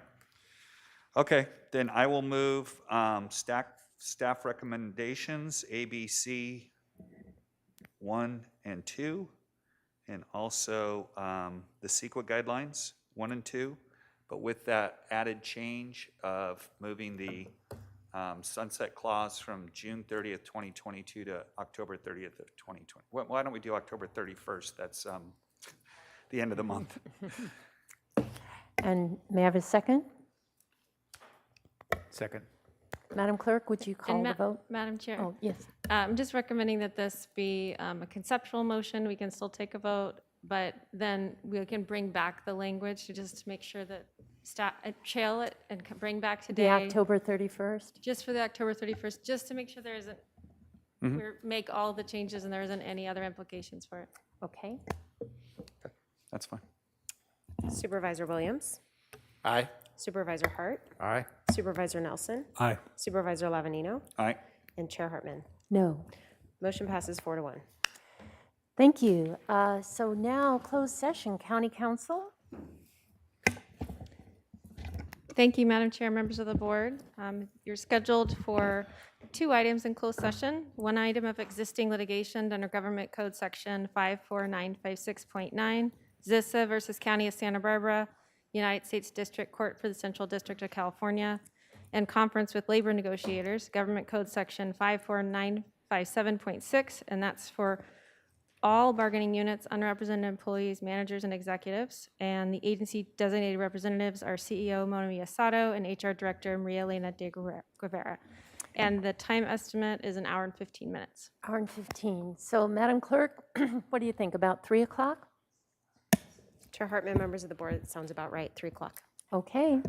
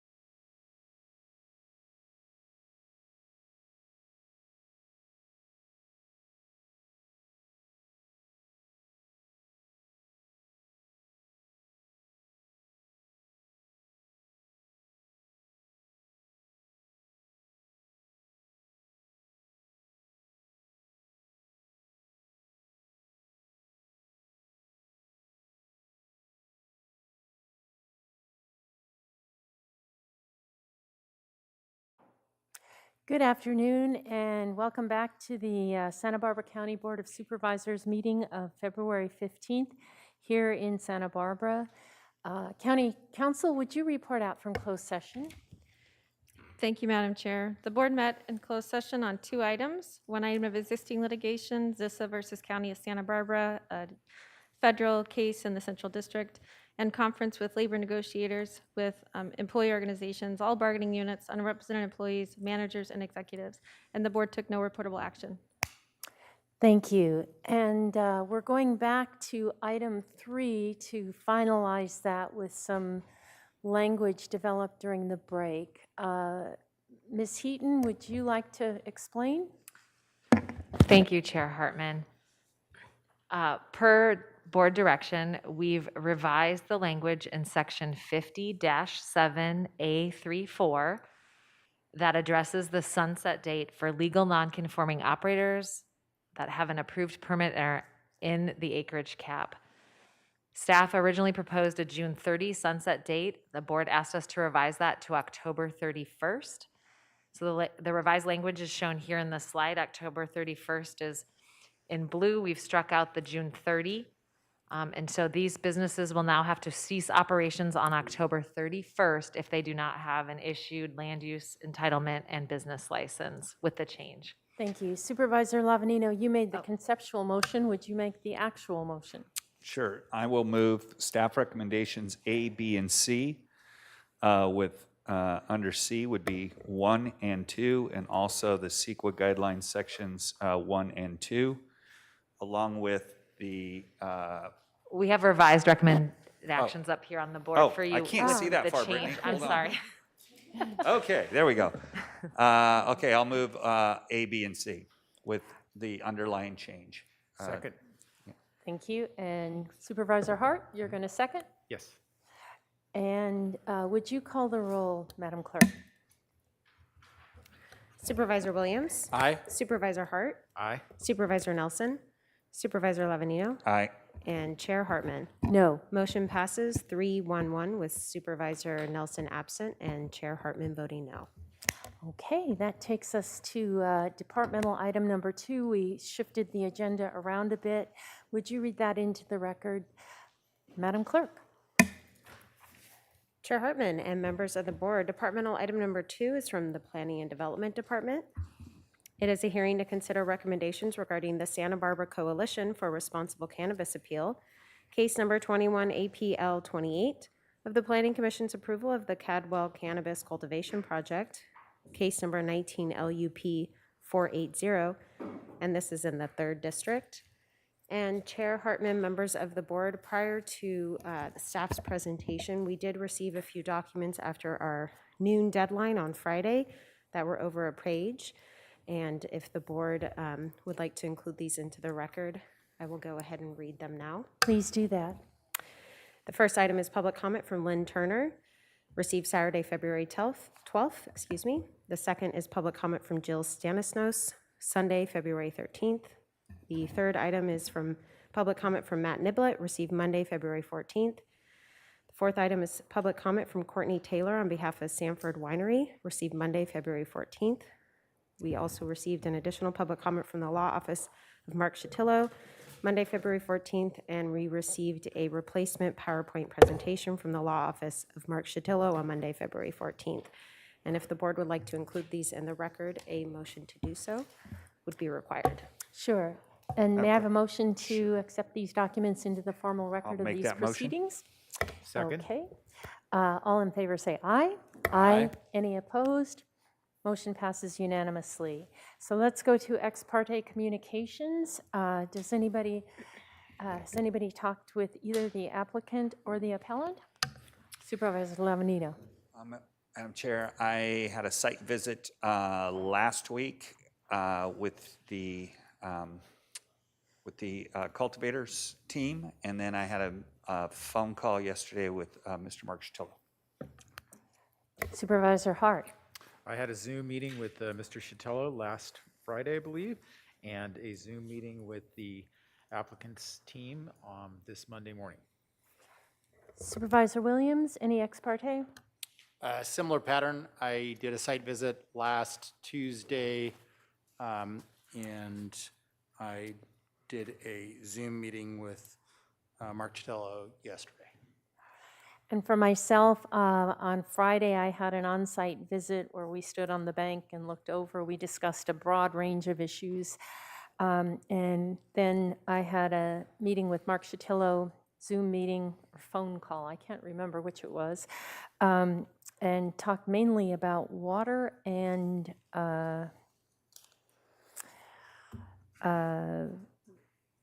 mainly about water. So, and outstanding violations. So with that, we're ready to go to staff presentation. Director Plowman.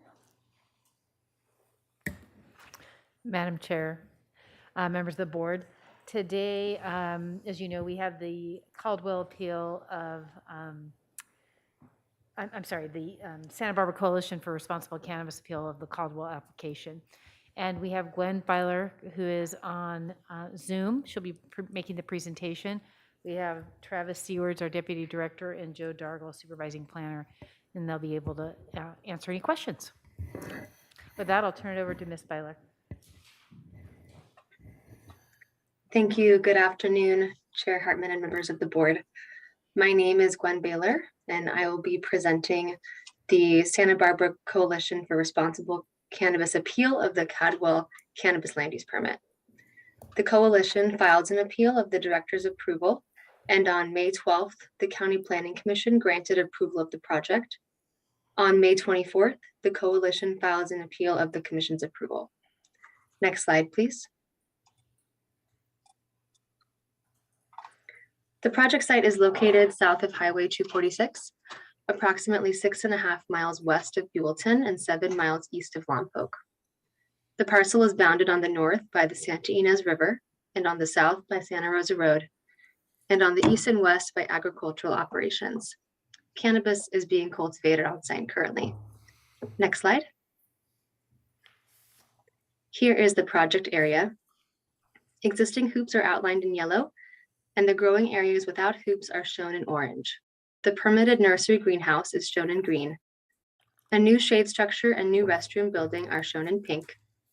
All non-cannabis structures are shown in red. The 2 agricultural wells proposed to be used for cannabis irrigation are shown with blue circles, and the 2 domestic wells are shown as blue stars. Next slide. As described in the board letter, the project description has been modified since the Planning Commission's approval. The project is for a 24.45 acre cultivation area, including 20 acres under hoops, 4 acres without hoops, and 0.45 acres of nursery cultivation in an existing permitted greenhouse. Cannabis will be weighed and tagged in the new shade structure prior to being transported off-site for processing.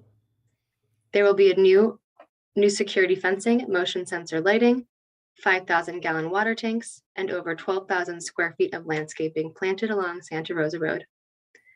The operation will require 10 regular employees and 45 seasonal employees during harvests, which will occur twice per year and last up to 3 weeks each time. The project will validate 4 storage containers related to the dwelling. Next slide, please. I will now present an overview of the appeal issues and staff's responses, which are addressed fully in the board letter. The appellant cited 2 issues. For issue 1, they allege that the findings for approval can't be made and identifies 3 sub-issues. For sub-issue A, the appellant argues that legal nonconforming status is exceeded and that zoning enforcement should apply to as-built generators. In response, the project will be in compliance with all zoning regulations. Cannabis is being grown on site. An affidavit was submitted to the County Executive Office in 2017, stating that the operation was in compliance with county codes. In 2019, the applicant submitted a permit application. Zoning enforcement staff has investigated the legal nonconforming status, and zoning violations on the subject parcel will be corrected with approval of this permit, consistent with standard enforcement procedure. There are no existing or proposed generators on site. Next slide. For sub-issue B, the appellant argues that the project does not have water and that the conversion of a domestic and agricultural well to be used solely for irrigation represents changed circumstances with regard to the State Water Resources Control Board's approval. They state that the State Water Board has requirements for surface water diverters, including forbearance limitations based on riparian water flow and storage capacity. The appellant alleges that because the applicant canceled their statement of diversion and use, they are not in compliance. In response, the project has adequate water supply. Domestic uses will be served by an existing domestic well. Cannabis irrigation will continue to be served by an agricultural well. This well has been used for decades to irrigate non-cannabis agriculture. Removing the domestic use from this well is not a substantial change. According to the hydrologic assessment attached to the board letter, the subject well produces groundwater from the Santa Ynez River alluvial corridor subbasin, and the project is unlikely to substantially affect in-stream flows.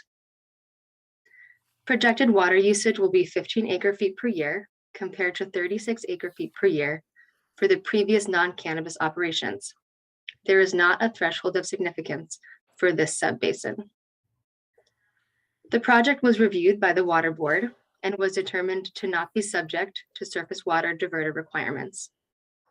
The Water Board treats wells outside the bed and bank of a river as a groundwater source and has not indicated that this groundwater source is subject to forbearance.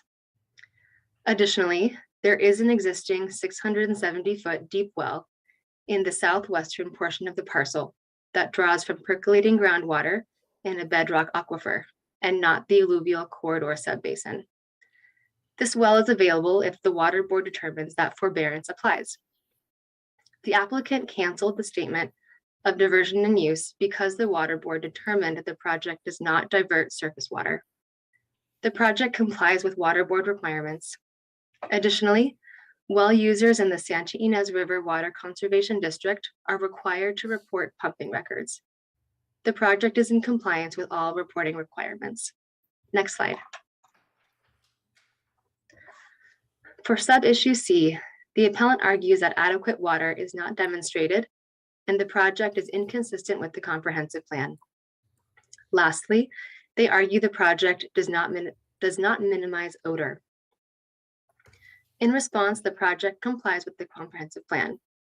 There is adequate water, and the project will not lead any basin to become seriously overdrafted or substantially overcommitted. New development will be compatible with the surroundings and will not intrude into the skyline. The parcel is only partially visible due to topography, existing vegetation, and distance. The project includes new trees, shrubs, and grasses along Santa Rosa Road and will be screened to the maximum extent feasible. The project consists of a change of crop and will not convert any land to non-agricultural development. The PEIR identified the generation of odors as potentially significant and unavoidable, and acknowledged that odors may not be controlled in all instances. The project is in the Ag 2 zone, and odor abatement is not required. Next slide, please. For issue 2, the appellant alleges that CEQA findings are not supported and identifies 2 sub-issues.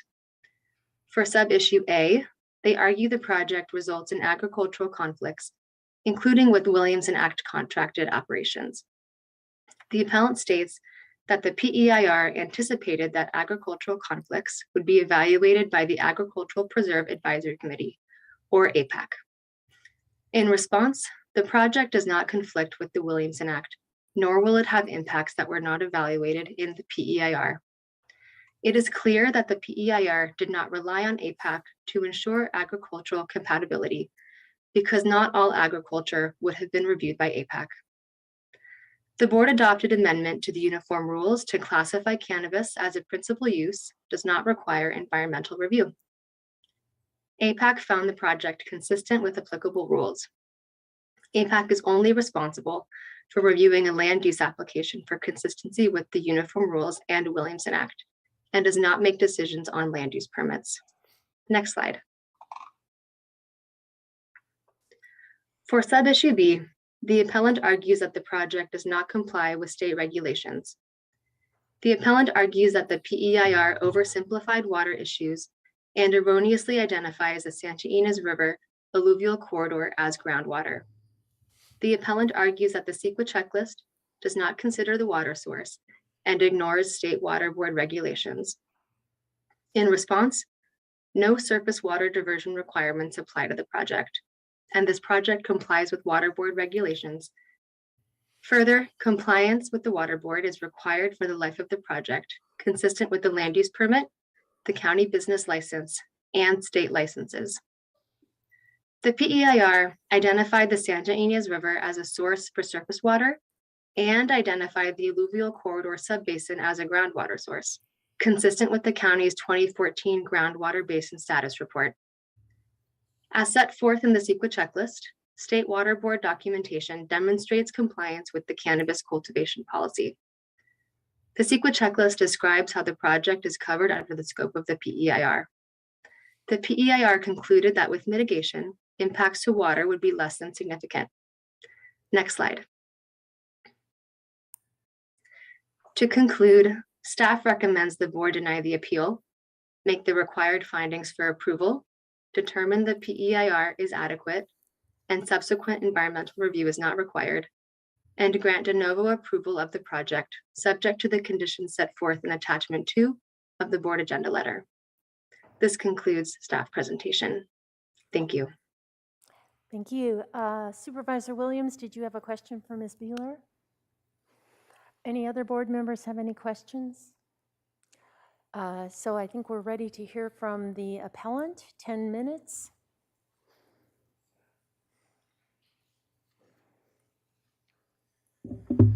Good afternoon.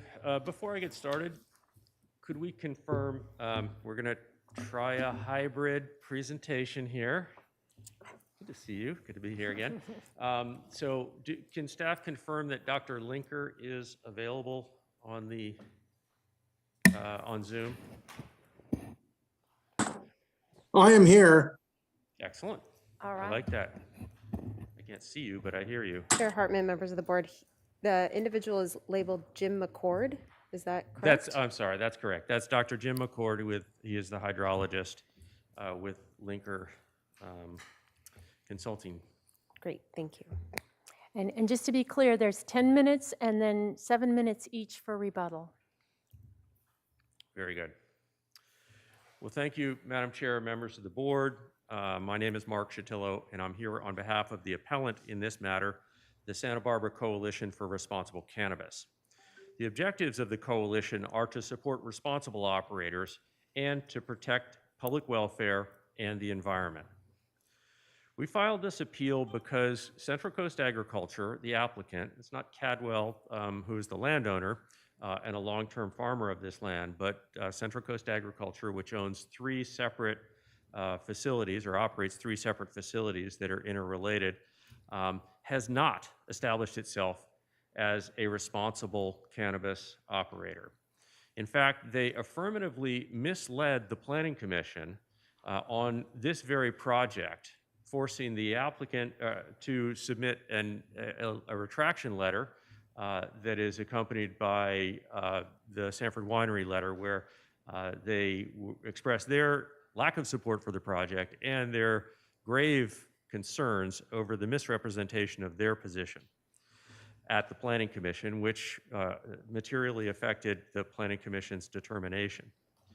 Further, this operator has ignored its commitments to the coalition with respect to the settlement agreement that we agreed that we established for part of the 8701, the related project. But more troubling is the flagrant abuse of the Air Pollution Control District and the cannabis ordinance itself, which prohibits the use of diesel generators as a primary source of power in order to enable these operations to continue. The diesel generators, of course, emit carcinogenic emissions that are regulated by the state of California and our APCD. There are currently 18 notices of violation that are pending, 14 of which apply to the 8701 project, which is the nearby recipient location for the product that will be generated and created at the subject parcel 5645. and 8701 reflects an impermissible expansion of the non-conforming uses with the addition of the dozens of C-train units and the various generators that have been cited by the Air Pollution Control District. In addition, the applicant has played fast and loose with the rules around water supply.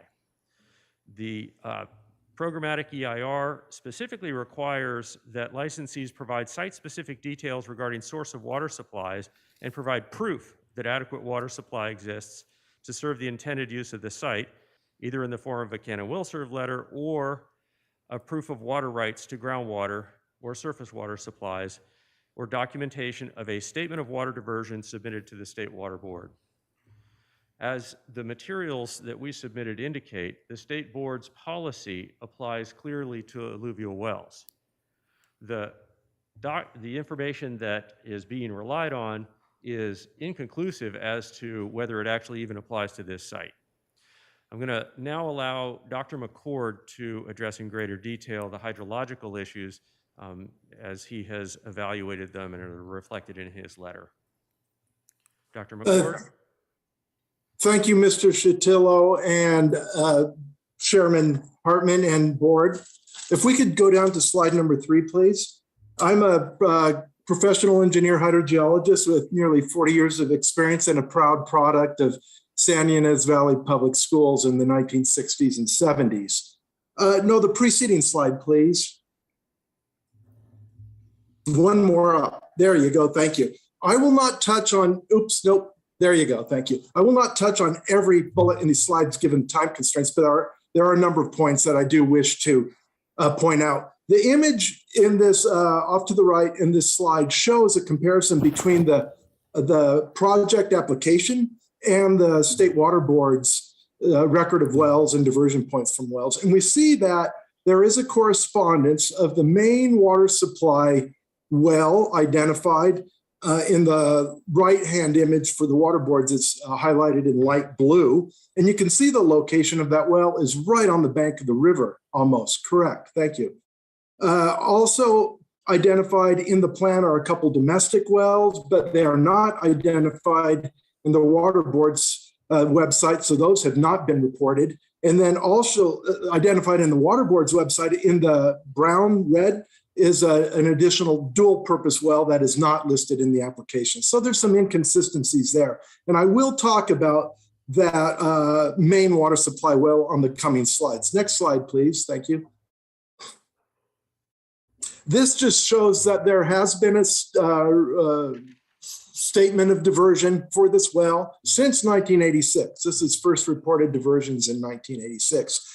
The other point I wish to make with this slide is they show a water use after the special use categories of 2.1 acre feet per acre.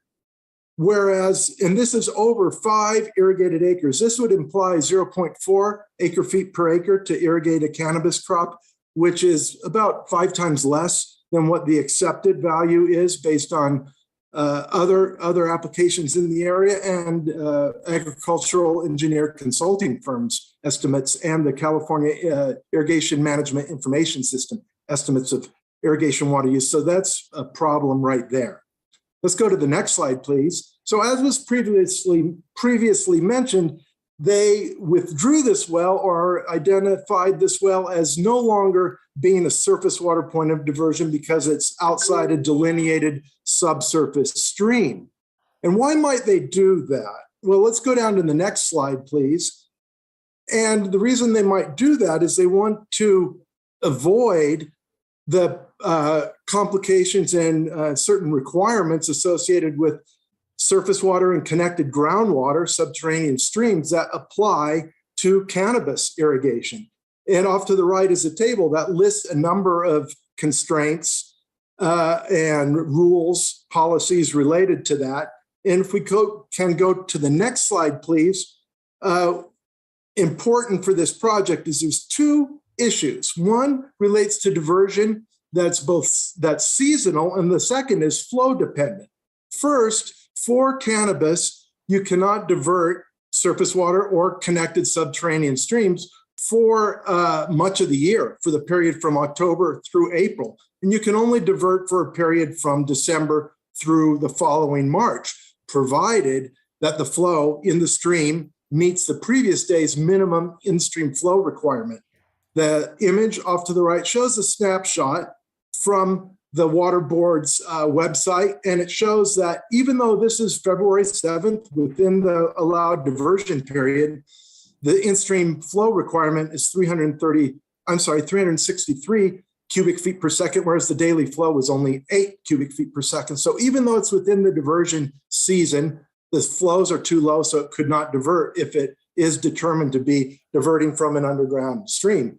Well, so they say, well, it's not an underground stream. So let's look at an analysis, a hydrogeologic analysis of a well located at that point. Next slide, please. Pumping for 105 days.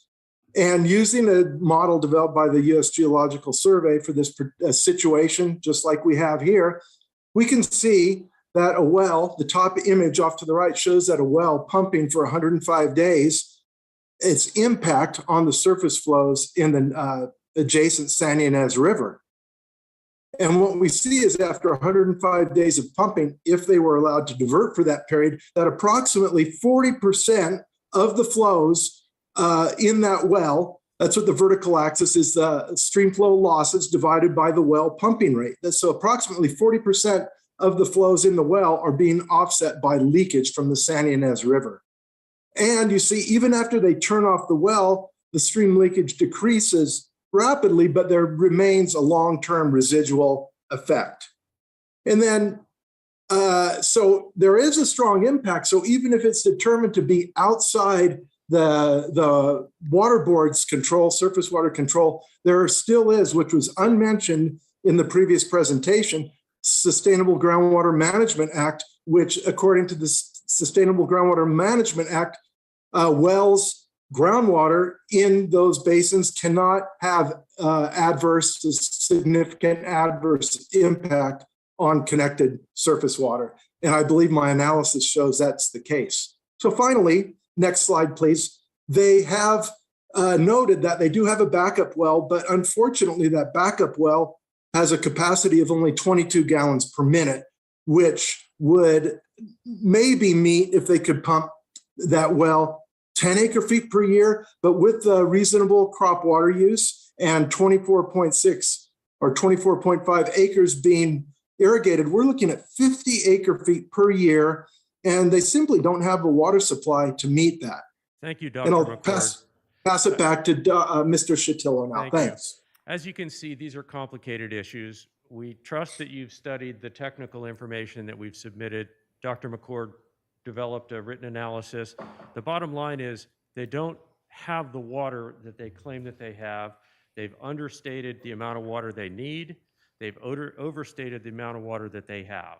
So I will recognize the clock and reserve my time in rebuttal for addressing the Air Pollution Control District violation issues and the finding problems that the board faces in trying to consider this project. Thank you, Madam Chair. We'll take a half minute off your rebuttal, however. And may we have the applicant?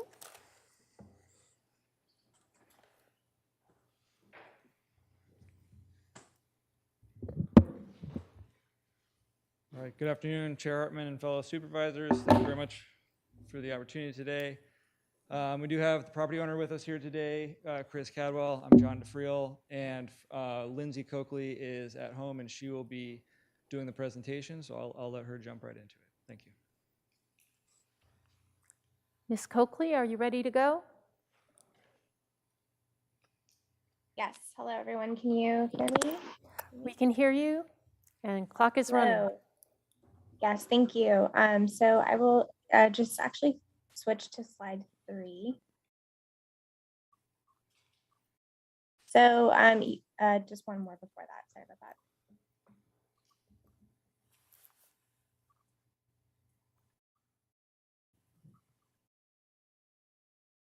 Can you go one slide back, please? Thank you. All right, so this is the project location. So you'll notice that the parcel is located right in the middle of Santa Rosa Road. It's pretty far off the beaten path from most of the residential areas in Buellton. Chair we are Hartman, proposing- members of the board, unfortunately, we're having trouble understanding you, Lindsay. Your audio is going in and out. Is there a way to use a set of headphones or another microphone? We have paused your time. Let me see if I can call in. Can you guys hear me better now? It's just the audio is going in and out. It's high and low.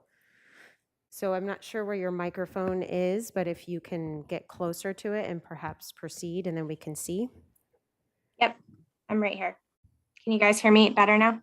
Yes. That's much better. That is much better. Okay. Thank you. Thank you for pausing the time. So as I was explaining, the project is located in the middle of Santa Rosa Road between.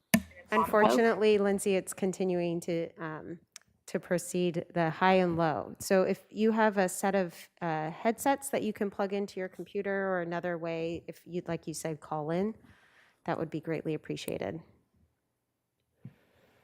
Yes, if you can give me about 30 seconds, I will call in. I know.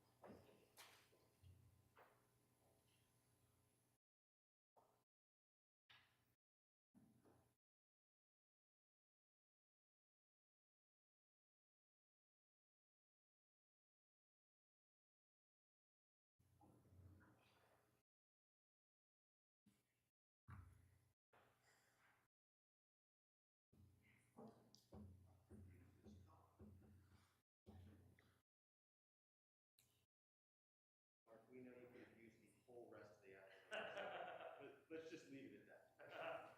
Cool, thanks, Matt. I've got the whole afternoon, folks.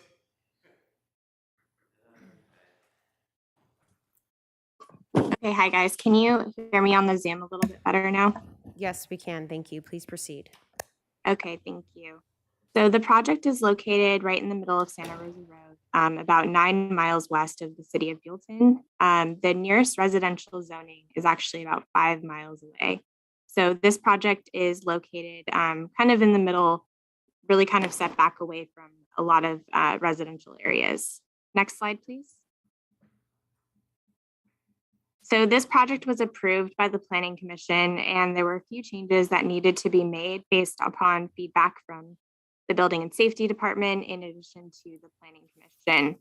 At the Planning Commission back in May, they had requested that we remove landscaping, which blocked the mountain views. So you can see that change on the bottom portion of the parcel, which is the south end of the parcel. And we also made some changes based upon feedback from Building and Safety after going through multiple. Lindsay, I'm sorry. rounds. We are having a lot of trouble understanding you just with the in and out of your volume. I'm not sure if this is the internet connection you have, but we're really struggling to understand you clearly. Okay, I apologize. Let me just try this one more time. Okay. Yeah, if not giving that number. Lindsay, if you can call into the clerk of the board's office, they can transfer you to the hearing room. Can you do that for us? Yes, Okay. I don't believe I have the number. Please call 805-568-2240.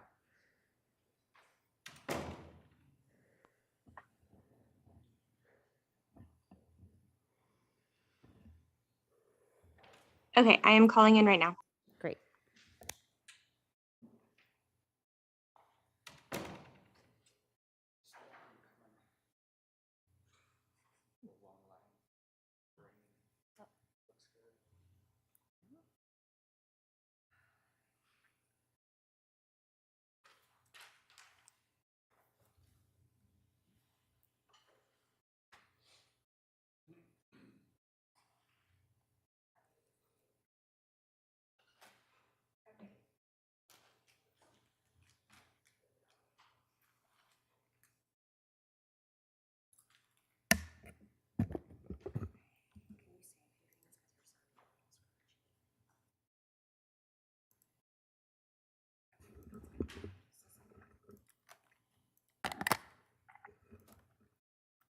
Alrighty, go ahead. All right, thank you. So I will just, you'll have to speak into the phone because I can't hear anything through the Zoom to interrupt me. So anyways, we had gone through building and safety and made a bunch of changes regarding their feedback, including adding additional water storage for fire protection. We had to remove an ADU due to a setback from the San Ynez River. This is a change. And then we also added the backup well to the southwestern corner of the parcel. As noted, that well is a 760-foot deep water well. It does have the capacity to serve the project in the case that the forbearance period is enforced on us by the water board. Next slide, please. So this is a photo, an aerial photo of the site. We took this by a drone, and so you can see that there's a pretty steep drop-off that comes down from Santa Rosa Road. There's an oak preserve off to the eastern side of the parcel, and there's a shelf that drops about 200 feet down from Santa Rosa Road. That's where we have our nursery greenhouse and a small 1.5 acre outdoor cultivation area.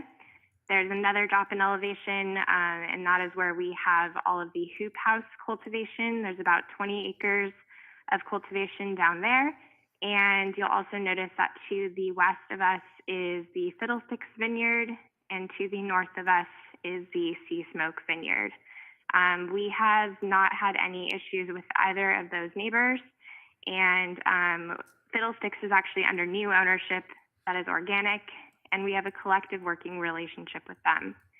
Sea Smoke is a biodynamic farm, which is better than organic, and we've also never had any issue of any conflicts.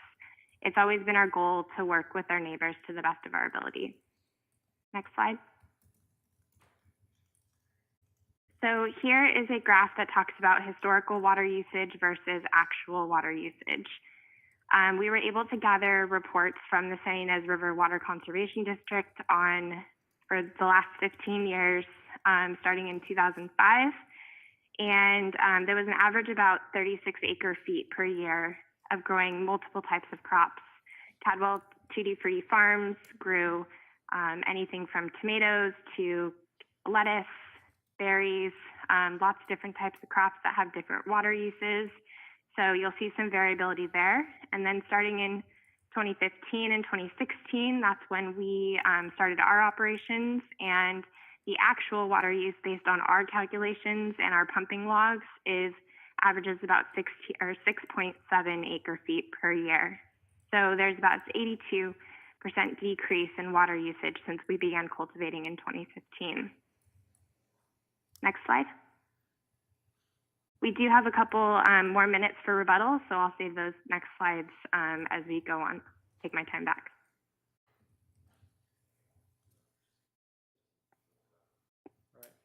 Thank you. We'll conclude our presentation there. Thank you. Okay. I guess we're back to the board. Any questions?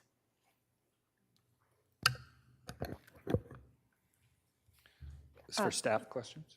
Yes, At this point? Supervisor Lavanino, yes. Thank you. I would like staff to, obviously, there's a discrepancy between what the appellant has to say about the water supply and what the applicant has to say about the water supply. If you could just give us your opinion. Good Thank you. afternoon. Oh, Sorry, Travis, you could take this one if you want. okay, thank you. Good afternoon, board. Okay, so a couple things we want to say, and Ms. Byler, please fill in as needed, but we thoroughly looked into the water issue. We specifically worked with the state board on the specific wells that are being proposed, and they clearly stated that they do not see this as a diverter of groundwater or surface water, correct? So we've got a clear finding from the State Water Board. The other thing that is clear is the data that they presented to us, that baseline, this has been an area in cultivation, And compared to what it has been using for water usage, this looks to be 15 acre feet per year compared to 36 acre feet per year, which is a drastic reduction. So from a CEQA standpoint, the impact of water usage meets our threshold for environmental review, and that's what we based our review for water on. Ms. Baylor, did you have anything to add to that? No, thank you.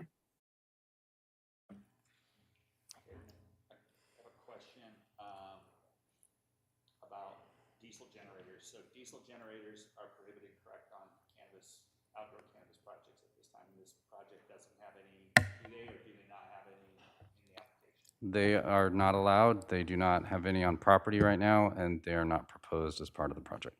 So then, I guess, then I would like the applicant, if you could, should we ask questions now, the applicant as well?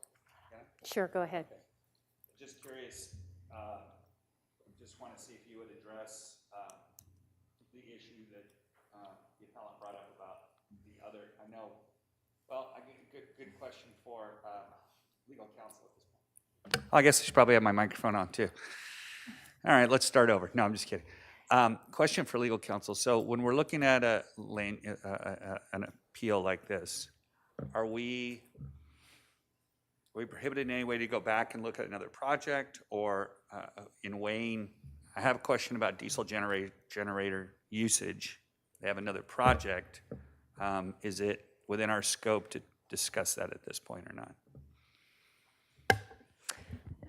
Madam Chair and Supervisor Levinino, the project before you is limited to making the findings related to this proposed project and this site. If you have questions about diesel generator use as part of their operation, I think that's fine to ask. I don't know that any is, I don't believe it's proposed for this project, but you could clarify that. Okay, well, I think it's not proposed for this project. Okay. Okay, well, I'll see if okay. That's all my questions then. I was more concerned about the water. Supervisor Hart, did you have anything? Well, I contacted the executive officer of the APCD. She said there had been 2 generators at this site. They have been removed, but the complaint has not yet been resolved. So that's an issue. Chair Hartman, yes, it's our understanding there were some generators that have been removed. There was a violation with APCD. It is still open because I think they're still paying off the fines related to the violation, but that there are no generators on site anymore. Yeah, I think they haven't figured out exactly what, they're still negotiating or the fines, so that it's still unsettled.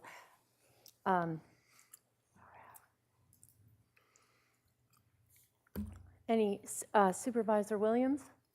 Yeah, I would love to have a little bit more understanding of how we handle that, because, you know, I mean,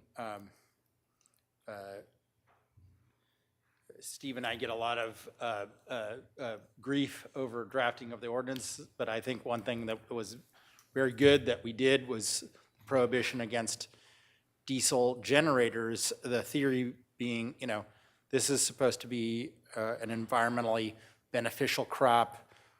We don't, it should have social benefits and as well as environmental. I'm glad it uses less water, but the running of diesel generators obviously obviates a lot of the benefits that it could otherwise have. And I'm concerned about our level of enforcement if, you know, there were generators at this site until October, and that there's still generators at the other site that we approved, what, like a year ago?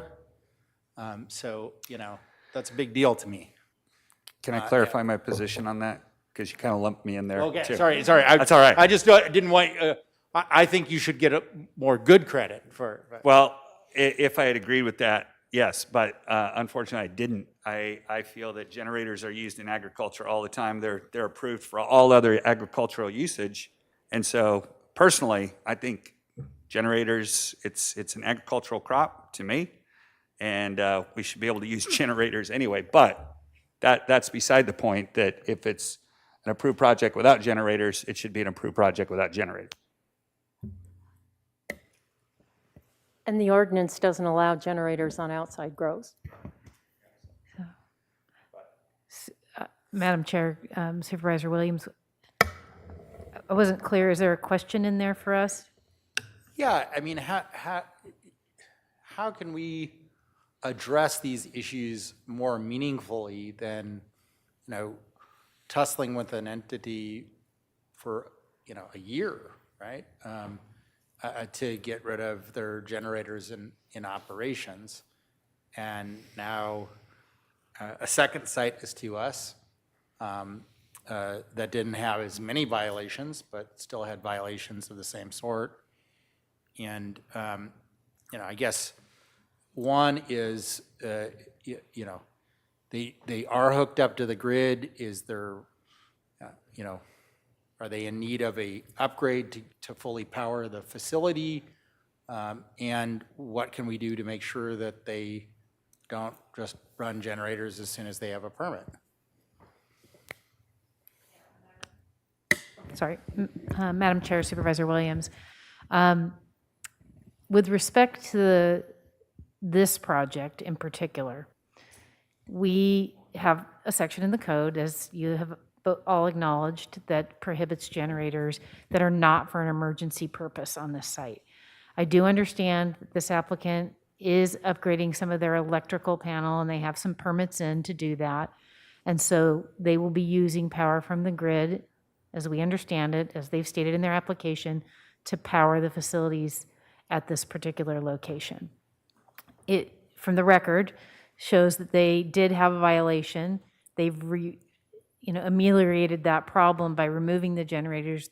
They appear to be in negotiations with the APCD on how to resolve that and pay fines and have that closed. But from our perspective, that violation has been cured in effect.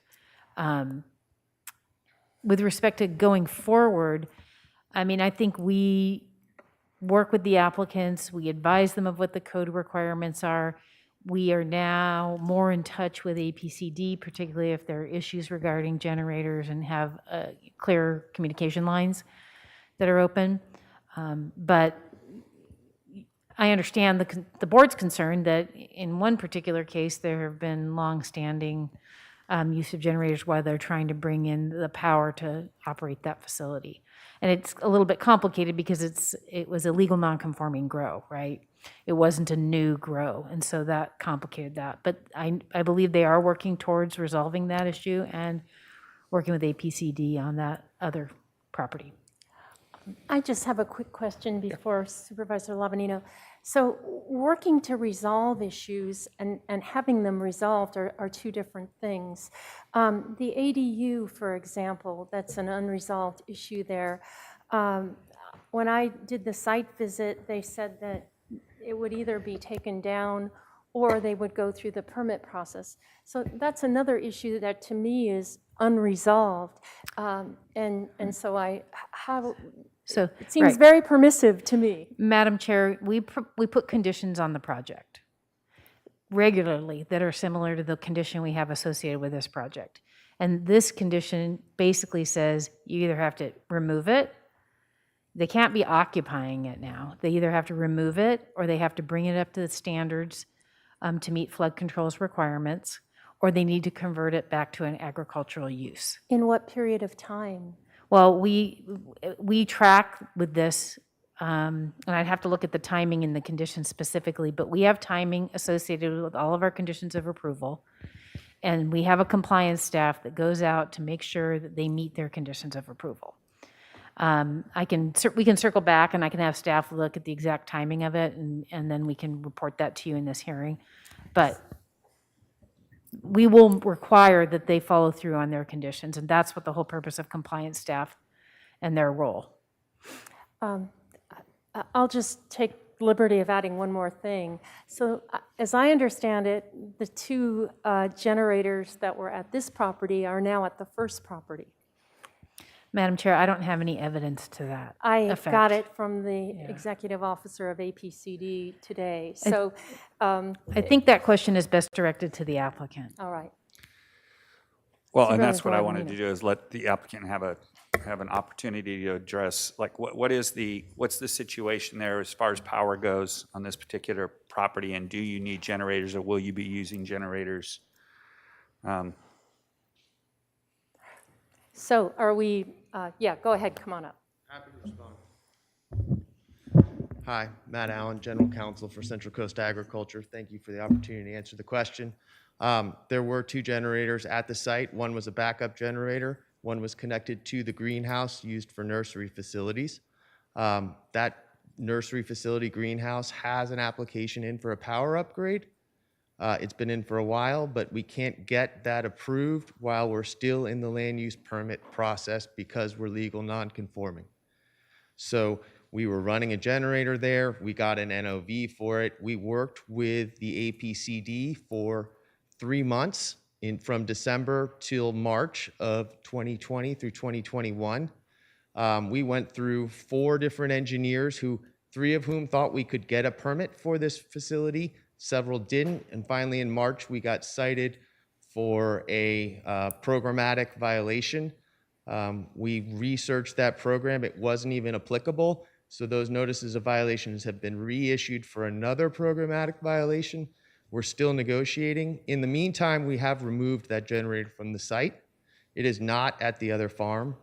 It returned to the rental company. There were 13 generators at the other farm. When we figured out we couldn't permit them, that immediately dropped to 3. It's now at 1 final generator. But as your counsel said, that's not the issue we're here about today. This is a different farm. It's owned by Mr. Cadwell. That permit will go to his land, not Central Coast Agriculture. We are the applicant on his behalf, but it's his permit. And it needs to be evaluated on its own. Thanks. So I just want to make sure I'm clear on it. So if you're legal non-conforming, and I know we've been having this issue, so especially in carpentry, if you're legal non-conforming, you can't upgrade. There's some things you can't do as far as upgrades go, especially with electrical, but you can't get your permit. I mean, it's almost like a catch-22. It is a weird situation. Okay. So I just want to make sure that I don't really want to talk about the other property, but I want to make sure we're okay with the property that we're talking about today, and that is that there's no longer generators on site. Your application says that they will not have generators there. It's being upgraded. Okay, and they've been removed. The generators have been removed, and they're not on site. We don't need them to farm outdoors. They were simply to use with the greenhouse, and that greenhouse won't be operational until we get a power upgrade.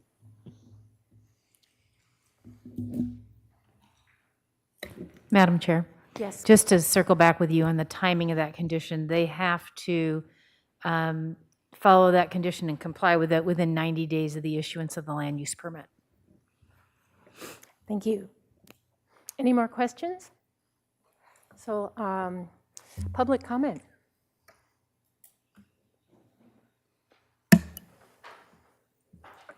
Madam Chair and members of the board, yes, we have 5 requests to speak on this item. And we will begin on Zoom with Nancy Emerson, to be followed by Jordan Keir. Nancy?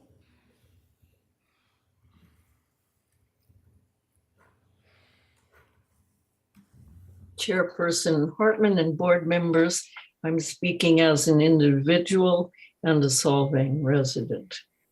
I ask you to support the Cadwell appeal, given the issues that have emerged and are murky about water and the misrepresentation to the Planning Commission of the position of the Sanford Winery. It seems to me another option for you would be to support the appeal to undo the land use permit and send the application back to the Planning Commission for further review. Is the Planning Department using an amnesty policy for all land use permit applicants in an effort to obtain greater compliance with existing regulations by property owners? And if that is not the case, how does planning explain its policy? It seems to me that a land use permit is a privilege, not a right. A land use permit for cannabis cultivation or other cannabis activities is potentially a very lucrative item compared with other land use permits. It is very valuable whether the person obtaining it actually engages in cultivation or sells. It's even more valuable now that the cap has been reached in the inland area. Seems to me there's a reason we have a special land use and business license ordinances for cannabis. There is a reason we were assured that code enforcement with cannabis, unlike other code enforcement, which is complaint-driven, would be proactive, and funds were provided to hire enough staff to be proactive. So why are cannabis land use applicants only asked to correct any existing land use problems as they move through the application process without any consequences, even for those who have misstated or lied on the application or during the application process or ignored regulations during this period? It seems to me a special non-amnesty policy is needed for cannabis land use permits that does not reward them for bad behavior. Thank you. We will now go to Jordan Keir to be followed by Tim Becker. Jordan?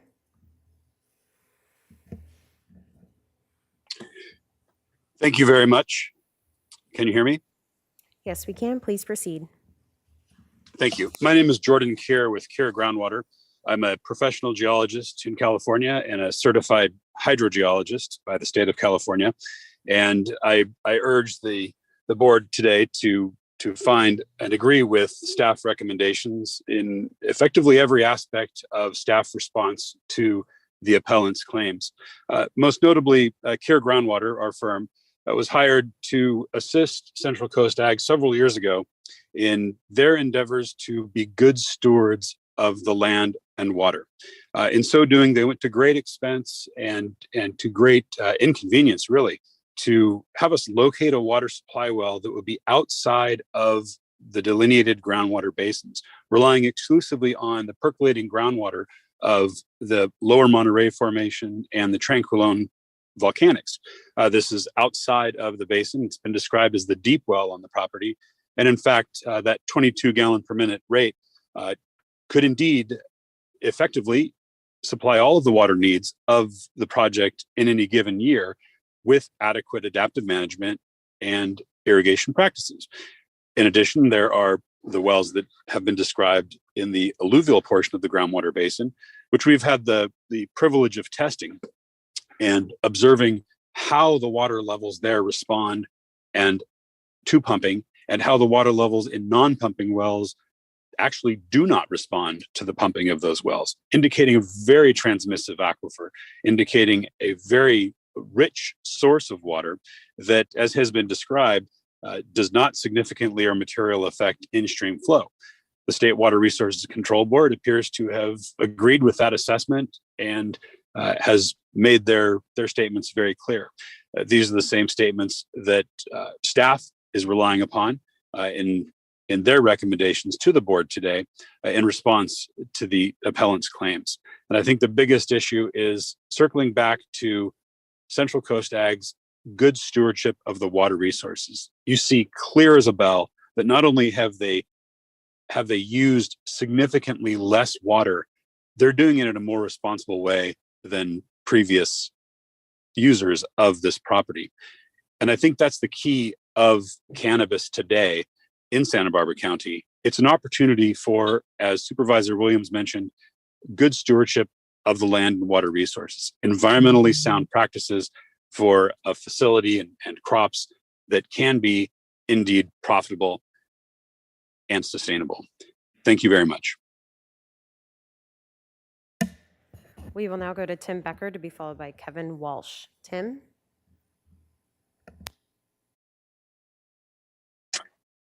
Hello, my name is Tim Becker, professional geologist, also with Keir Groundwater, speaking on behalf of Central Coast Ag.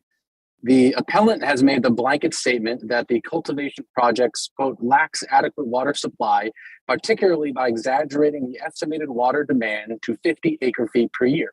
In reality, the demand will be much less than this, and also much less than the property's historic usage for non-cannabis crops.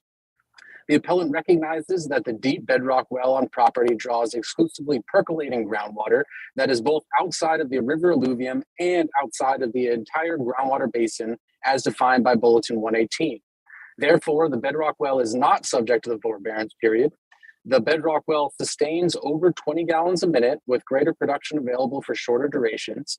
At 20 gallons a minute continuously pumped during the 7-month forbearance, a total of 21 acre-feet would be produced, or more than the annual project demand. Adaptive management, storage, etc. would be employed to satisfy peak demand events. Additional production can also occur at the shallow well at a minimum during the 5-month non-forbearance period to offset some of the annual project demand. Shorter pump durations will allow for adequate recovery and restrict or minimize the induced depression cost. The 105-day diversion modeled by the appellant is not close to project reality. The model river losses also appear to significantly increase even after the diversion period ends. In reality, a 2020 pump test at the shallow well did not induce any measurable interference at an observation well that was located 300 feet away. That is close to the separation between the shallow well and the river at about 250 feet. Within 1 minute of shutdown, this shallow well nearly completely recovered to its static conditions. Thus, adaptive management can also be employed at the shallow well to ensure no substantially effects on stream flows when they are present, which is largely as a result from dam releases during this dry season in the river corridor. Thank you for your time. We will now go to Kevin Walsh to be followed by Colin Dvorak, who is our final speaker. Kevin?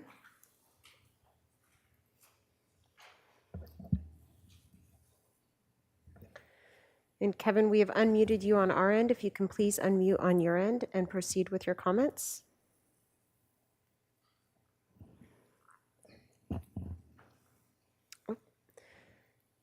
Kevin, I do see you are calling in, so I have unmuted your phone and you may need to press *6 to unmute yourself. *6 press. Perfect, we can hear you. Please proceed. I think we're getting some feedback though. On my end, are you getting feedback? We are not getting feedback. If you have the meeting running on another iPad or computer or something, please mute that. That is where the feedback's coming from. I'll correct. Thank you for resetting. Is it possible to put up the table that I sent? I thought I was going to be able to speak to the table that I prepared as a visual.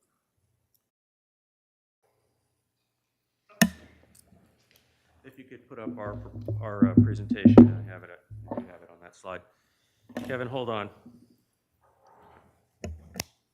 Thank you. It just says table 1. It's on district letterhead.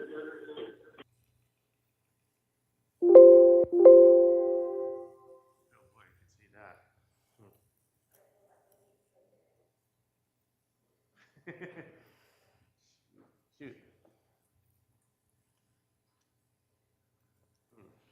That's odd because it's not the way it's submitted. Can you reload that file?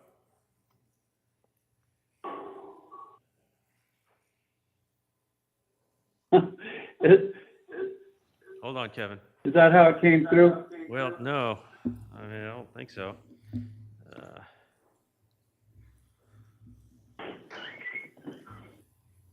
But I may have outrun the computer.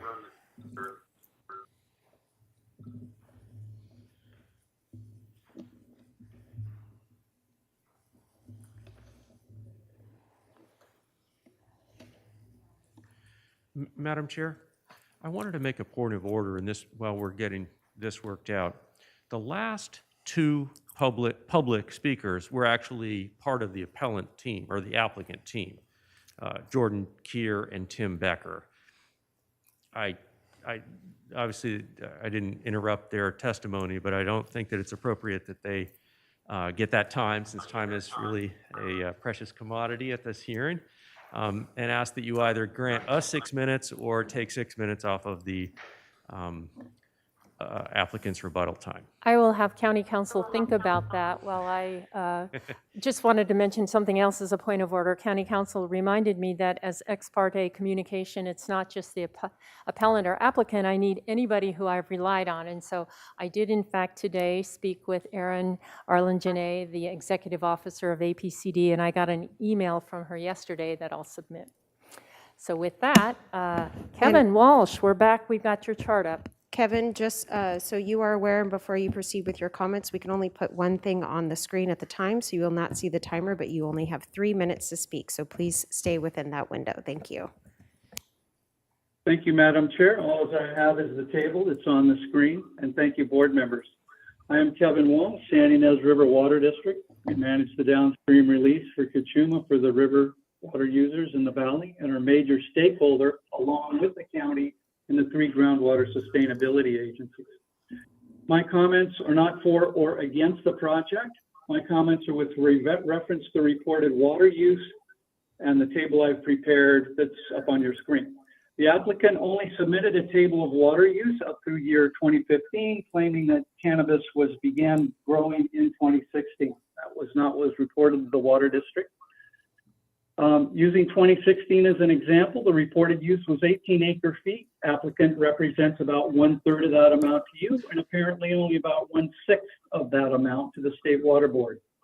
So is the figure given you just a small number of acres of cannabis that year, which needs to be added to the row of crop demand, or is it included in the row crop demand, or is what is represented to you too small? In order to husband the resource, which is what my district does, for the benefit of all, which is what my district does, there needs to be an accurate and equitable water use data and projections. This has not fully happened for this project. Further, there is no representation of the water use for the residents, the residual orchard which is to remain, the landscaping, or whatever water use is requiring the construction of 2 new septic tanks. Finding 2.11, which you will be presented with after all this comment, indicating a use of 15 acre feet per year is far too low for the 24.5 acres of cannabis. No evidence or calculations were presented for such an unusually low number. A more reasonable projection would be at least 4 times that amount. County staff refuting the appellant's hydrologist is somewhat perplexing to me personally, given that the county was fully satisfied with the work of Dr. McCord, which the county paid for his part in the preparation of the Sandy Nez Groundwater Sustainability Plan. The district requests that you not sanction unreasonably low water use figures for cannabis grows in the Sandy Nez River Valley and refer finding 2.11 back to the county water agency staff for a more reasonable projection. Thank you for your time. We will now go to Colin Dvorak, who is our final speaker.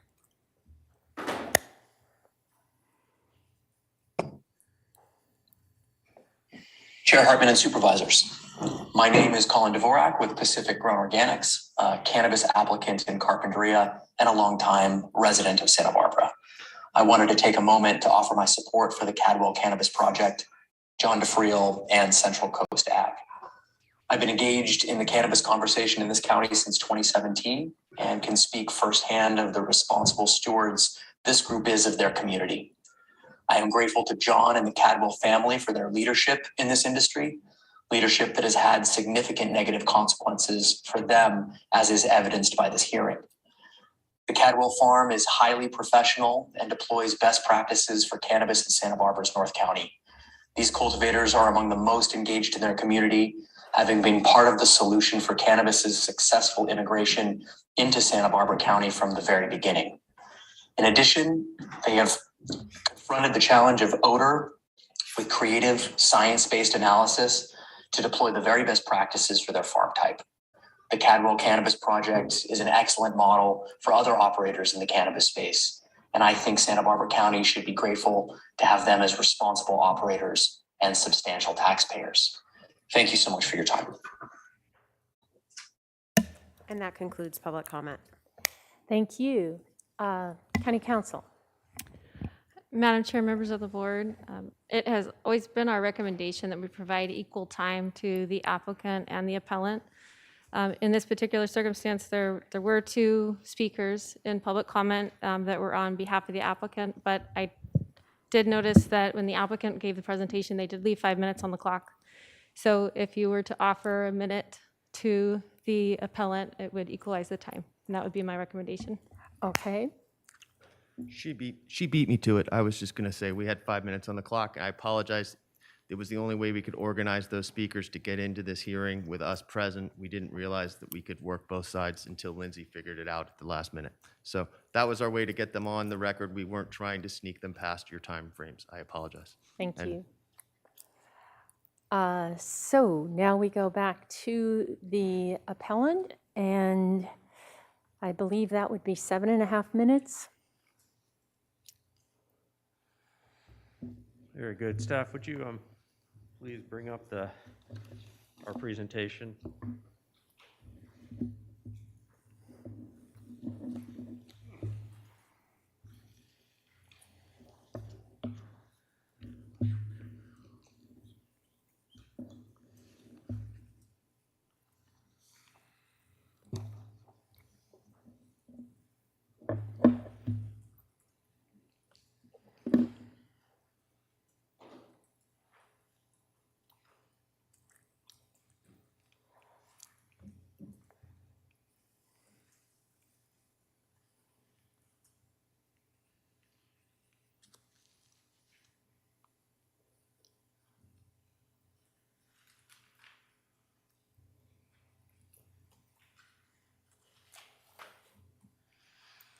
All right.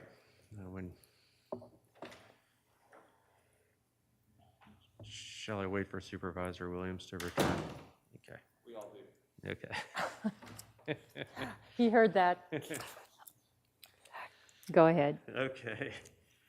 Thank you, Madam Chair. I'm going to speak to the water issues. We heard from staff that they had worked with the regional board and the regional board, the state board made a specific determination.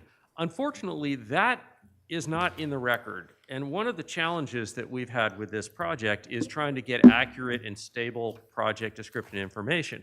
And the map of the sites, the site itself, and the location of the wells, and which well is correlated to what statement. If you look at the project description, there's reference to various wells, but there are 5 different wells on the property, and it's never clear as to which one. And so we have a Public Records Act request out to the state board to try and get this information, and obviously we can do the same thing for staff. But I think there is a need for more information in order to fully understand what actually is going on. Where is the state board on this forbearance issue? As we see the chronology, the deactivation email that the applicant's agent put forward had the effect of relinquishing the state board's jurisdiction and thereby evading the forbearance requirement. But we think it's clear that Policy 66 that Dr. McCord showed, which requires a forbearance from the period of March 31st to October 31st, virtually the entire growing period, that prevents them from using any of the alluvial wells, and only that bedrock well is sufficient.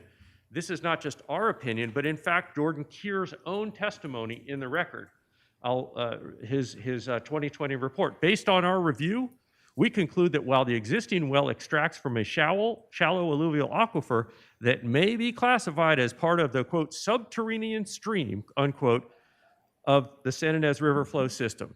So the applicant's own hydrologists admit that the trigger for forbearance is applicable to the alluvial well that he's describing here, and that's the one that Dr. McCord responded to.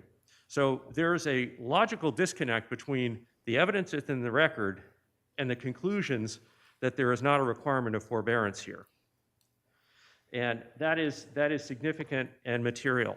The second hydrological issue that's very significant is the testimony of the San Ynez River Water Conservation District General Manager, Kevin Walsh. Now, you've all seen a number of these cannabis appeals, and we've seen a lot of them before the Planning Commission. And generally, the water duty, the amount of water necessary to grow an acre of cannabis is, in Santa Barbara, with 2 crops per year, is 2 to 2.5 acres per acre foot.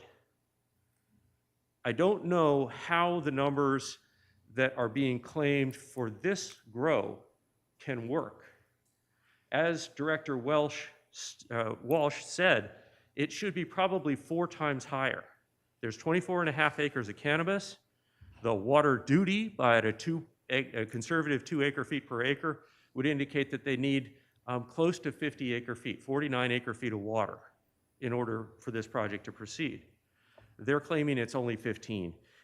That part doesn't add up. And that's a second, when trying to get to the bottom of what's going on here. If your board feels that these are legitimate issues that need to be developed further, that would be a second area where I think additional evidence needs to be solicited to be able to demonstrate that, in fact, they can grow cannabis at less than half of an acre foot of water per acre of cannabis. They would be the first ones ever to do it. And frankly, I concur with Director Walsh that does not seem to be possible. And if that's the case, and the forbearance policy applies, the only source of water that's potentially available for the project is the bedrock well, identified as a test well. It's not been, what Mr. Becker talked about was one of the alluvial wells and how rapidly it responded. Well, of course, it's in the San Ynez River. If it didn't respond, then it wouldn't have been in the river. So that actually confirms the concern that we're actually dealing with an alluvial source of water, subterranean stream, as Mr. Jordan himself admits, or Mr. Keir, the applicant's hydrologist himself, acknowledges. So there's a significant disconnect between the facts that's been presented by the applicant's own hydrologist, confirmed by Dr. McCord, our hydrologist, and the statement that the State Water Resources Board, for some reason, has relinquished jurisdiction over this project. These don't add up. These facts are not consistent with each other. So that gives us a considerable pause, and the problem is, once you approve this permit, and there's 24.5 acre feet of, or 24.5 acres of cannabis that are proceeding, there's no way to unring that bell. And so we think it'd be better to get it right. I know staff's going to say, well, compliance with the conditions is an ongoing requirement, and so if they don't have the water, then they're not in compliance. But I think it's better if we can get this right up front. This site can't sustain the amount of acreage that's being proposed for it. So that's the water issues. Let me turn to the APCD. As you can see, here's a slide that shows the 3 Central Coast agriculture facilities. There's the one in the middle is Santa Rosa Road. That's the one that, or 5645. To the right is 8701. That one currently has 2 unpermitted generators that are operating. Staff has advised me that the product from 5645 is going to 8701. So you can't put your head in your sand and say, oh, well, there's no violations here, so we can just overlook the fact that a number of very large diesel generators are going to be operating adjacent to the city of Buellton in order to process and to store the product that's coming off of this grow. These are 3 interrelated operations. This is their oil operation, where they similarly are operating without the benefit of APCD permits, operating generators, and they have no permit for their extraction lab, which they've currently applied for, but they don't have it. And I'd like to also note that the project site itself is adjacent to Santa Rosa County Park. So this is not, there are sensitive users immediately adjacent to the property here. And so the combination of the integrated projects and the flagrant violations that are happening at each element of that is they have moved the generators off of 5645 and stored them over at 8701, but that's not a comprehensive solution. Again, there's a need for more information about what's really going on. We need to hear from the APCD to understand what is the status of those violations and confirm whether or not this site really can be operated as proposed. So for all these reasons, we ask that your board uphold the appeal, or alternatively, to delay this matter and defer it, requesting other specific information addressing water supply adequacy, water demand, and the status of the various violations that have been presented here. Madam Chair, that concludes our presentation, and we appreciate your consideration. Thank you. The applicant?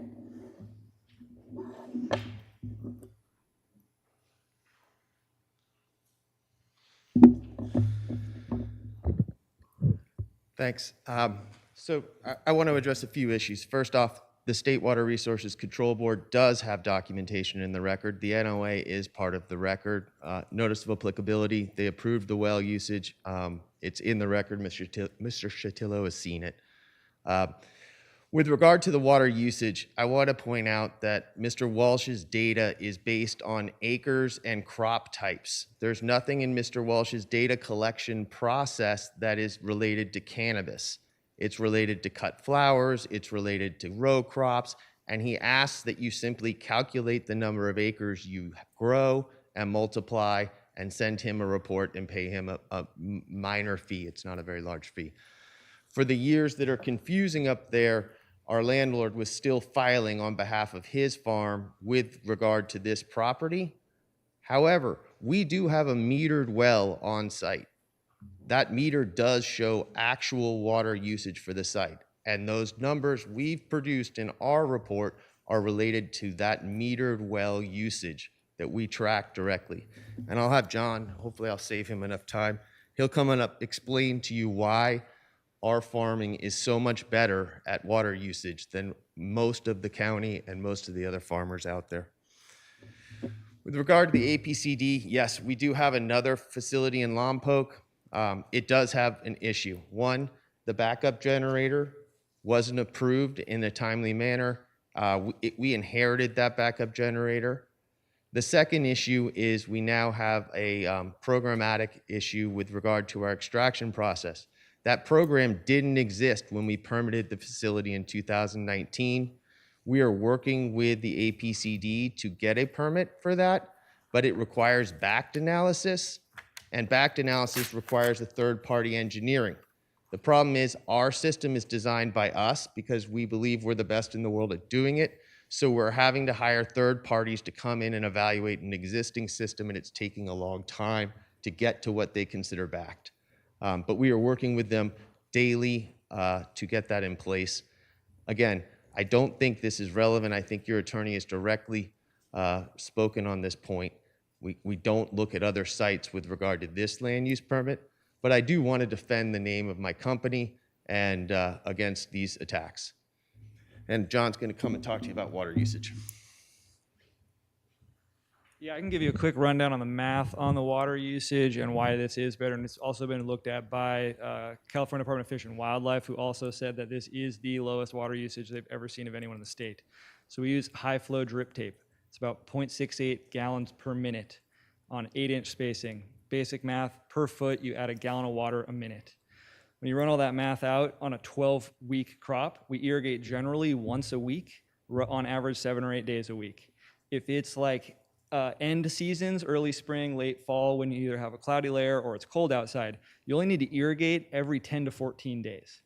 If it's the heat wave time of the year, we will have to irrigate maybe twice a week. You want to just, it's all about timing. If you get the water on the plant before the heat wave comes, the plant has the water available to it, it absorbs it well, it never gets stressed from the water load. And you don't have to irrigate it as often because the plant's actually got a strong immune system essentially.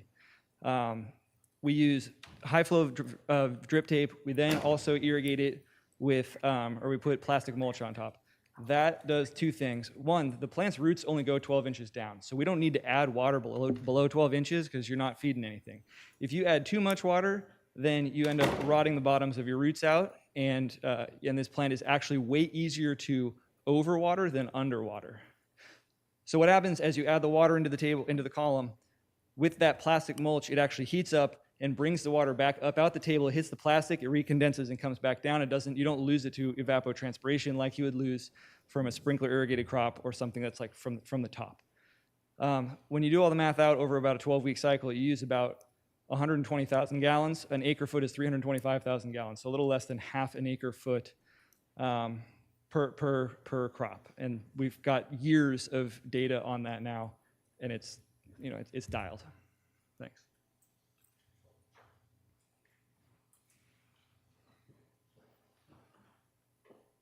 Thanks. Unless you have any questions, that concludes our presentation. I did have a question. Yes, ma'am. Would you be willing to condition the project to just use the well on the bench and not use the well in the river? No, that's not, unless we need to. The water quality is different and it would require a lot of water treatment processes and a lot of water storage tanks on the hillside. And I don't think that's a beneficial for anyone. And from everything we've seen in all the hydrology reports, there is no impact on the water in the river from our pumping at the well. In fact, the CDFW gave us an LSA and signed off on just that fact. So we're not protecting any fish in the river because they've already looked at that and decided there isn't any impact on the fish in the river. So I don't think it makes any sense from a project applicant standpoint to pull water that's less quality, that would require a lot of treatment and building of tanks up on the hillside in order to not use that well. But if you have more questions, I'm happy to answer that. So back to staff. Any further clarifications? Madam Chair, members of the board, Gwen Baylor did have a few additional comments that she wanted to respond to. Ms. Beeler? Thank you, Madam Chair and members of the board. Yeah, I wanted to clarify that the record does show extensively that the State Water Board has reviewed this project and that it has determined that it complies with all requirements.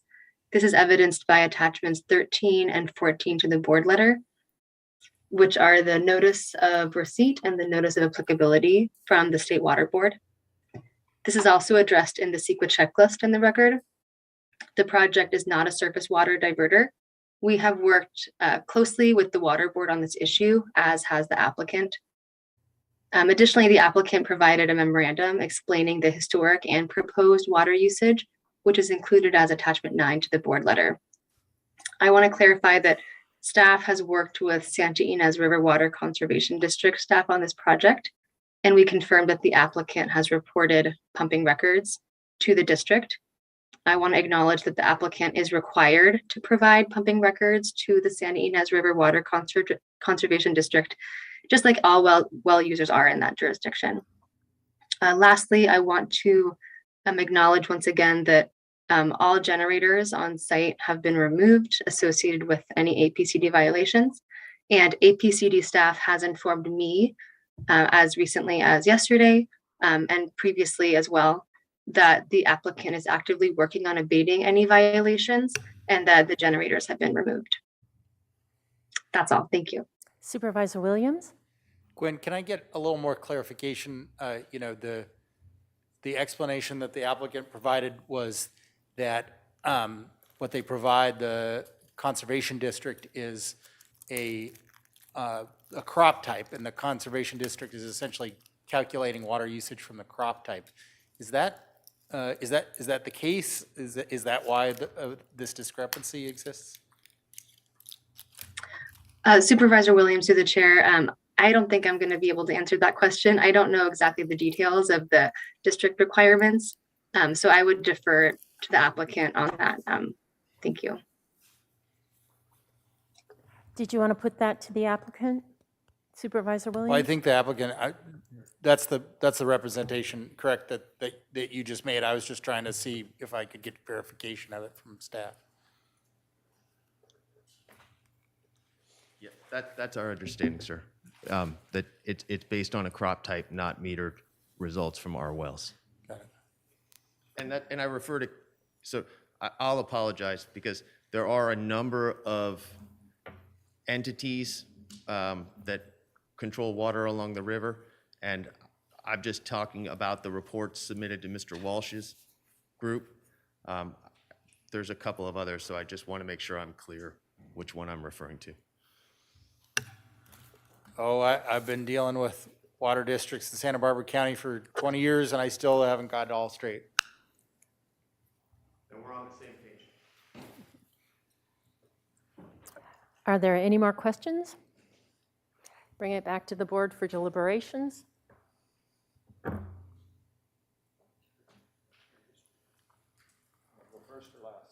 I'll go last.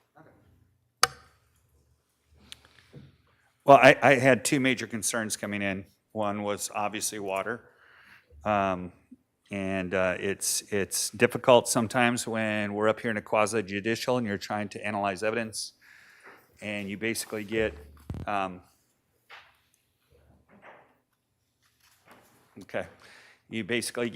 applicant telling you one thing and the appellant saying the exact opposite. But we deal with that quite a bit up here, is that there's just a difference of perception of facts. And that's why I rely on our professional staff that has vetted these to go through and give me their recommendation. And so on the water issue, I'm assured, at least to my satisfaction, that staff was very adamant that there is an adequate water supply that the applicant is allowed to use. And so I'm satisfied in that regard. Brings me to APCD. That was another concern for me.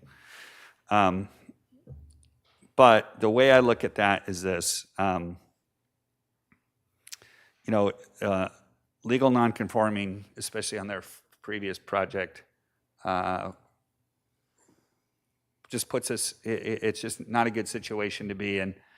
And it does create these situations that we've seen a lot with cannabis, is that, especially when it came to even odor control in Carpinteria, people were saying, I want to put odor control in, but I'm not allowed to do it right now because I'm legal nonconforming. So I understand that that was kind of a catch-22.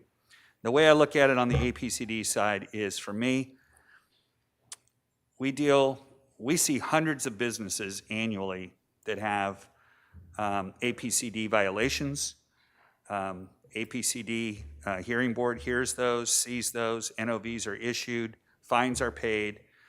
We get a report every 2 weeks of who's on that violation list, and usually the situation's remediated, they pay a fine, they move forward.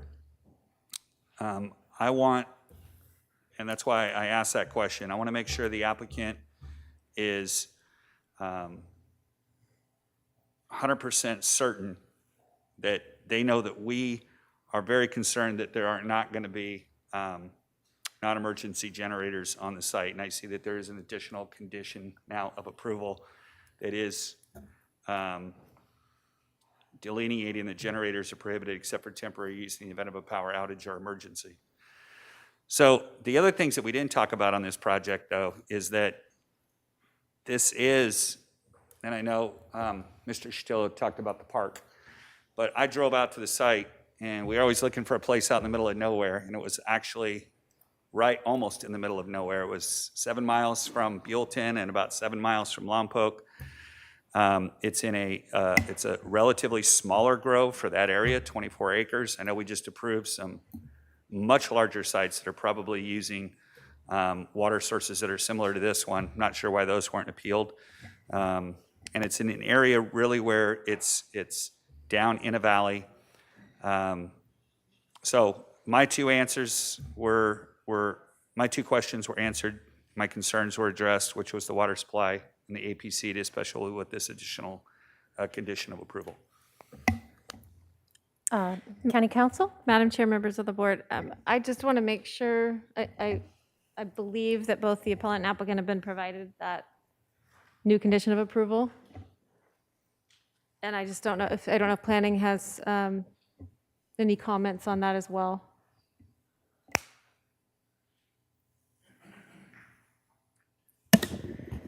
Madam Chair, members of the board, we're working on getting that put up on the PowerPoint slide presentation. And Chair Hartman, members of the board, I can confirm that is available online and has been distributed to all board members and both parties. Thank you.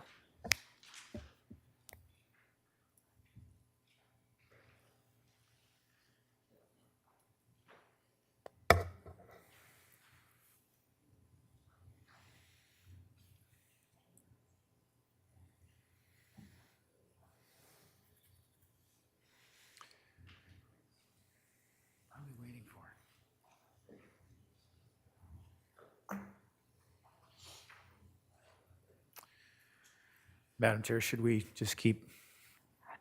Yes, Supervisor Hart, let's go Okay. forward. I agree with Supervisor Lavanino's assessment. I mean, these are two issues that the appellant has raised, the water and the use of generators. We have a condition that's very precise, very specific. You know, there will be no generators on the property. The P&D staff will provide in-site inspections on a weekly basis between approval of the permit and connection to the PG&E power source. And then thereafter, planning and development inspectors will spot check to respond to any complaints. So, you know, there is a past history that is worrisome, and the best way to solve that, particularly given the legal nonconforming status, is to get a permit that has conditions that are enforceable. This is exactly what that condition will do. And in regards to the water issue, you know, very complex information from both the appellant and the applicant that is, you know, absolutely contradictory. And like Supervisor Lavanino, I rely on our staff to sort through that and give us, you know, their unbiased, independent judgment about those facts in question. And they very explicitly, you know, are telling us that this is not an issue, that the State Water Quality Control Board, you know, has made its opinion known about this project, and I have to rely on that to evaluate this project. So I will be supporting the application denying the appeal. Supervisor Williams? Well, you know, I think I expressed my dismay and anger about the generator issue adequately. You know, I just think that it's really important how we do this at the beginning. And I know for those of us that have been slogging through for the last 5 years, we don't think it's the beginning, but it's really it still is the beginning of something. And you know, I you know, sincerely hope, since none of the players here are going anywhere, but I hope that Mr. DeFriel and this operation leads by example and does not engage in these. They are choices that are rational at a certain point, but they're not leadership, right? Believe me, I've had to deal with so much interconnectivity onto the grid issues in Carpinteria because growers there have insufficient power to run the odor control devices, right? But they do it, and they don't do it this way. And it's so, you know, my hope is that moving forward, we have strong enforcement, but even more so that we have leadership from the applicant. I very much, at minimum, need this condition of approval. I brought it to staff this question this morning, and I appreciate both County Counsel's office for drafting it and planning staff for vetting it. I think the water issue is about as clear as mud.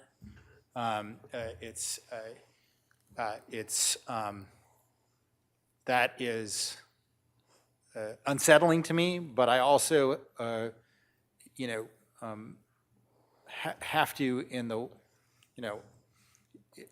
wake of, I have to trust the regulators onto what is the requirements of the regulation, right? I can't trust an interested party, even one that I've known for a long time, and trust more than I do the regulators themselves. And so the water issue is not particularly clear to me, but in that sense. But I know that if staff is confident that the water usage is coming out of the well that they are permitted to use, or the backup well that they're permitted to use, then you know, I won't stand in the way of that given issue. I guess I'll be the odd person out here. I will say that Mr. DeFriel is a leader in the cannabis world in North County, in the San Ynez Valley. And unfortunately, he's been a leader who has been acknowledged up here somewhat troubled history. And we look at the legal nonconforming and expansion on the different sites, and we kind of look the other way. When we had the Santa Rosa Road first project, we approved that even though there were outstanding violations with the generators. In this project, there have also been violations. And I think Supervisor Lavanino, you said, there's a violation and the fine is paid. That hasn't happened here with any of these violations, so that's still being negotiated. And the issue on the water, to me, that's really the most serious. I was listening to the radio coming in today. We're in a 1,200-year mega drought. And the only reason it's only 1,200 years is that's as far back as the tree ring analysis will allow people to go. So we're in a drought that we've never seen before in our history. And what the effect is on the Santa Ynez River, I'm not sure what the State Water Board actually looks at. Do they come out here and really go on site and understand these situations, or are they just processing paper? I look at some other state agencies and they don't have a Renew 2022. They're just doing the same old stuff. And so their performance of late has not been stellar. So I don't really rely on the state board. It's a well in the river, and I think it affects the river flow. So I just, for those reasons, I just can't support this project. So I'll be the odd person out here. Supervisor Williams, did you have another comment? Well, I just want one clarification to your comments. We did not approve the last project despite the violations. We were not apprised of the violations. Yeah, we weren't. And the violations came out after our approval. And so that was an issue, at least the generator ones, which I consider to be serious. Some other things are unavoidable. I mean, the ADU, frankly, I'm solidly in the applicant's corner on the ADU. We need farm worker housing. And I hope that they are able to remedy that and build the farm worker housing. But I hope that the point has been made, that over generators, it is what the ordinance says, and it should mean something. Supervisor Lavanino? Well, I'll go ahead and make a motion and Supervisor Lavanino. yes, Sorry to interrupt. no problem. But we did provide the condition language to both the applicant and appellant. I understand that the applicant has requested a revision, so my recommendation would be that you hear from the applicant about the request for the change, and then also hear from the appellant as well.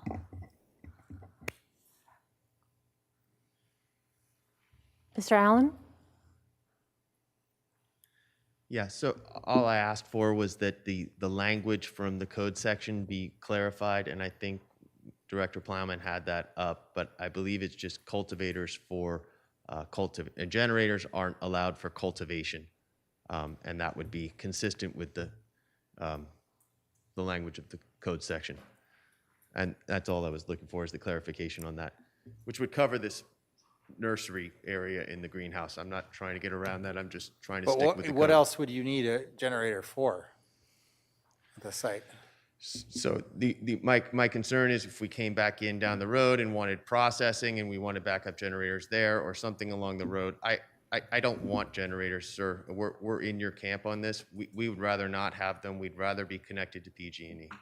So I was just making sure. I don't think that you need this clarification if you're going to actually adhere to the terms of the ordinance. You're not allowed generators for processing either. I understand. I went to, well, there are the code section's just about cultivation. So if you are concerned about that, you might want to look at the changes you're making and add that in. But the other thing is, I was actually wondering, because I have spent enough time looking at generators, there's hydrogen, there's a whole bunch of clean generator systems out there. And I was thinking that the code section might have called that out, and it doesn't. So that's really what I initially looked for. And then Director Plowman said the only thing in there was that it was around cultivation. Yeah, if he wants to use battery generators, then go to it. There are megawatt generators you guys can And the use. code section doesn't call those out as allowable. Yeah, that is a flaw.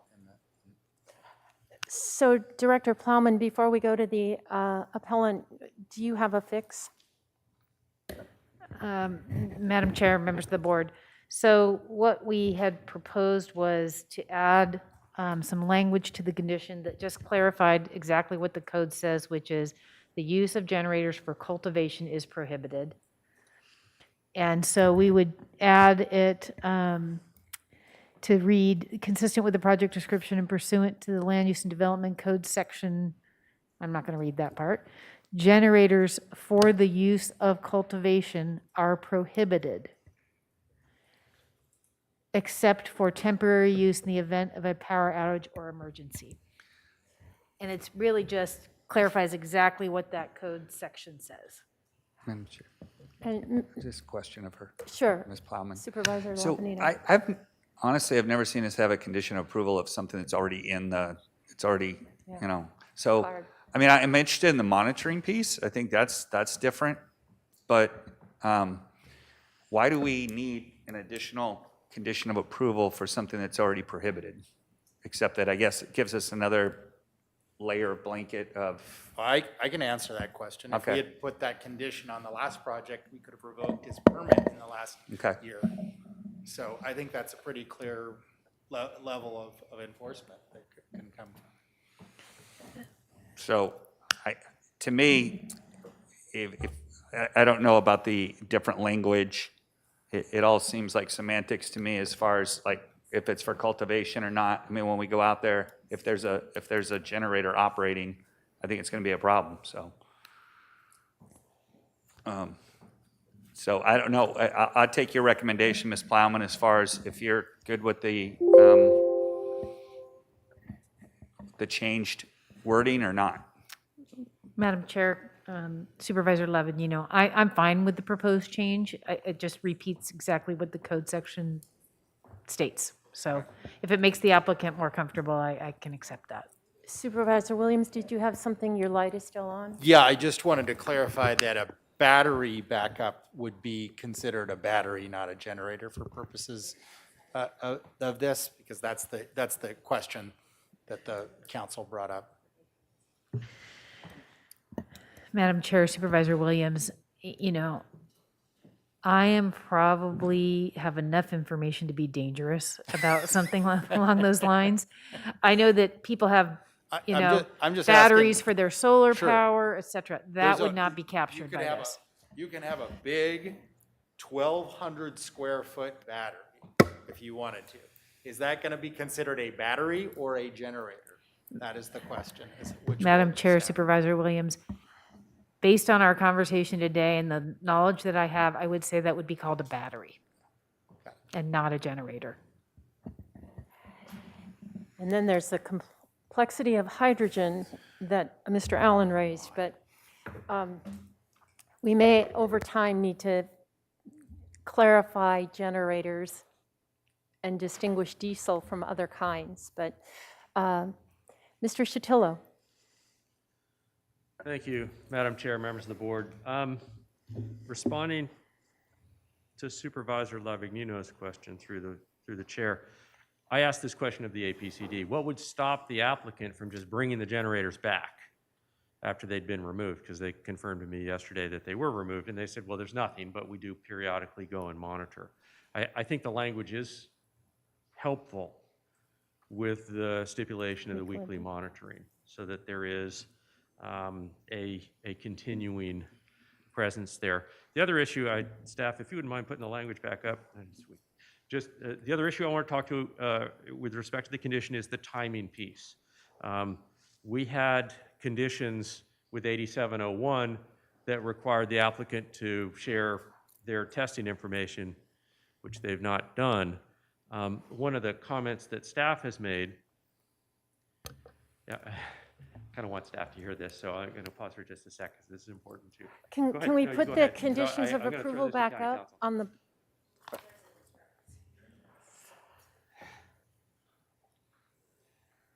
sausage. I think we're correcting something here. Okay, if that's all right, Madam Chair, I'll just wait.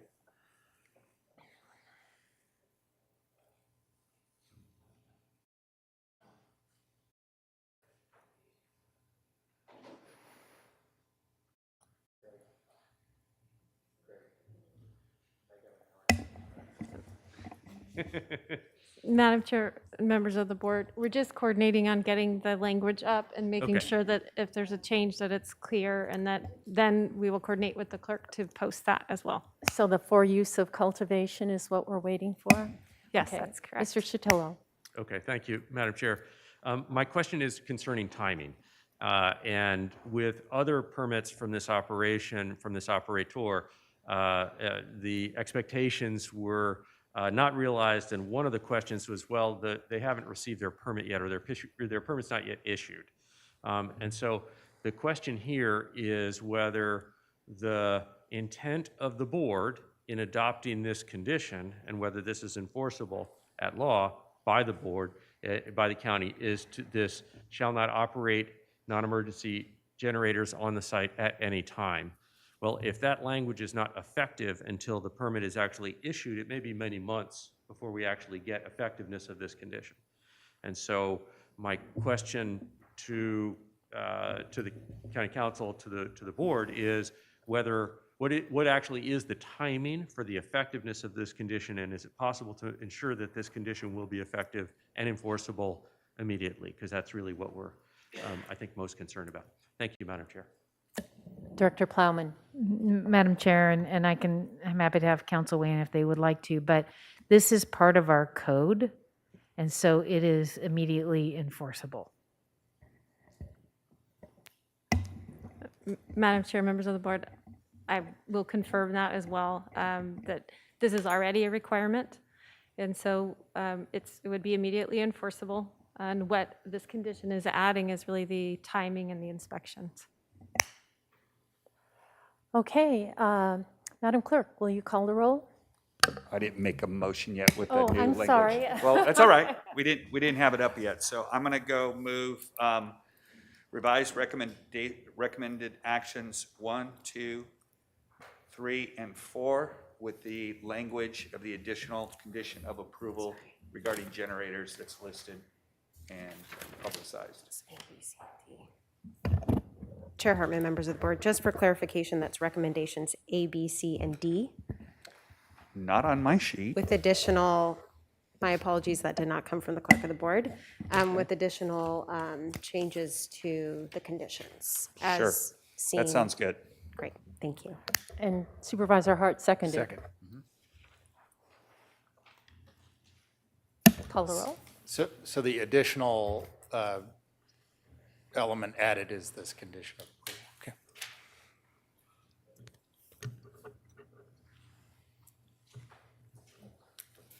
Call the roll, Madam Clerk. Supervisor Williams? Aye. Supervisor Hart? Aye. Supervisor Lavanino? Aye. Chair Hartman? No. Motion passes 3-1.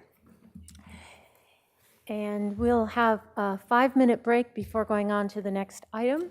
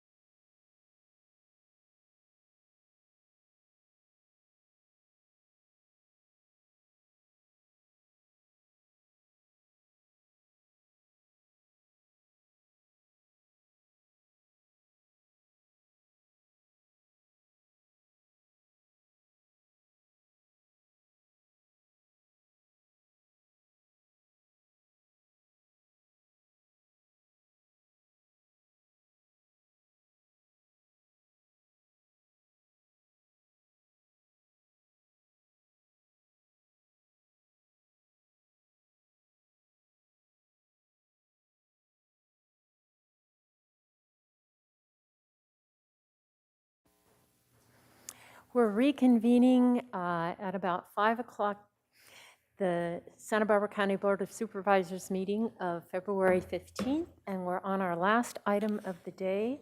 Madam Clerk, would you please read that into the record?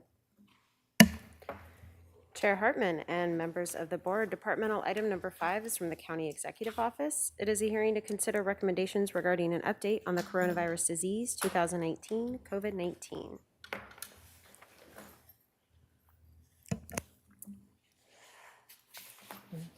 Dr. Good afternoon, Donoso? Chair. Good Yes. afternoon. Good to see you. Good afternoon, Chair Hartman and members of the board. Dr. Ansorg and I will be presenting the COVID-19 updates today. Next.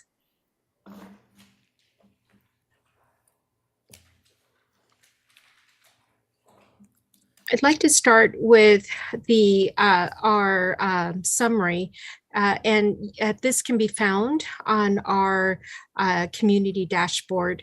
We are seeing a decrease in new cases, active cases, and hospitalization. With regards to new cases, we are reporting 143, which is a 53% decrease from 2 weeks ago. The number of active cases is at 1,186, and this is a 49% decrease from 2 weeks ago as well. Total cases for our county stand at 83,017. Our case rate per 100,000 has dropped as well, and it is now 42.35 per 100,000. Unfortunately, we are, as anticipated, seeing an increase in deaths. We have 5 new deaths to report, and all individuals were 70 plus years of age. 4 had underlying health conditions, and 1 was associated with a congregate care site. We are reporting 77 hospitalized with 13 in the ICU. And again, this is a decrease of 22% from 2 weeks average.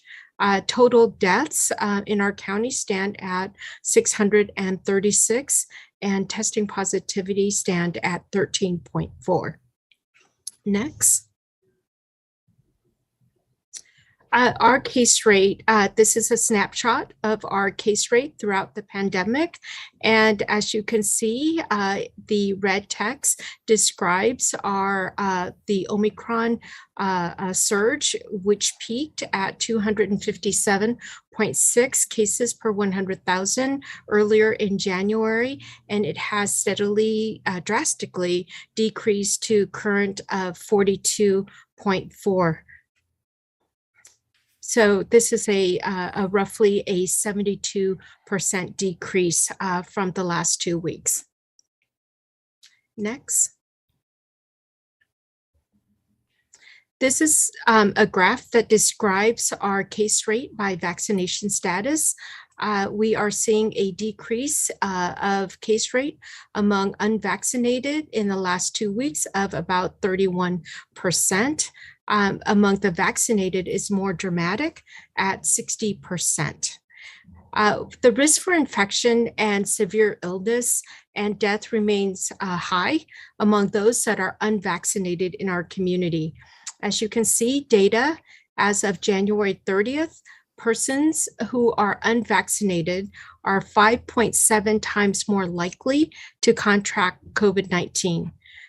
When we look at data from May 2021 to current January 2022, unvaccinated individuals are 2.3 times more likely to be hospitalized for severe illness. And then lastly, data from January 1st, 2021 to 2/14/22 indicate that unvaccinated individuals are 6.8 times more likely to die than persons who are vaccinated. Next. Our hospital capacity is improving. Currently, we have 35% hospital beds available, and about 26% staffed ICU beds are available. Next. We are seeing, following the case trend of decreasing, we're also seeing, as I mentioned earlier, hospitalization rates decreasing. In the past 2 weeks, we are seeing a decrease of 29%, and our ICU numbers an increase of 8%. Next. Our vaccination rates, we are currently, we have 71.4% of eligible Santa Barbara County as fully vaccinated, and only 67.1% of Santa Barbara County as fully vaccinated. And when we dive deeper, we're seeing a really a slowdown of the number of people getting their first shot. And we are seeing mostly people getting their booster shot. And the details of our vaccination rates by dates, by geography, can be found on our website. Next. I'd like to share this new data with your board. Pediatric vaccination coverage is low, especially for California's most vulnerable children. So when we look at statewide, we're seeing that 65% of children ages 5 to 11 have yet to receive their first dose of the COVID-19 vaccine. When we look at Santa Barbara County, that number is dramatically higher at 79%. So 79% of kids ages 5 to 11 in Santa Barbara County are not vaccinated. So to address the low vaccination rate among 5 to 11-year-olds, public health continues to press on, working with schools, community groups, and providers so that accurate information is available. And we are also working to remove barriers to accessing the vaccine through our mobile vaccine clinics, through our partnerships with schools. Our mobile vaccine clinic locations and dates are posted on our website at publichealthsbc.org. In addition to this, our immunization team continues to recruit private physician offices registered in the Vaccines for Children, or VFC, program. There's a statewide effort to ensure that our providers will be ready for younger children when they become eligible for the vaccine.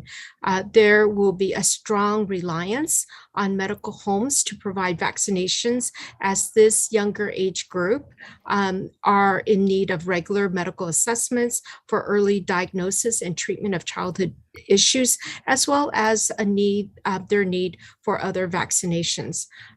We are in partnership with, at the national level, the American Academy of Pediatrics has issued a statement to all California pediatric providers, encouraging them to provide vaccination at their sites. And in addition to this, CDPH is working on a new grant called Kids Vax Grant to support local providers not currently enrolled in the COVID vaccine program. Next.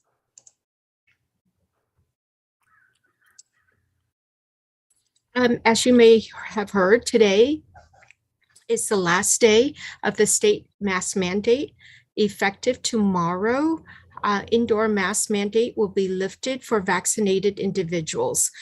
Everyone will still need to be masked in the following settings: in healthcare, in schools, and in childcare, long-term care facilities, as well as in jails and prison. Santa Barbara County joins the region to align with the current state mask mandate. Next.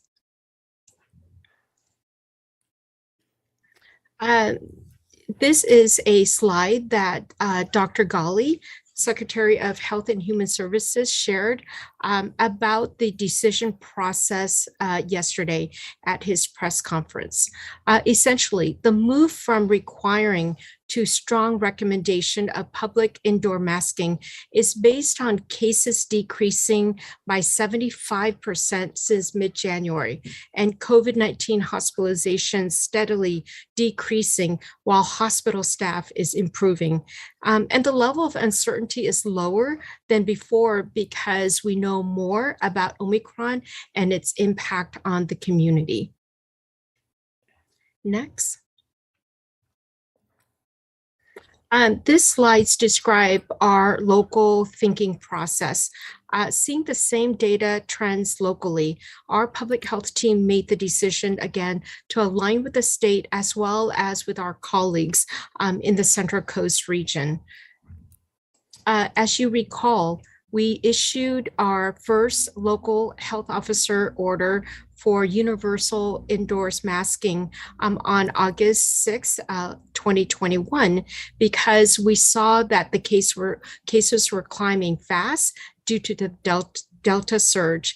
And that we had reached the high transmission category per CDC indicators, and hospitalization were increasing. And there was a very high level of uncertainty due to the severity of the Delta variant and a lot of unknowns about therapeutics. On February 1st, 2022, we extended the local universal masking in public indoor setting. We saw that cases were declining rapidly from the Omicron January peak. But even though the cases were declining, they were still relatively high at 103.4 cases per 100,000. We were encouraged that hospitalizations were declining, but still really not knowing a lot about Omicron, we still we knew that it was high transmissibility, and we are finding that it is lower in severity.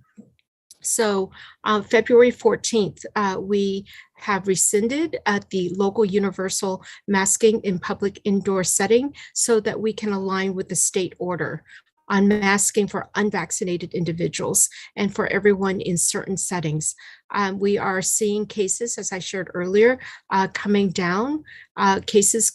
Case rate continues to decline to 42.4 per 100,000.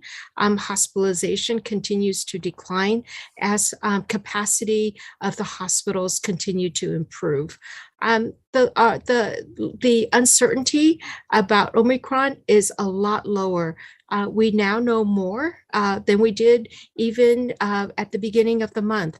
We know that the effectiveness of the vaccines is good, and we also have increased availability of therapeutics. And with that, I'd like to transition to Dr. Ansord for the next few slides. Thank you, Dr. Dovinoso. Madam Chair and members of the board, while rescinding the masking mandate for vaccinated people, we do want to emphasize that this should not be misunderstood as us saying masks are no longer relevant or necessary. In fact, that would be ill-advised, given there are still a lot of people getting sick at this point. At this time, CDPH, as well as us, the Public Health Department locally, are strongly recommending to continue to wear a self-protective, high-quality mask in all public indoor settings. You may wonder, why then lifting the masking mandate? The reasons behind this decision are multifaceted, some of which Dr. Dovinoso just explained. I want to go over some that are really relevant to me as well. First, Omicron behaves very differently from previous versions of the coronavirus. Compared to the Delta variant, for instance, a much smaller portion of infected individuals progresses to severe illness and need for hospitalization. Subsequently, our healthcare system is no longer at risk of collapse. Given that we are seeing a rather rapid decline in new infections, the impact on our hospitals is expected to improve even more over the next 2 to 3 weeks. Secondly, More and more individuals have at least partial immunity, either by vaccination or from previous infection, which makes everything safer. Thirdly, we cannot stay in an emergency mode for indefinitely. We now can safely start a transition to a more sustainable way of dealing with COVID. Therefore, it seems prudent at this point in the pandemic that public health goes back to educating and recommending rather than mandating measures to help reduce the impact of COVID on our citizens. We will, of course, continue to give updates and recommendations for necessary public health measures as the current surge continues to wind down. If you, I will be available for questions later on. May I please see the next slide? This is just that we do no longer require for unvaccinated people, but we still recommend very strongly to wear masks in public indoor settings at this point. Next slide, please.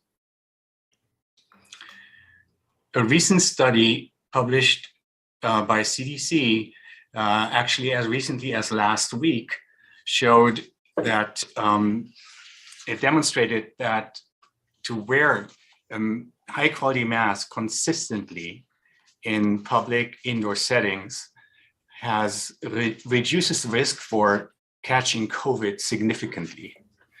A very well-designed study was able to give us these data. It shows that the best protection for the wearer is obviously a respirator, N95 or K95. It reduces the odds for turning positive by 83%. The next level down would be a surgical mask that can be adjusted to the cheekbones, and that reduces the odds of catching COVID by 66% if worn consistently in public indoor settings. A well-fitted cloth mask has still significant impact, however, not as strong as the respirator or the surgical mask. With this, I will transition to Dr. Do Reynoso for the final slides. Thank you. Great. Thank you, Dr. Ansor. May I have the next slide, please? What to anticipate from CDPH, and it is around schools. We are getting a few questions about can the Santa Barbara County Public Health Department issue guidance to lift the school masking. And unfortunately, as your board is aware, CDPH is the responsible party for issuing guidance for masking in schools. And Dr. Ghali announced yesterday that on February 28th, state officials will reassess and decide to move from requiring masks to strongly recommending them in schools. The state will be looking at cases, hospitalization, vaccination rates, as well as national and global trends. The additional time, as noticed to us, will allow our communities to discuss the possible changes and to help us use that time to prepare with additional protections if needed. Next. As we move from mandates to strong recommendations, a layered approach is more critical than ever. Although masking requirements for indoor public settings are being rescinded for vaccinated individuals, community members are highly encouraged to consider their personal risk in the months ahead as the virus continue to circulate. And this is even at lower levels. A layered approach is protecting yourself and others. If community transmission is high, avoid gatherings, large gatherings. If you are indoors, ensure that there's good ventilation. Washing your hands continue to be solid strategy. Masking properly will protect you in crowded areas, and especially where vaccination status of others is unknown. We continue to see higher odds of infection, as I shared earlier, and severe illness and death among unvaccinated individuals. So getting vaccinated and boosted is the most important and protective action to keep yourself and others safe. From my personal experience, don't wait because it could be too late. Lastly, get tested if you have COVID-19 symptoms. If you are sick, stay home for the duration of your illness. And this concludes our updates. Dr. Ansorg and I are available for questions. Thank you so much. Board members, any questions? Supervisor Hart? I just want to thank Dr. Reynoso and Dr. Ansorg for this information. These updates are really valuable. I know the public really looks forward to hearing this information directly from our public health officials, and I find it really useful too. One of the things that caught my eye is the chart that shows the precipitous drop in cases. That would be slide number 3. And, just with my layman's eyes, it looks like we're on track, before the end of the month to get down to the level that we were at in December.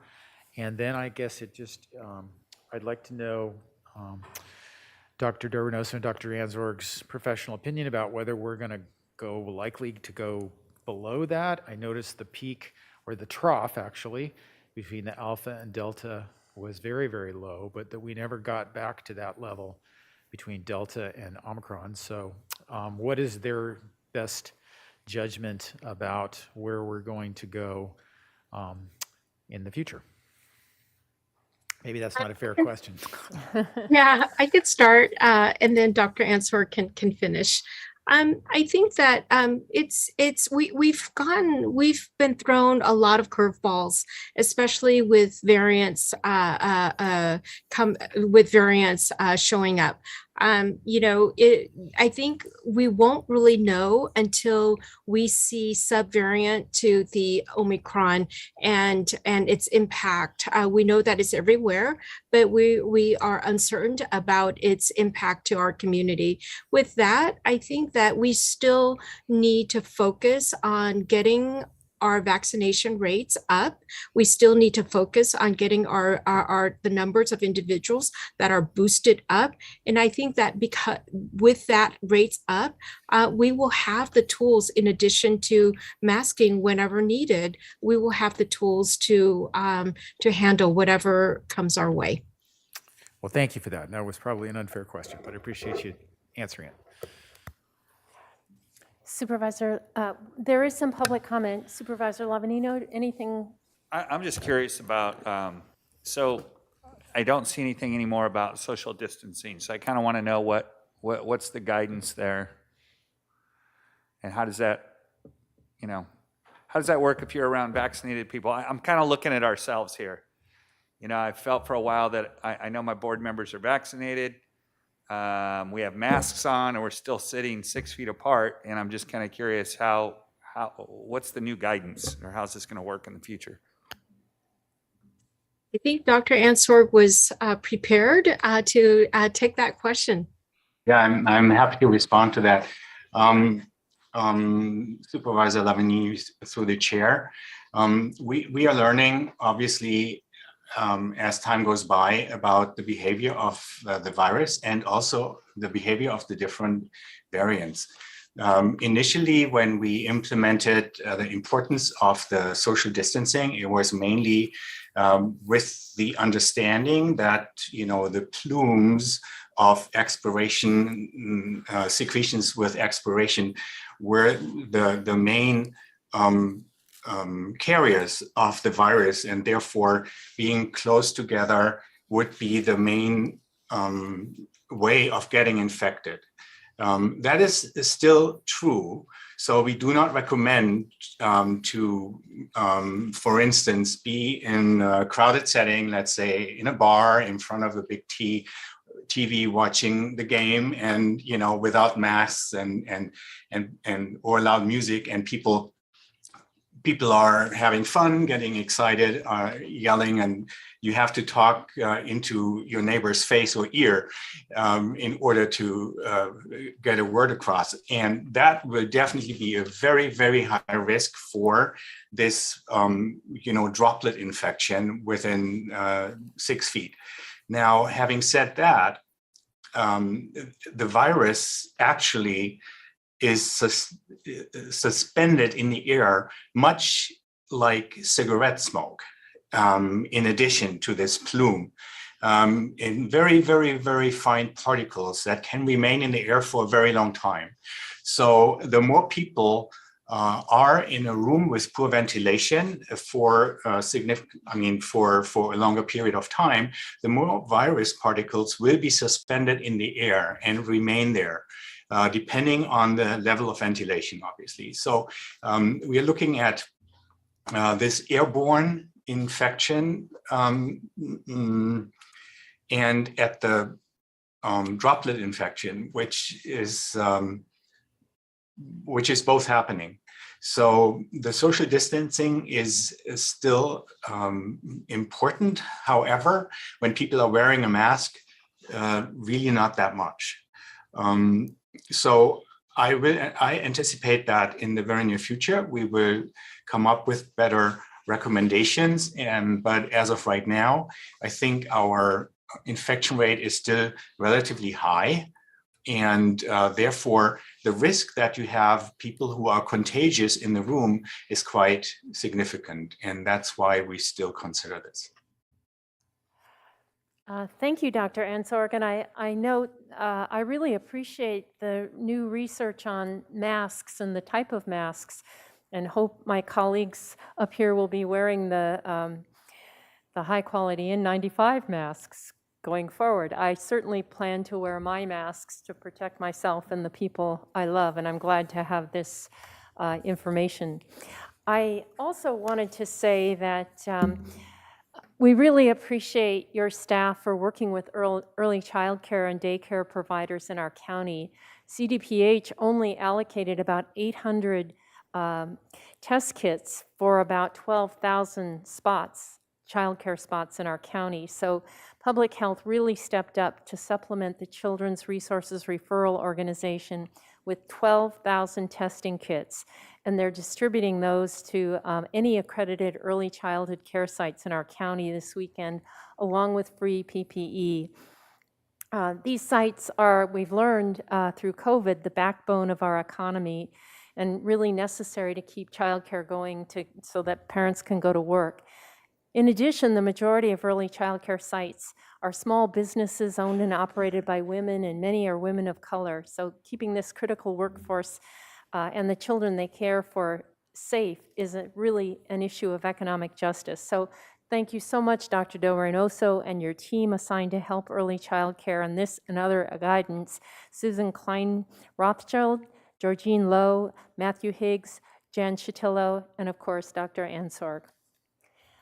With that, we'll go to public comment. Chair Hartman and members of the board, we have 2 requests to speak on this item. And we will go to Zoom for Maria Kestner to be followed by Dr. Amy Smith. Maria?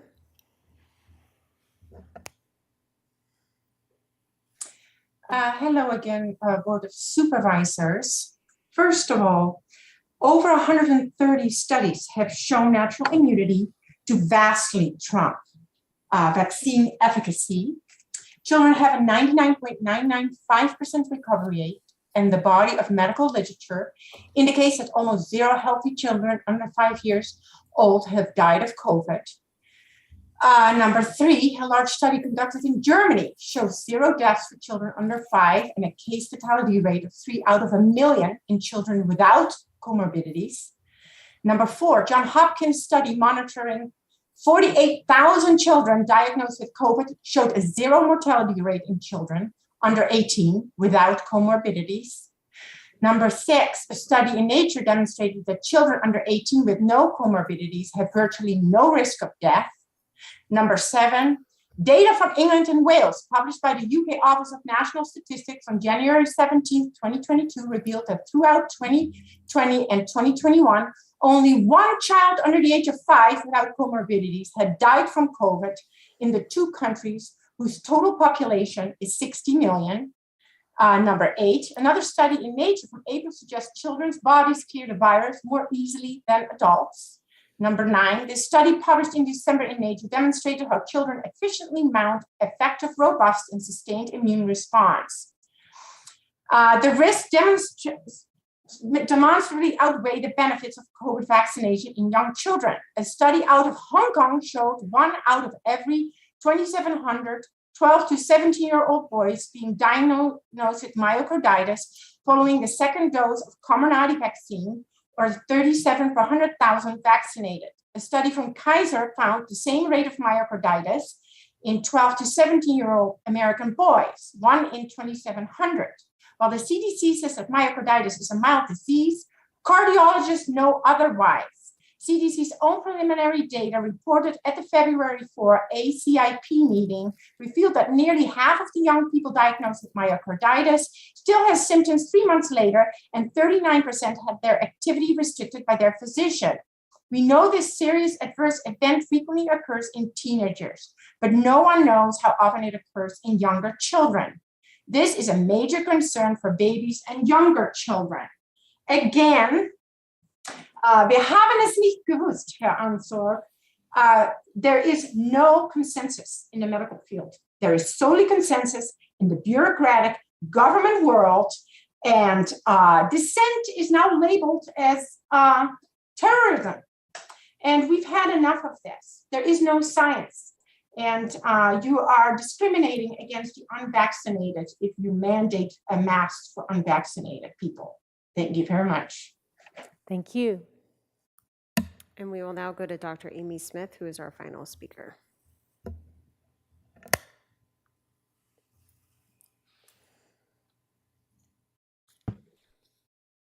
Hello, can you hear me? We can. Good afternoon, Board of Supervisors. I'm very concerned by Dr. De Reynoso's claim that use of masks is what contributed to the drop in cases.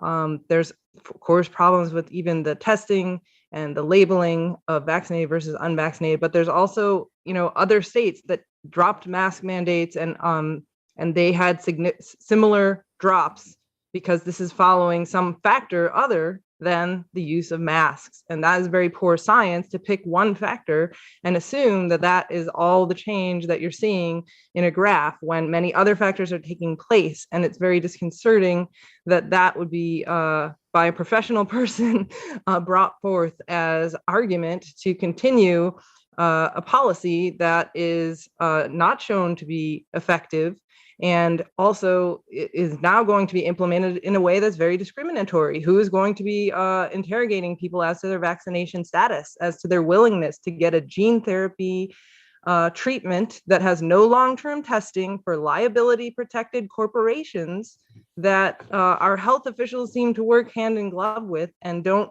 allow and protect and demand access to other treatments, that early treatment that have been very good at preventing hospitalization and death. And somehow that was withheld to us, which is why the US has a very poor rate of death compared to many other countries in the world.